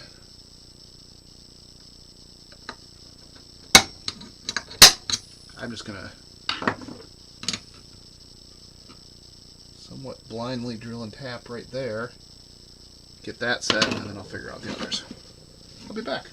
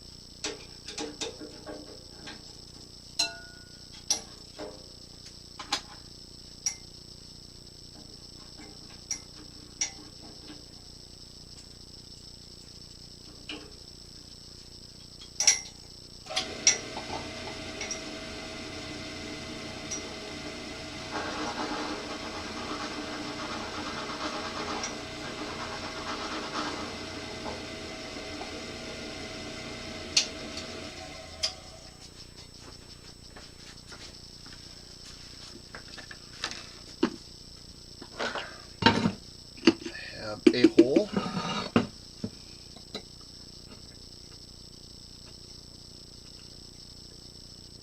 going to thread said hole.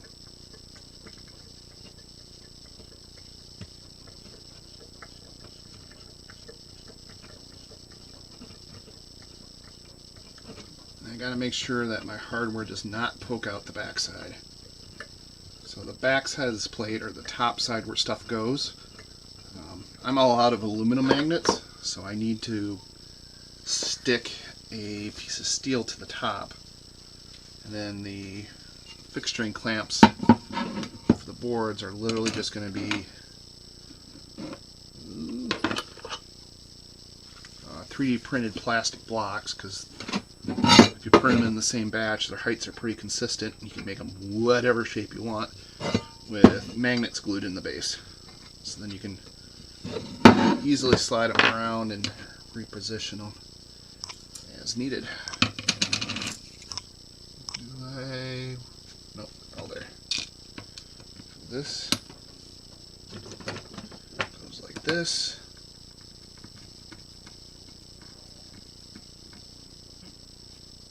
Get that relatively tight. And I see the line in all the holes. So I think right there is the kitty. So I'm just using the compass. Okay, I'm slightly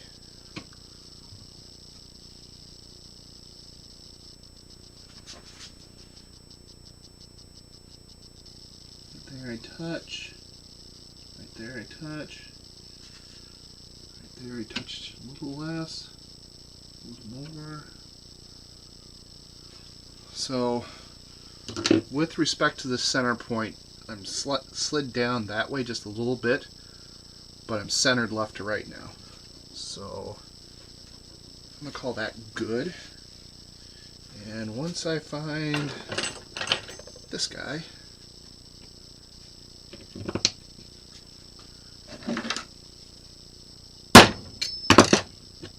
one, two, there's three.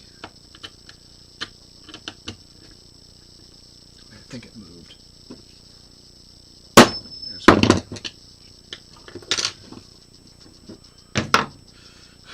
With any luck, I have 4 pips, which I can go center drill, drill, and tap.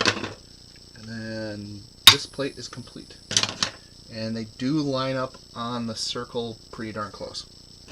So that's validation that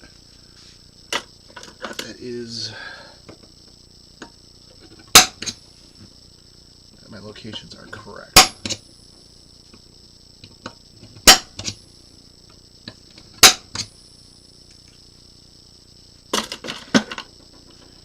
Done with that. I'm done with these for now, so that can go away. I should not need to transfer any other marks to any other plates. I do need to tap the hole, so I'll need that. This can get put away the next time I head back to my desk.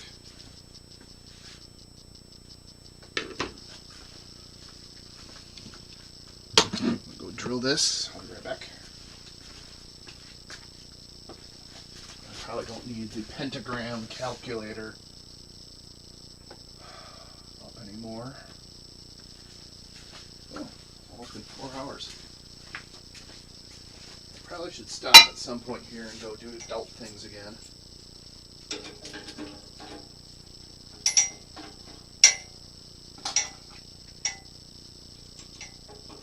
I want to get through these plates.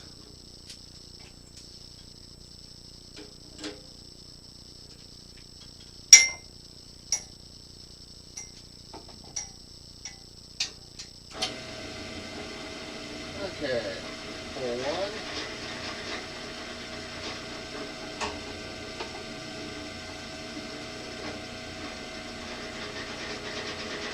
Pull two.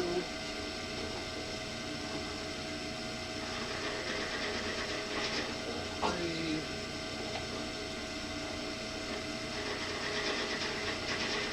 Pull four.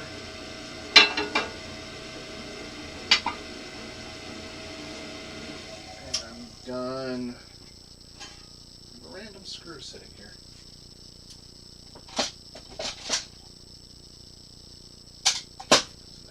Isn't that done with the center drill for this project, I think.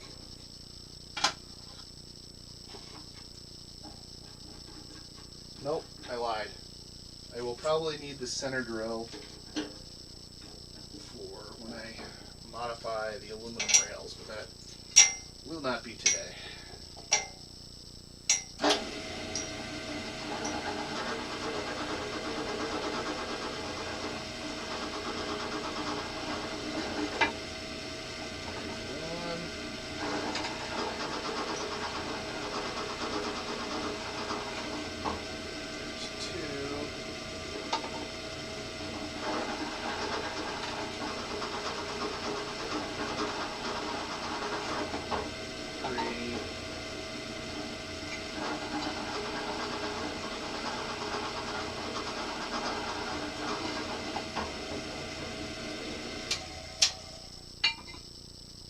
Done with the drill press for today.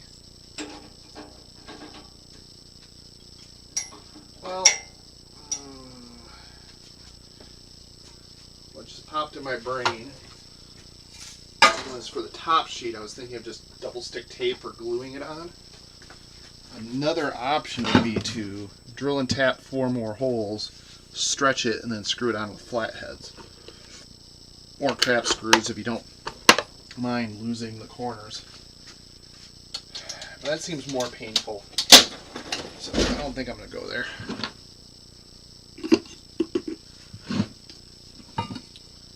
Okay, that one's threaded.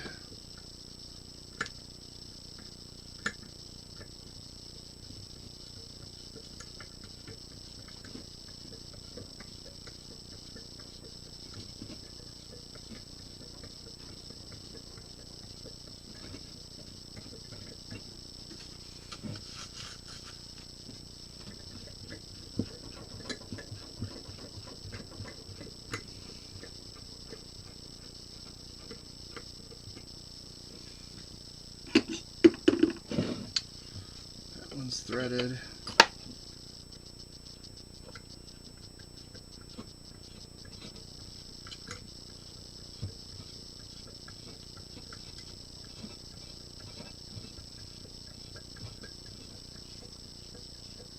I probably could have power tapped these. This stuff's going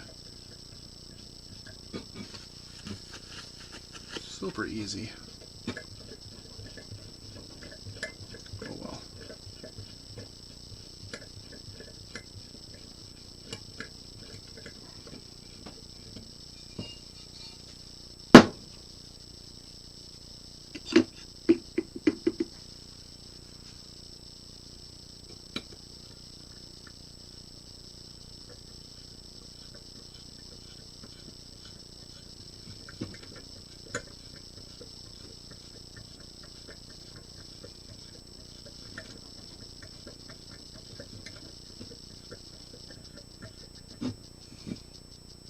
Huh. When I washed it, I took my measurements right off. Whoops.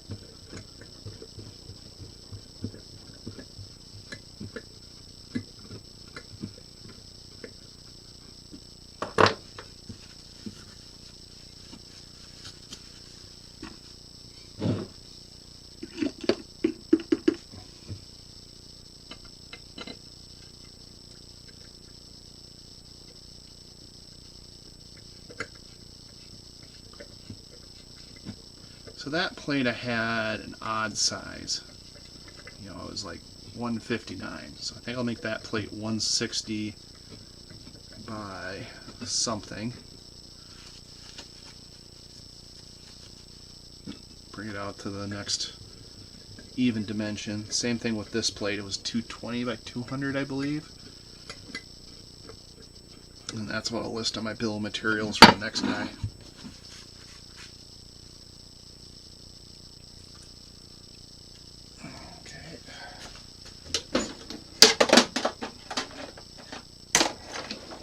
That away, put that away, clean the tap up, take the big chunks off.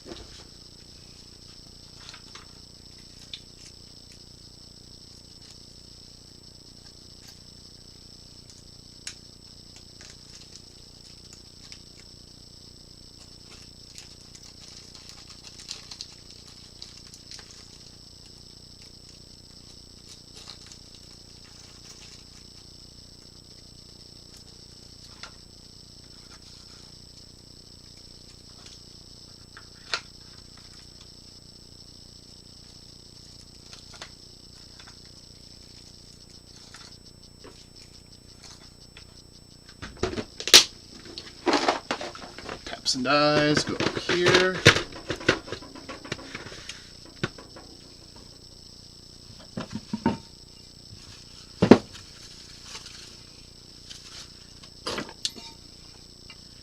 Deburr.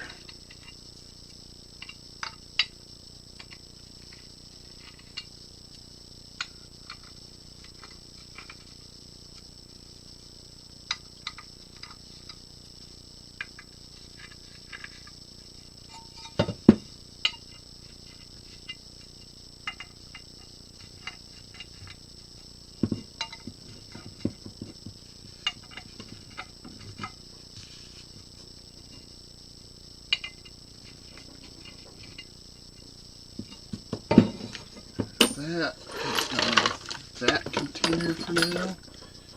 I brought the center drill back over. Yes, I did. Double check the dimensions.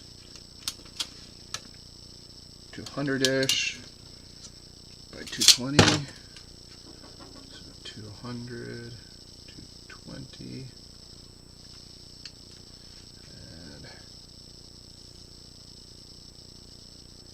This was 75 millimeters. And this was center line. So that should be all the key dimensions needed to make another one of those.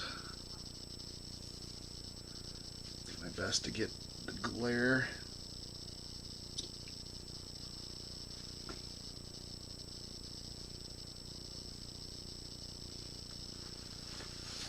out and clean. That's how it looks the least gnarly at the moment.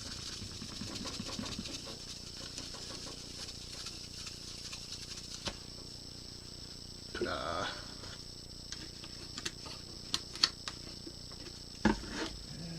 So I always put this back together the right way.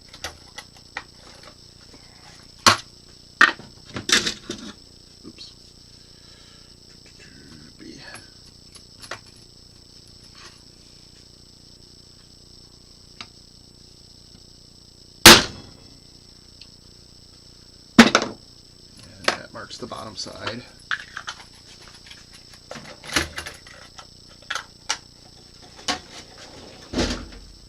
Of the plate.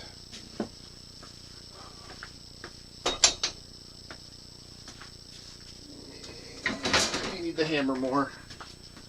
Back. Should be done with the center punches. I am done with this plate of aluminum other than deburring.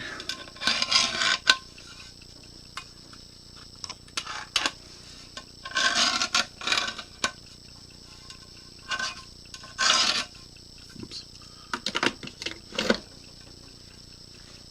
Take most of the sharp edge off. Goes back in my pile of aluminum plate.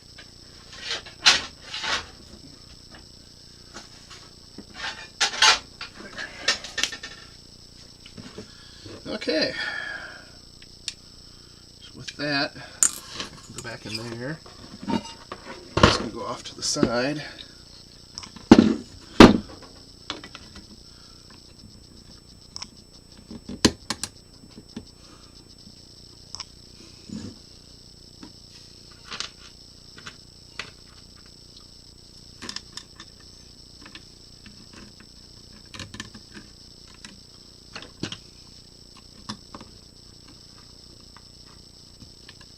Started.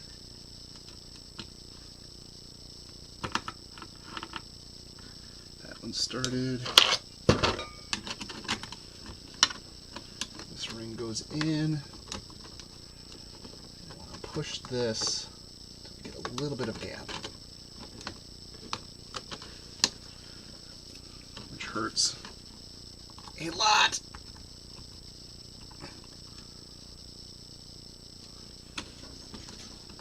I want to try and take some of that slop out.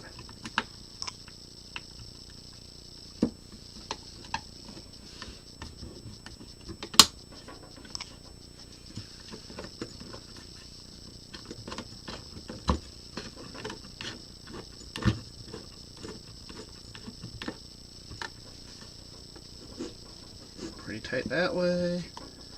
Doesn't really matter this way because there's really no place for it to go. But I'm going to give all these a good crank, because it will not be easy to get back in here to change this later.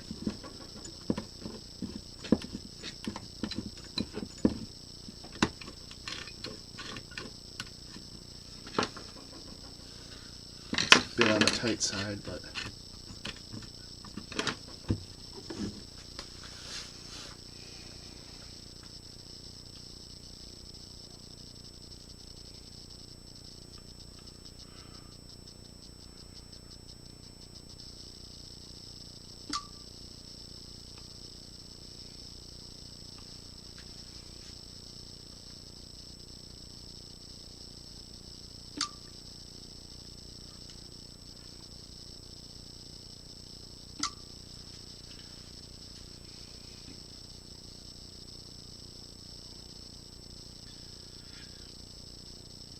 oh, much swearing is going to happen.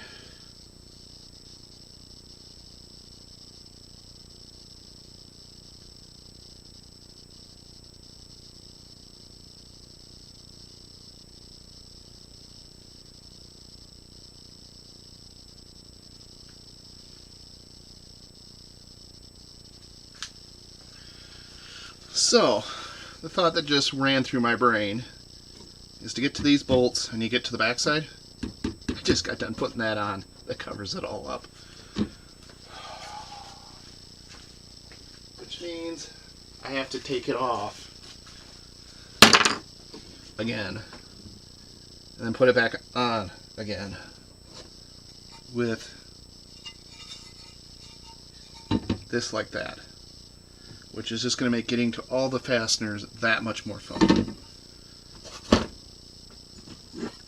But I can whine and cry all I want. That's not going to get it done. So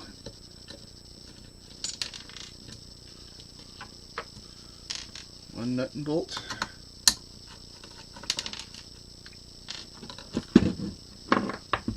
Two nut and bolts. I could drill holes and just go through, but in the long run this is just going to be easier.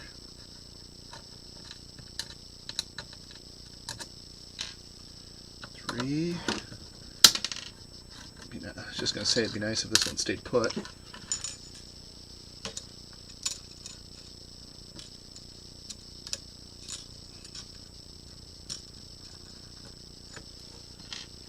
Four.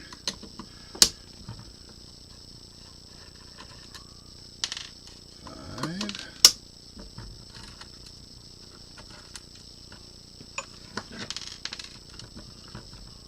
Six.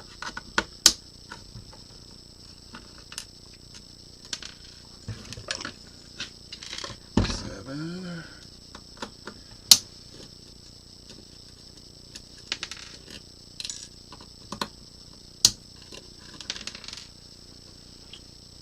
8. 9.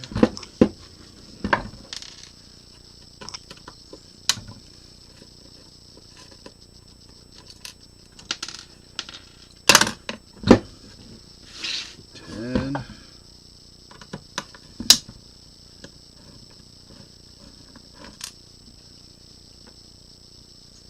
11, 12,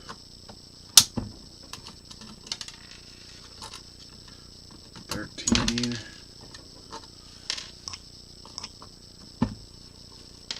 14, and 15. And not a single nut stayed put. Hooray. But so far I haven't lost any either. So there's that.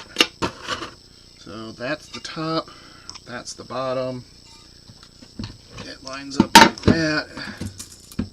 I'm going to preload. Attempt to preload.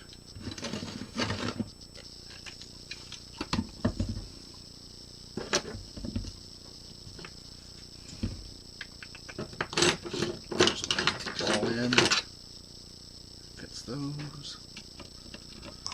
That one goes down that hole.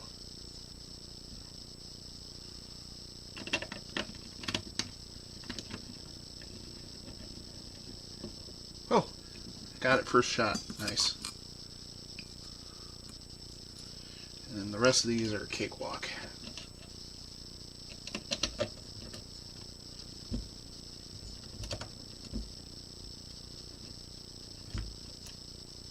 I said they'd be a cakewalk. So be a cakewalk.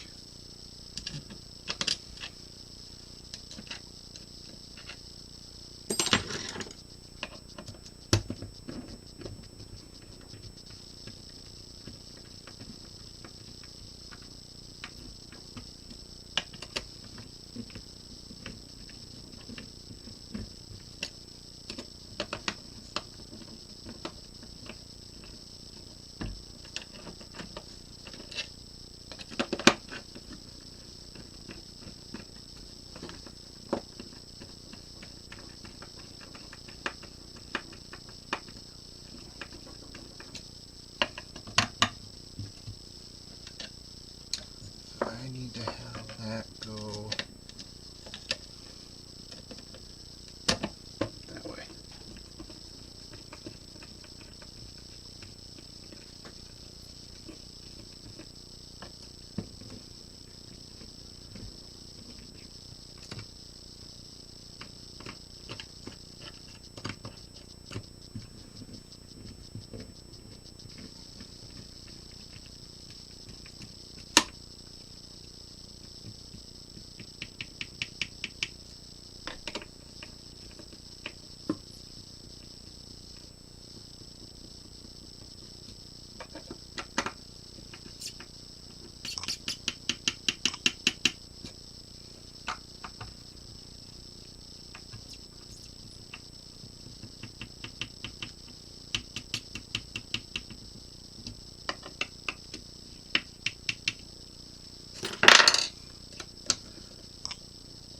I want them tight,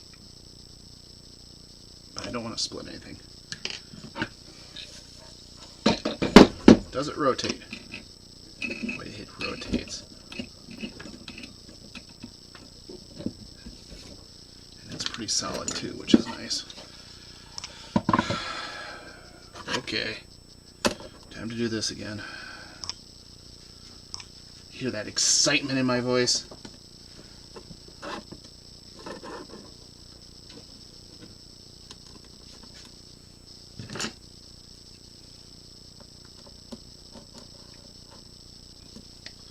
There's one.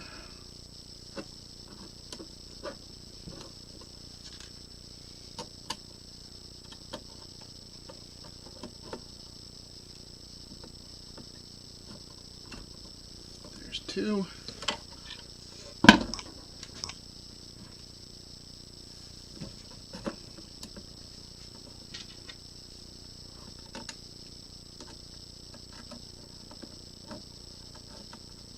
There's three.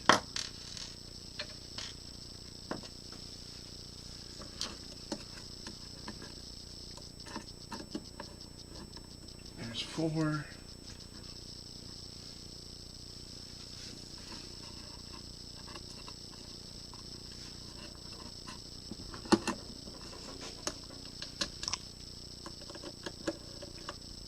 There's five.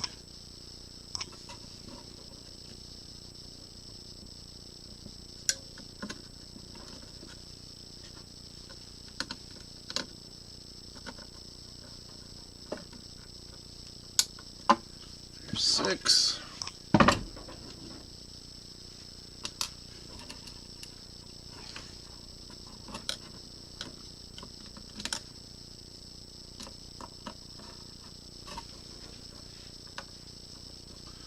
There's seven.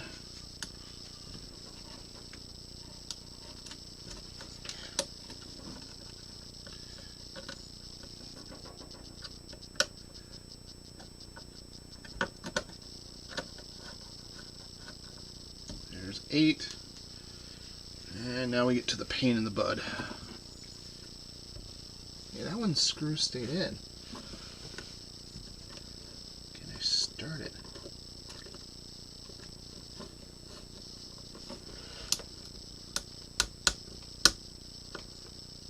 Yes, I can.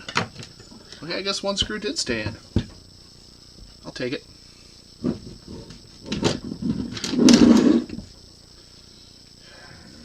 now pain in the butt ones.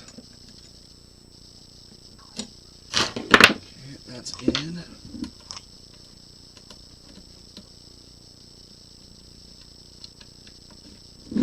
Hey, hey.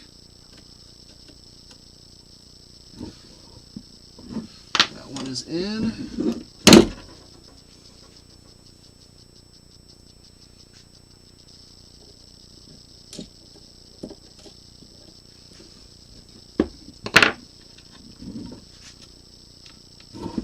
This one is cracked.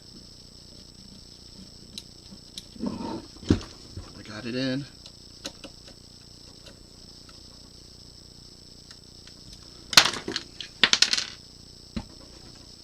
Where'd that?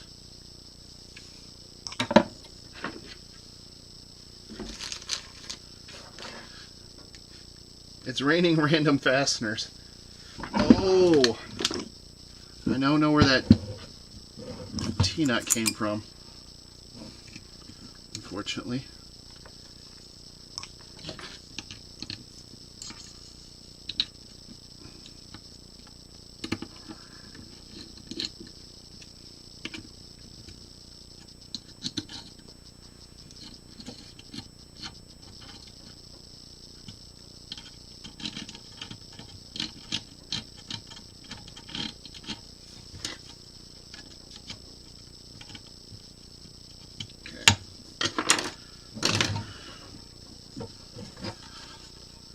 Fastener reining has been completed, or resolved. I have 4 nuts and I have 4 screws. Let's go for the pain in the butt one first.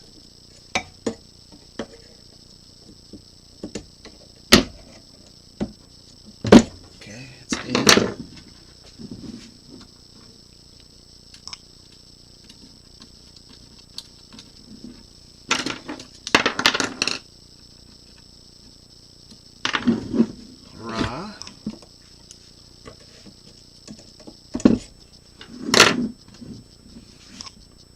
So I've seemed to have gotten the feel, or not, for putting these in. I'm just finger threading these. Now that I say that, I'm going to fight for my life to get this one in. Oh, there it went.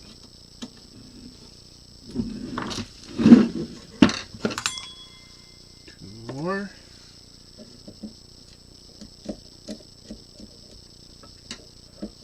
I could be greedy and put both nuts in right away, but then one will come bouncing out and disappear forever somewhere else.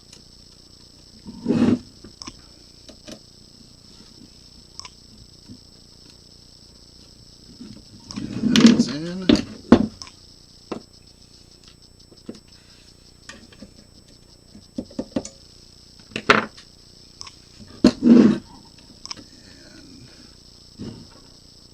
That should be the last one.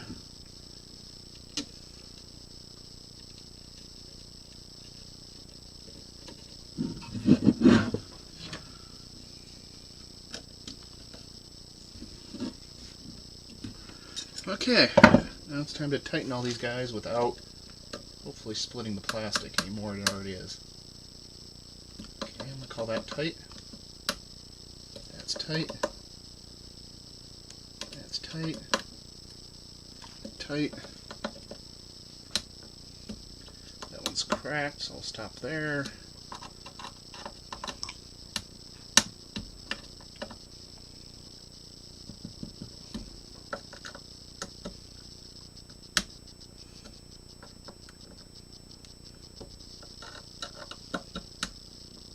That one's cracked. This one, the plexiglass is cracked.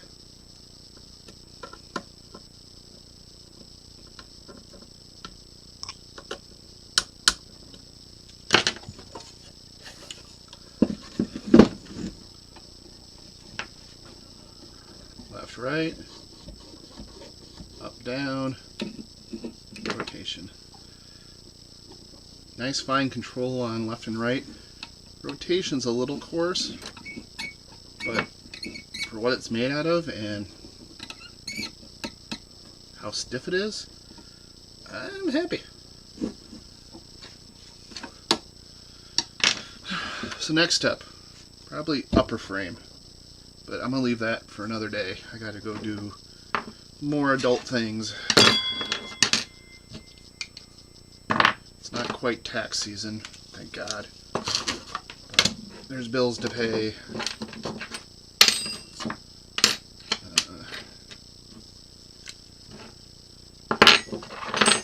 And associated things that need to be done. I don't need these anymore, so I'll put those back over here. I do need the square.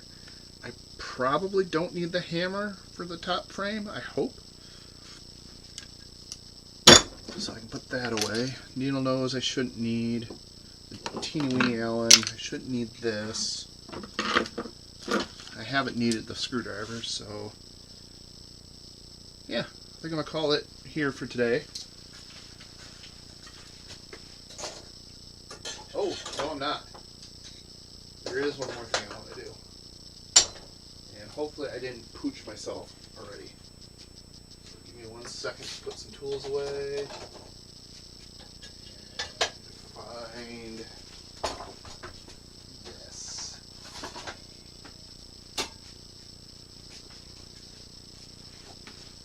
So this wonderful piece of sheet metal, I want to cut the top out.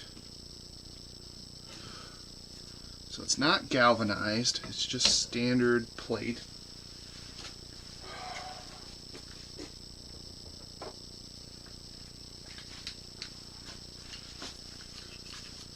I just have standard tinge snips to cut it with. Actually, I might take it up on my bandsaw. I got a metal cutting bandsaw upstairs. And cut it out on that.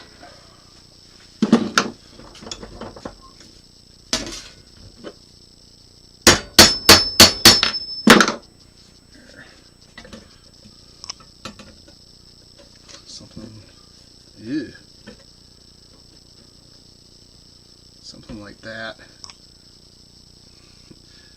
I should have traced this before I assembled everything. And no, I'm not going to take everything apart to redo it.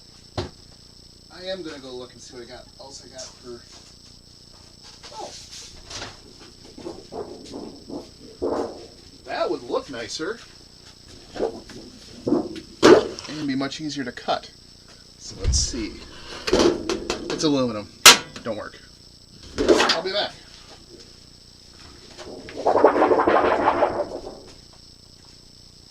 Oh, what do I got in my collection? There's some galvanized.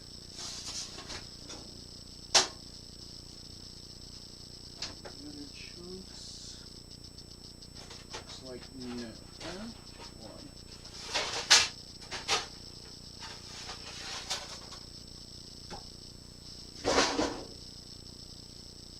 That's aluminum. Aluminum.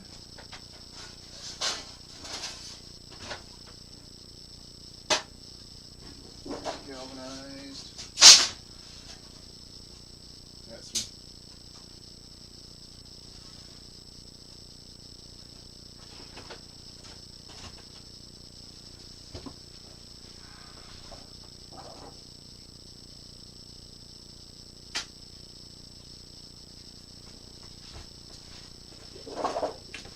This is not as thick, so it makes it more floppy.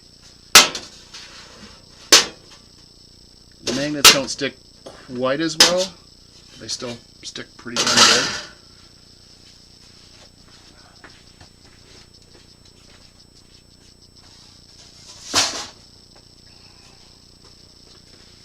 This one will be much easier to cut, and it won't go rusty as fast. And it's relatively square already. And then we'll have little corner widgets that just magnet on like that.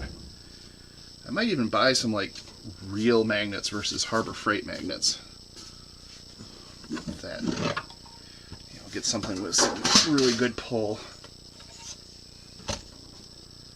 So I'm just going to line up the corner and this front edge, actually this side. Just like that. Grab myself a pencil.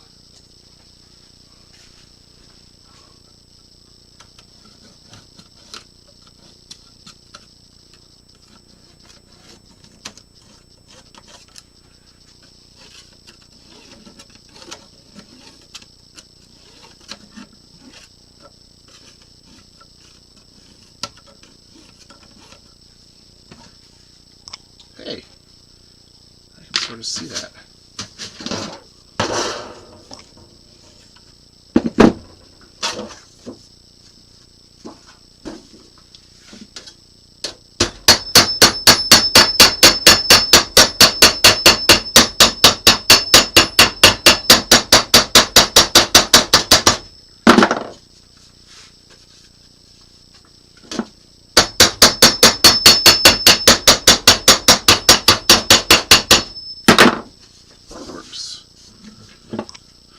The question is, can I cut this in a straight line along very faint lines?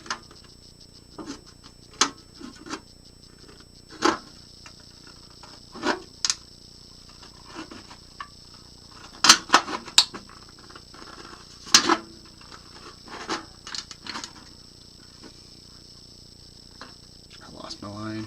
There it is. Looking a lot like new.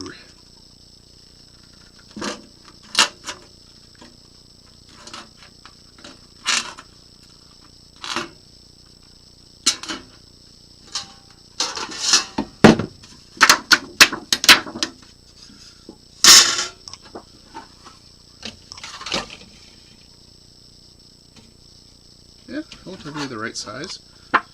And where's my last line? Right there.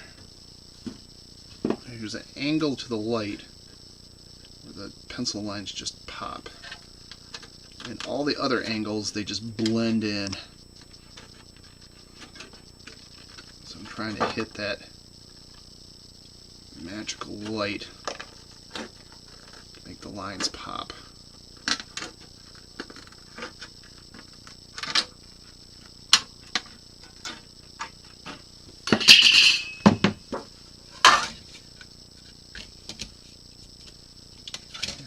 Like that.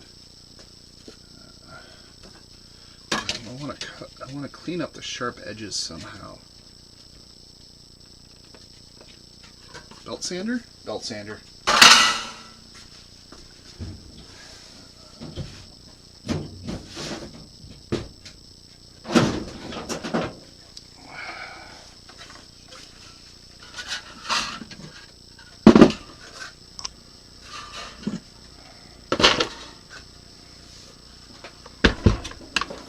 When all else fails, belt sander. Or you're too lazy to do all other solutions, belt sander. So let's say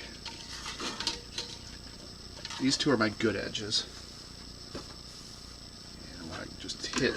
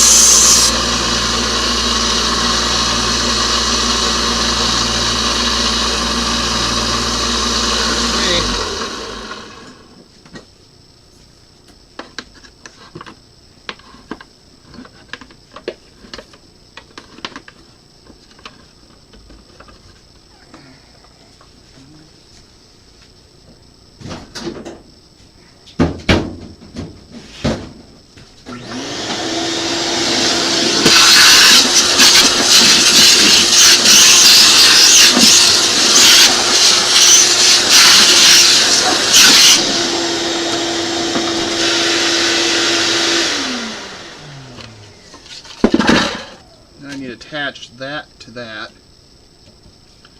I do not want to, there's still a bit of a,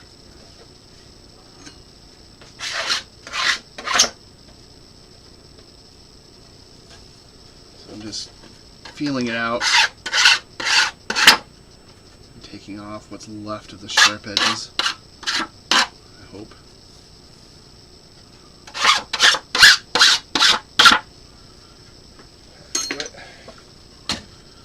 So that needs to go like that. Clean this surface, clean this surface. And what do I got for?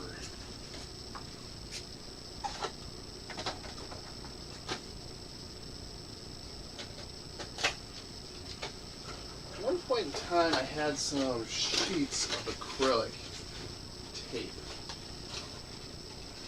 I don't know if I used it all up or not.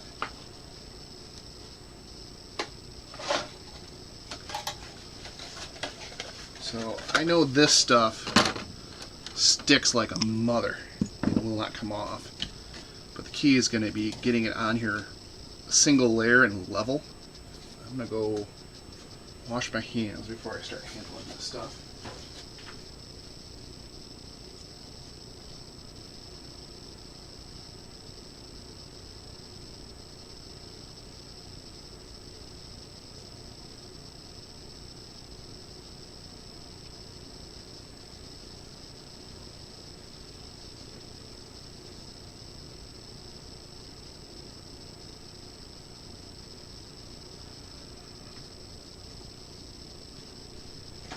Okay, I got all the big chunks off the hands.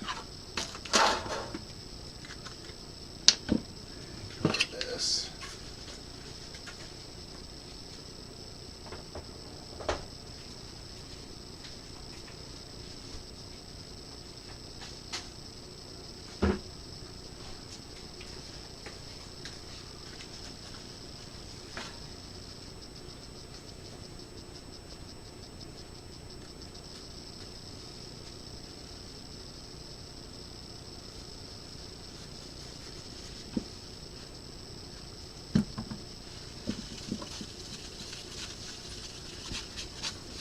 Dirt and the grease off of that.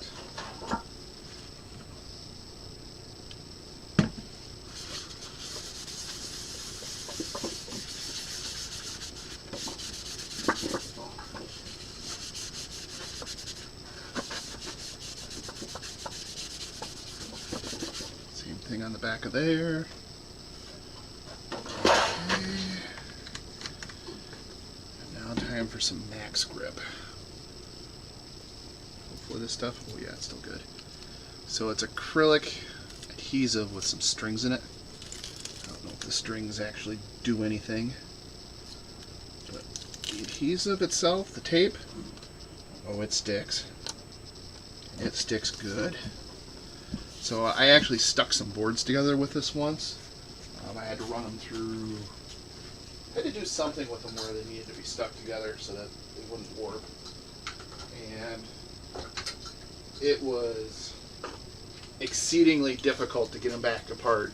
In fact, I ended up ripping chunks out of both sides of the wood. Give me 1 second, I'm getting a new razor blade. Oh, I threw that in the wrong spot.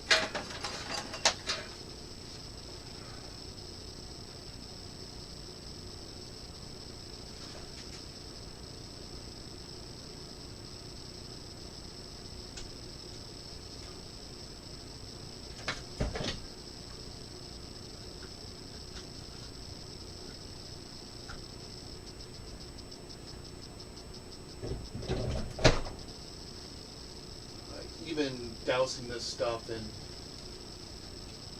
acetone didn't make a whole lot of dent in its stickiness. So, as long as it's still good, I bought this roll quite a while ago. Many years ago, in fact, now. And it's just been sitting on my pegboard.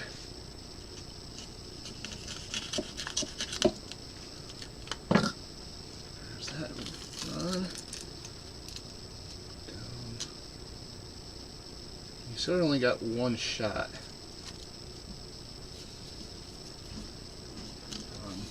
There's really no substance. It's like a film of sticky. So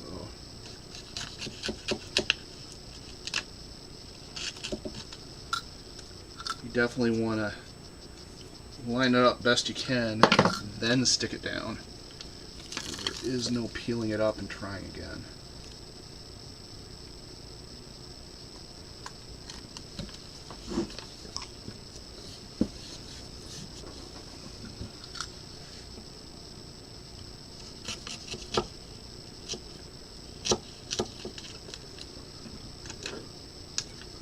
So I'm less cutting the tape here with the knife than I am just cutting the backing. There you can see how it doubles up.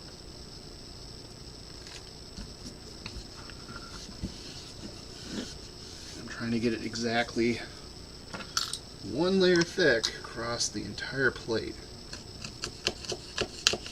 And realistically, I can leave gaps in this and it work just as well.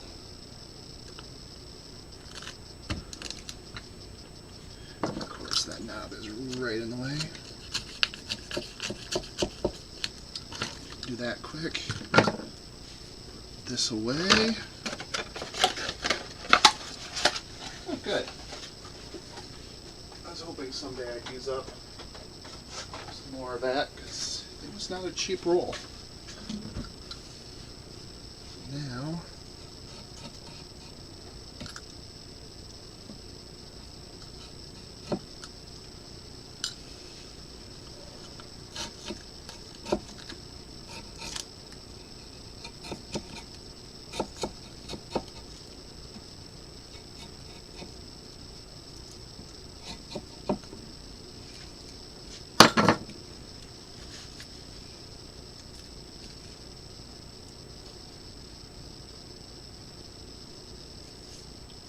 I'm just trying to trim it to size without making too huge of a mess. Yeah, boogers.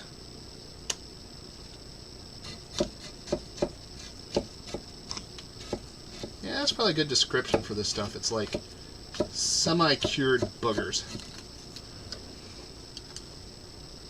So there you see the reinforcing strings, and if I peel the backing off, you'll see it's just like this clear sticky film. Okay. Get as much of this off my fingers as I can. I'm going to need some weights to hold this down for a bit. So let me get those out.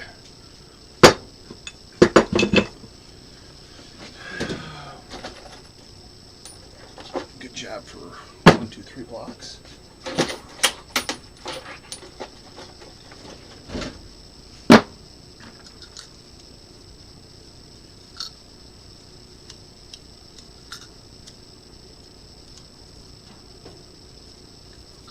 Okay, clean. Always clean enough. Okay, put that away at some point.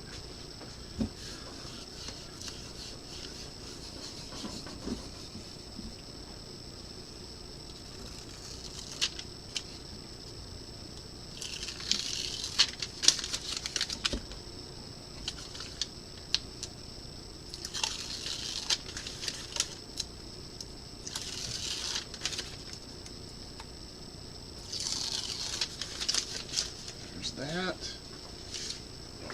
out of the way. Make darn sure I have this oriented right, because I get one shot.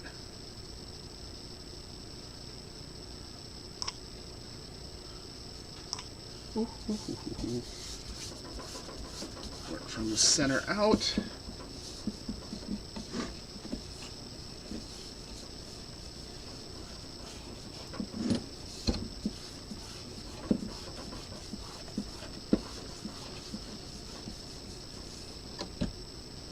That looks pretty darn good.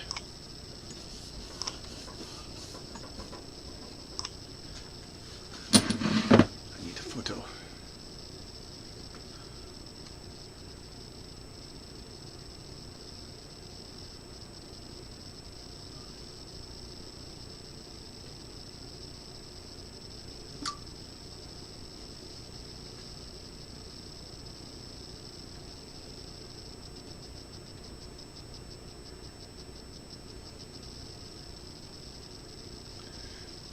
And now, unless I really screwed up, it should be magnetic.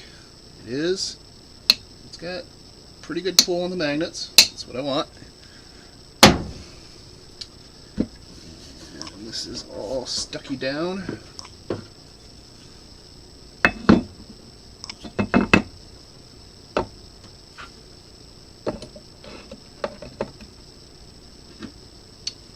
Technically, these should not be needed. It's pressure sensitive adhesive on the back, so as soon as you push it together the first time, it's more or less done. But I'm going to leave that on overnight. Tomorrow I'll clean them all up and we'll start building the top section. After you're ready, up you down and rotate.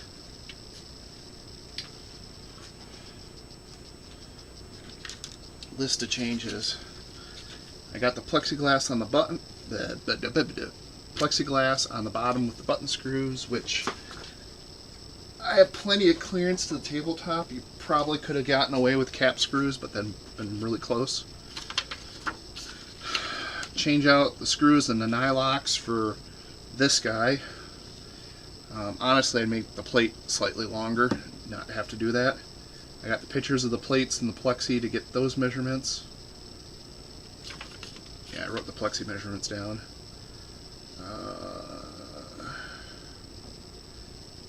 Nylocks for the M5s, make sure I have those in my thing. M312s. I'll check the slew ring, make sure those are M3 by 12s. That's 5 of them. M3 washers and M3 by 12 cap screws for the 4 bearings. 4 by that, so I remember.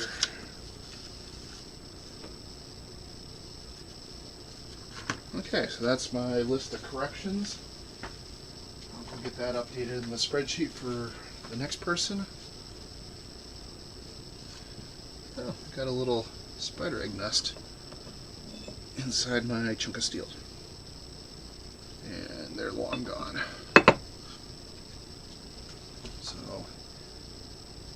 I think that's it for today. Next time I'll tackle assembling the top.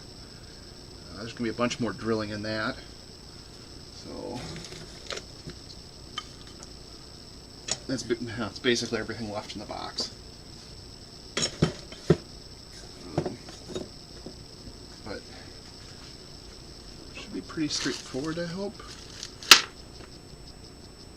I did short myself 2 bearings. I only ordered 10. I needed 12, but I had 2 in a box from my printer, so printer spare parts. So I went with that. Still nice and stable. Oh, if the top works as well as this does, this is going to be so nice for stencils. I do need to figure out how tall of plastic standoffs. The taller I make those, the taller these rods are, and the more the whole top is going to be. But if I make them too short and I'm doing double-sided cards, I can't. If I have tall parts on the backside, I can't do it. I don't think I'll have tall parts that often, so maybe 3/4 to 1 inch, and then I'll put enough travel. Well, my adjustment travel is limited by this nut, I do believe.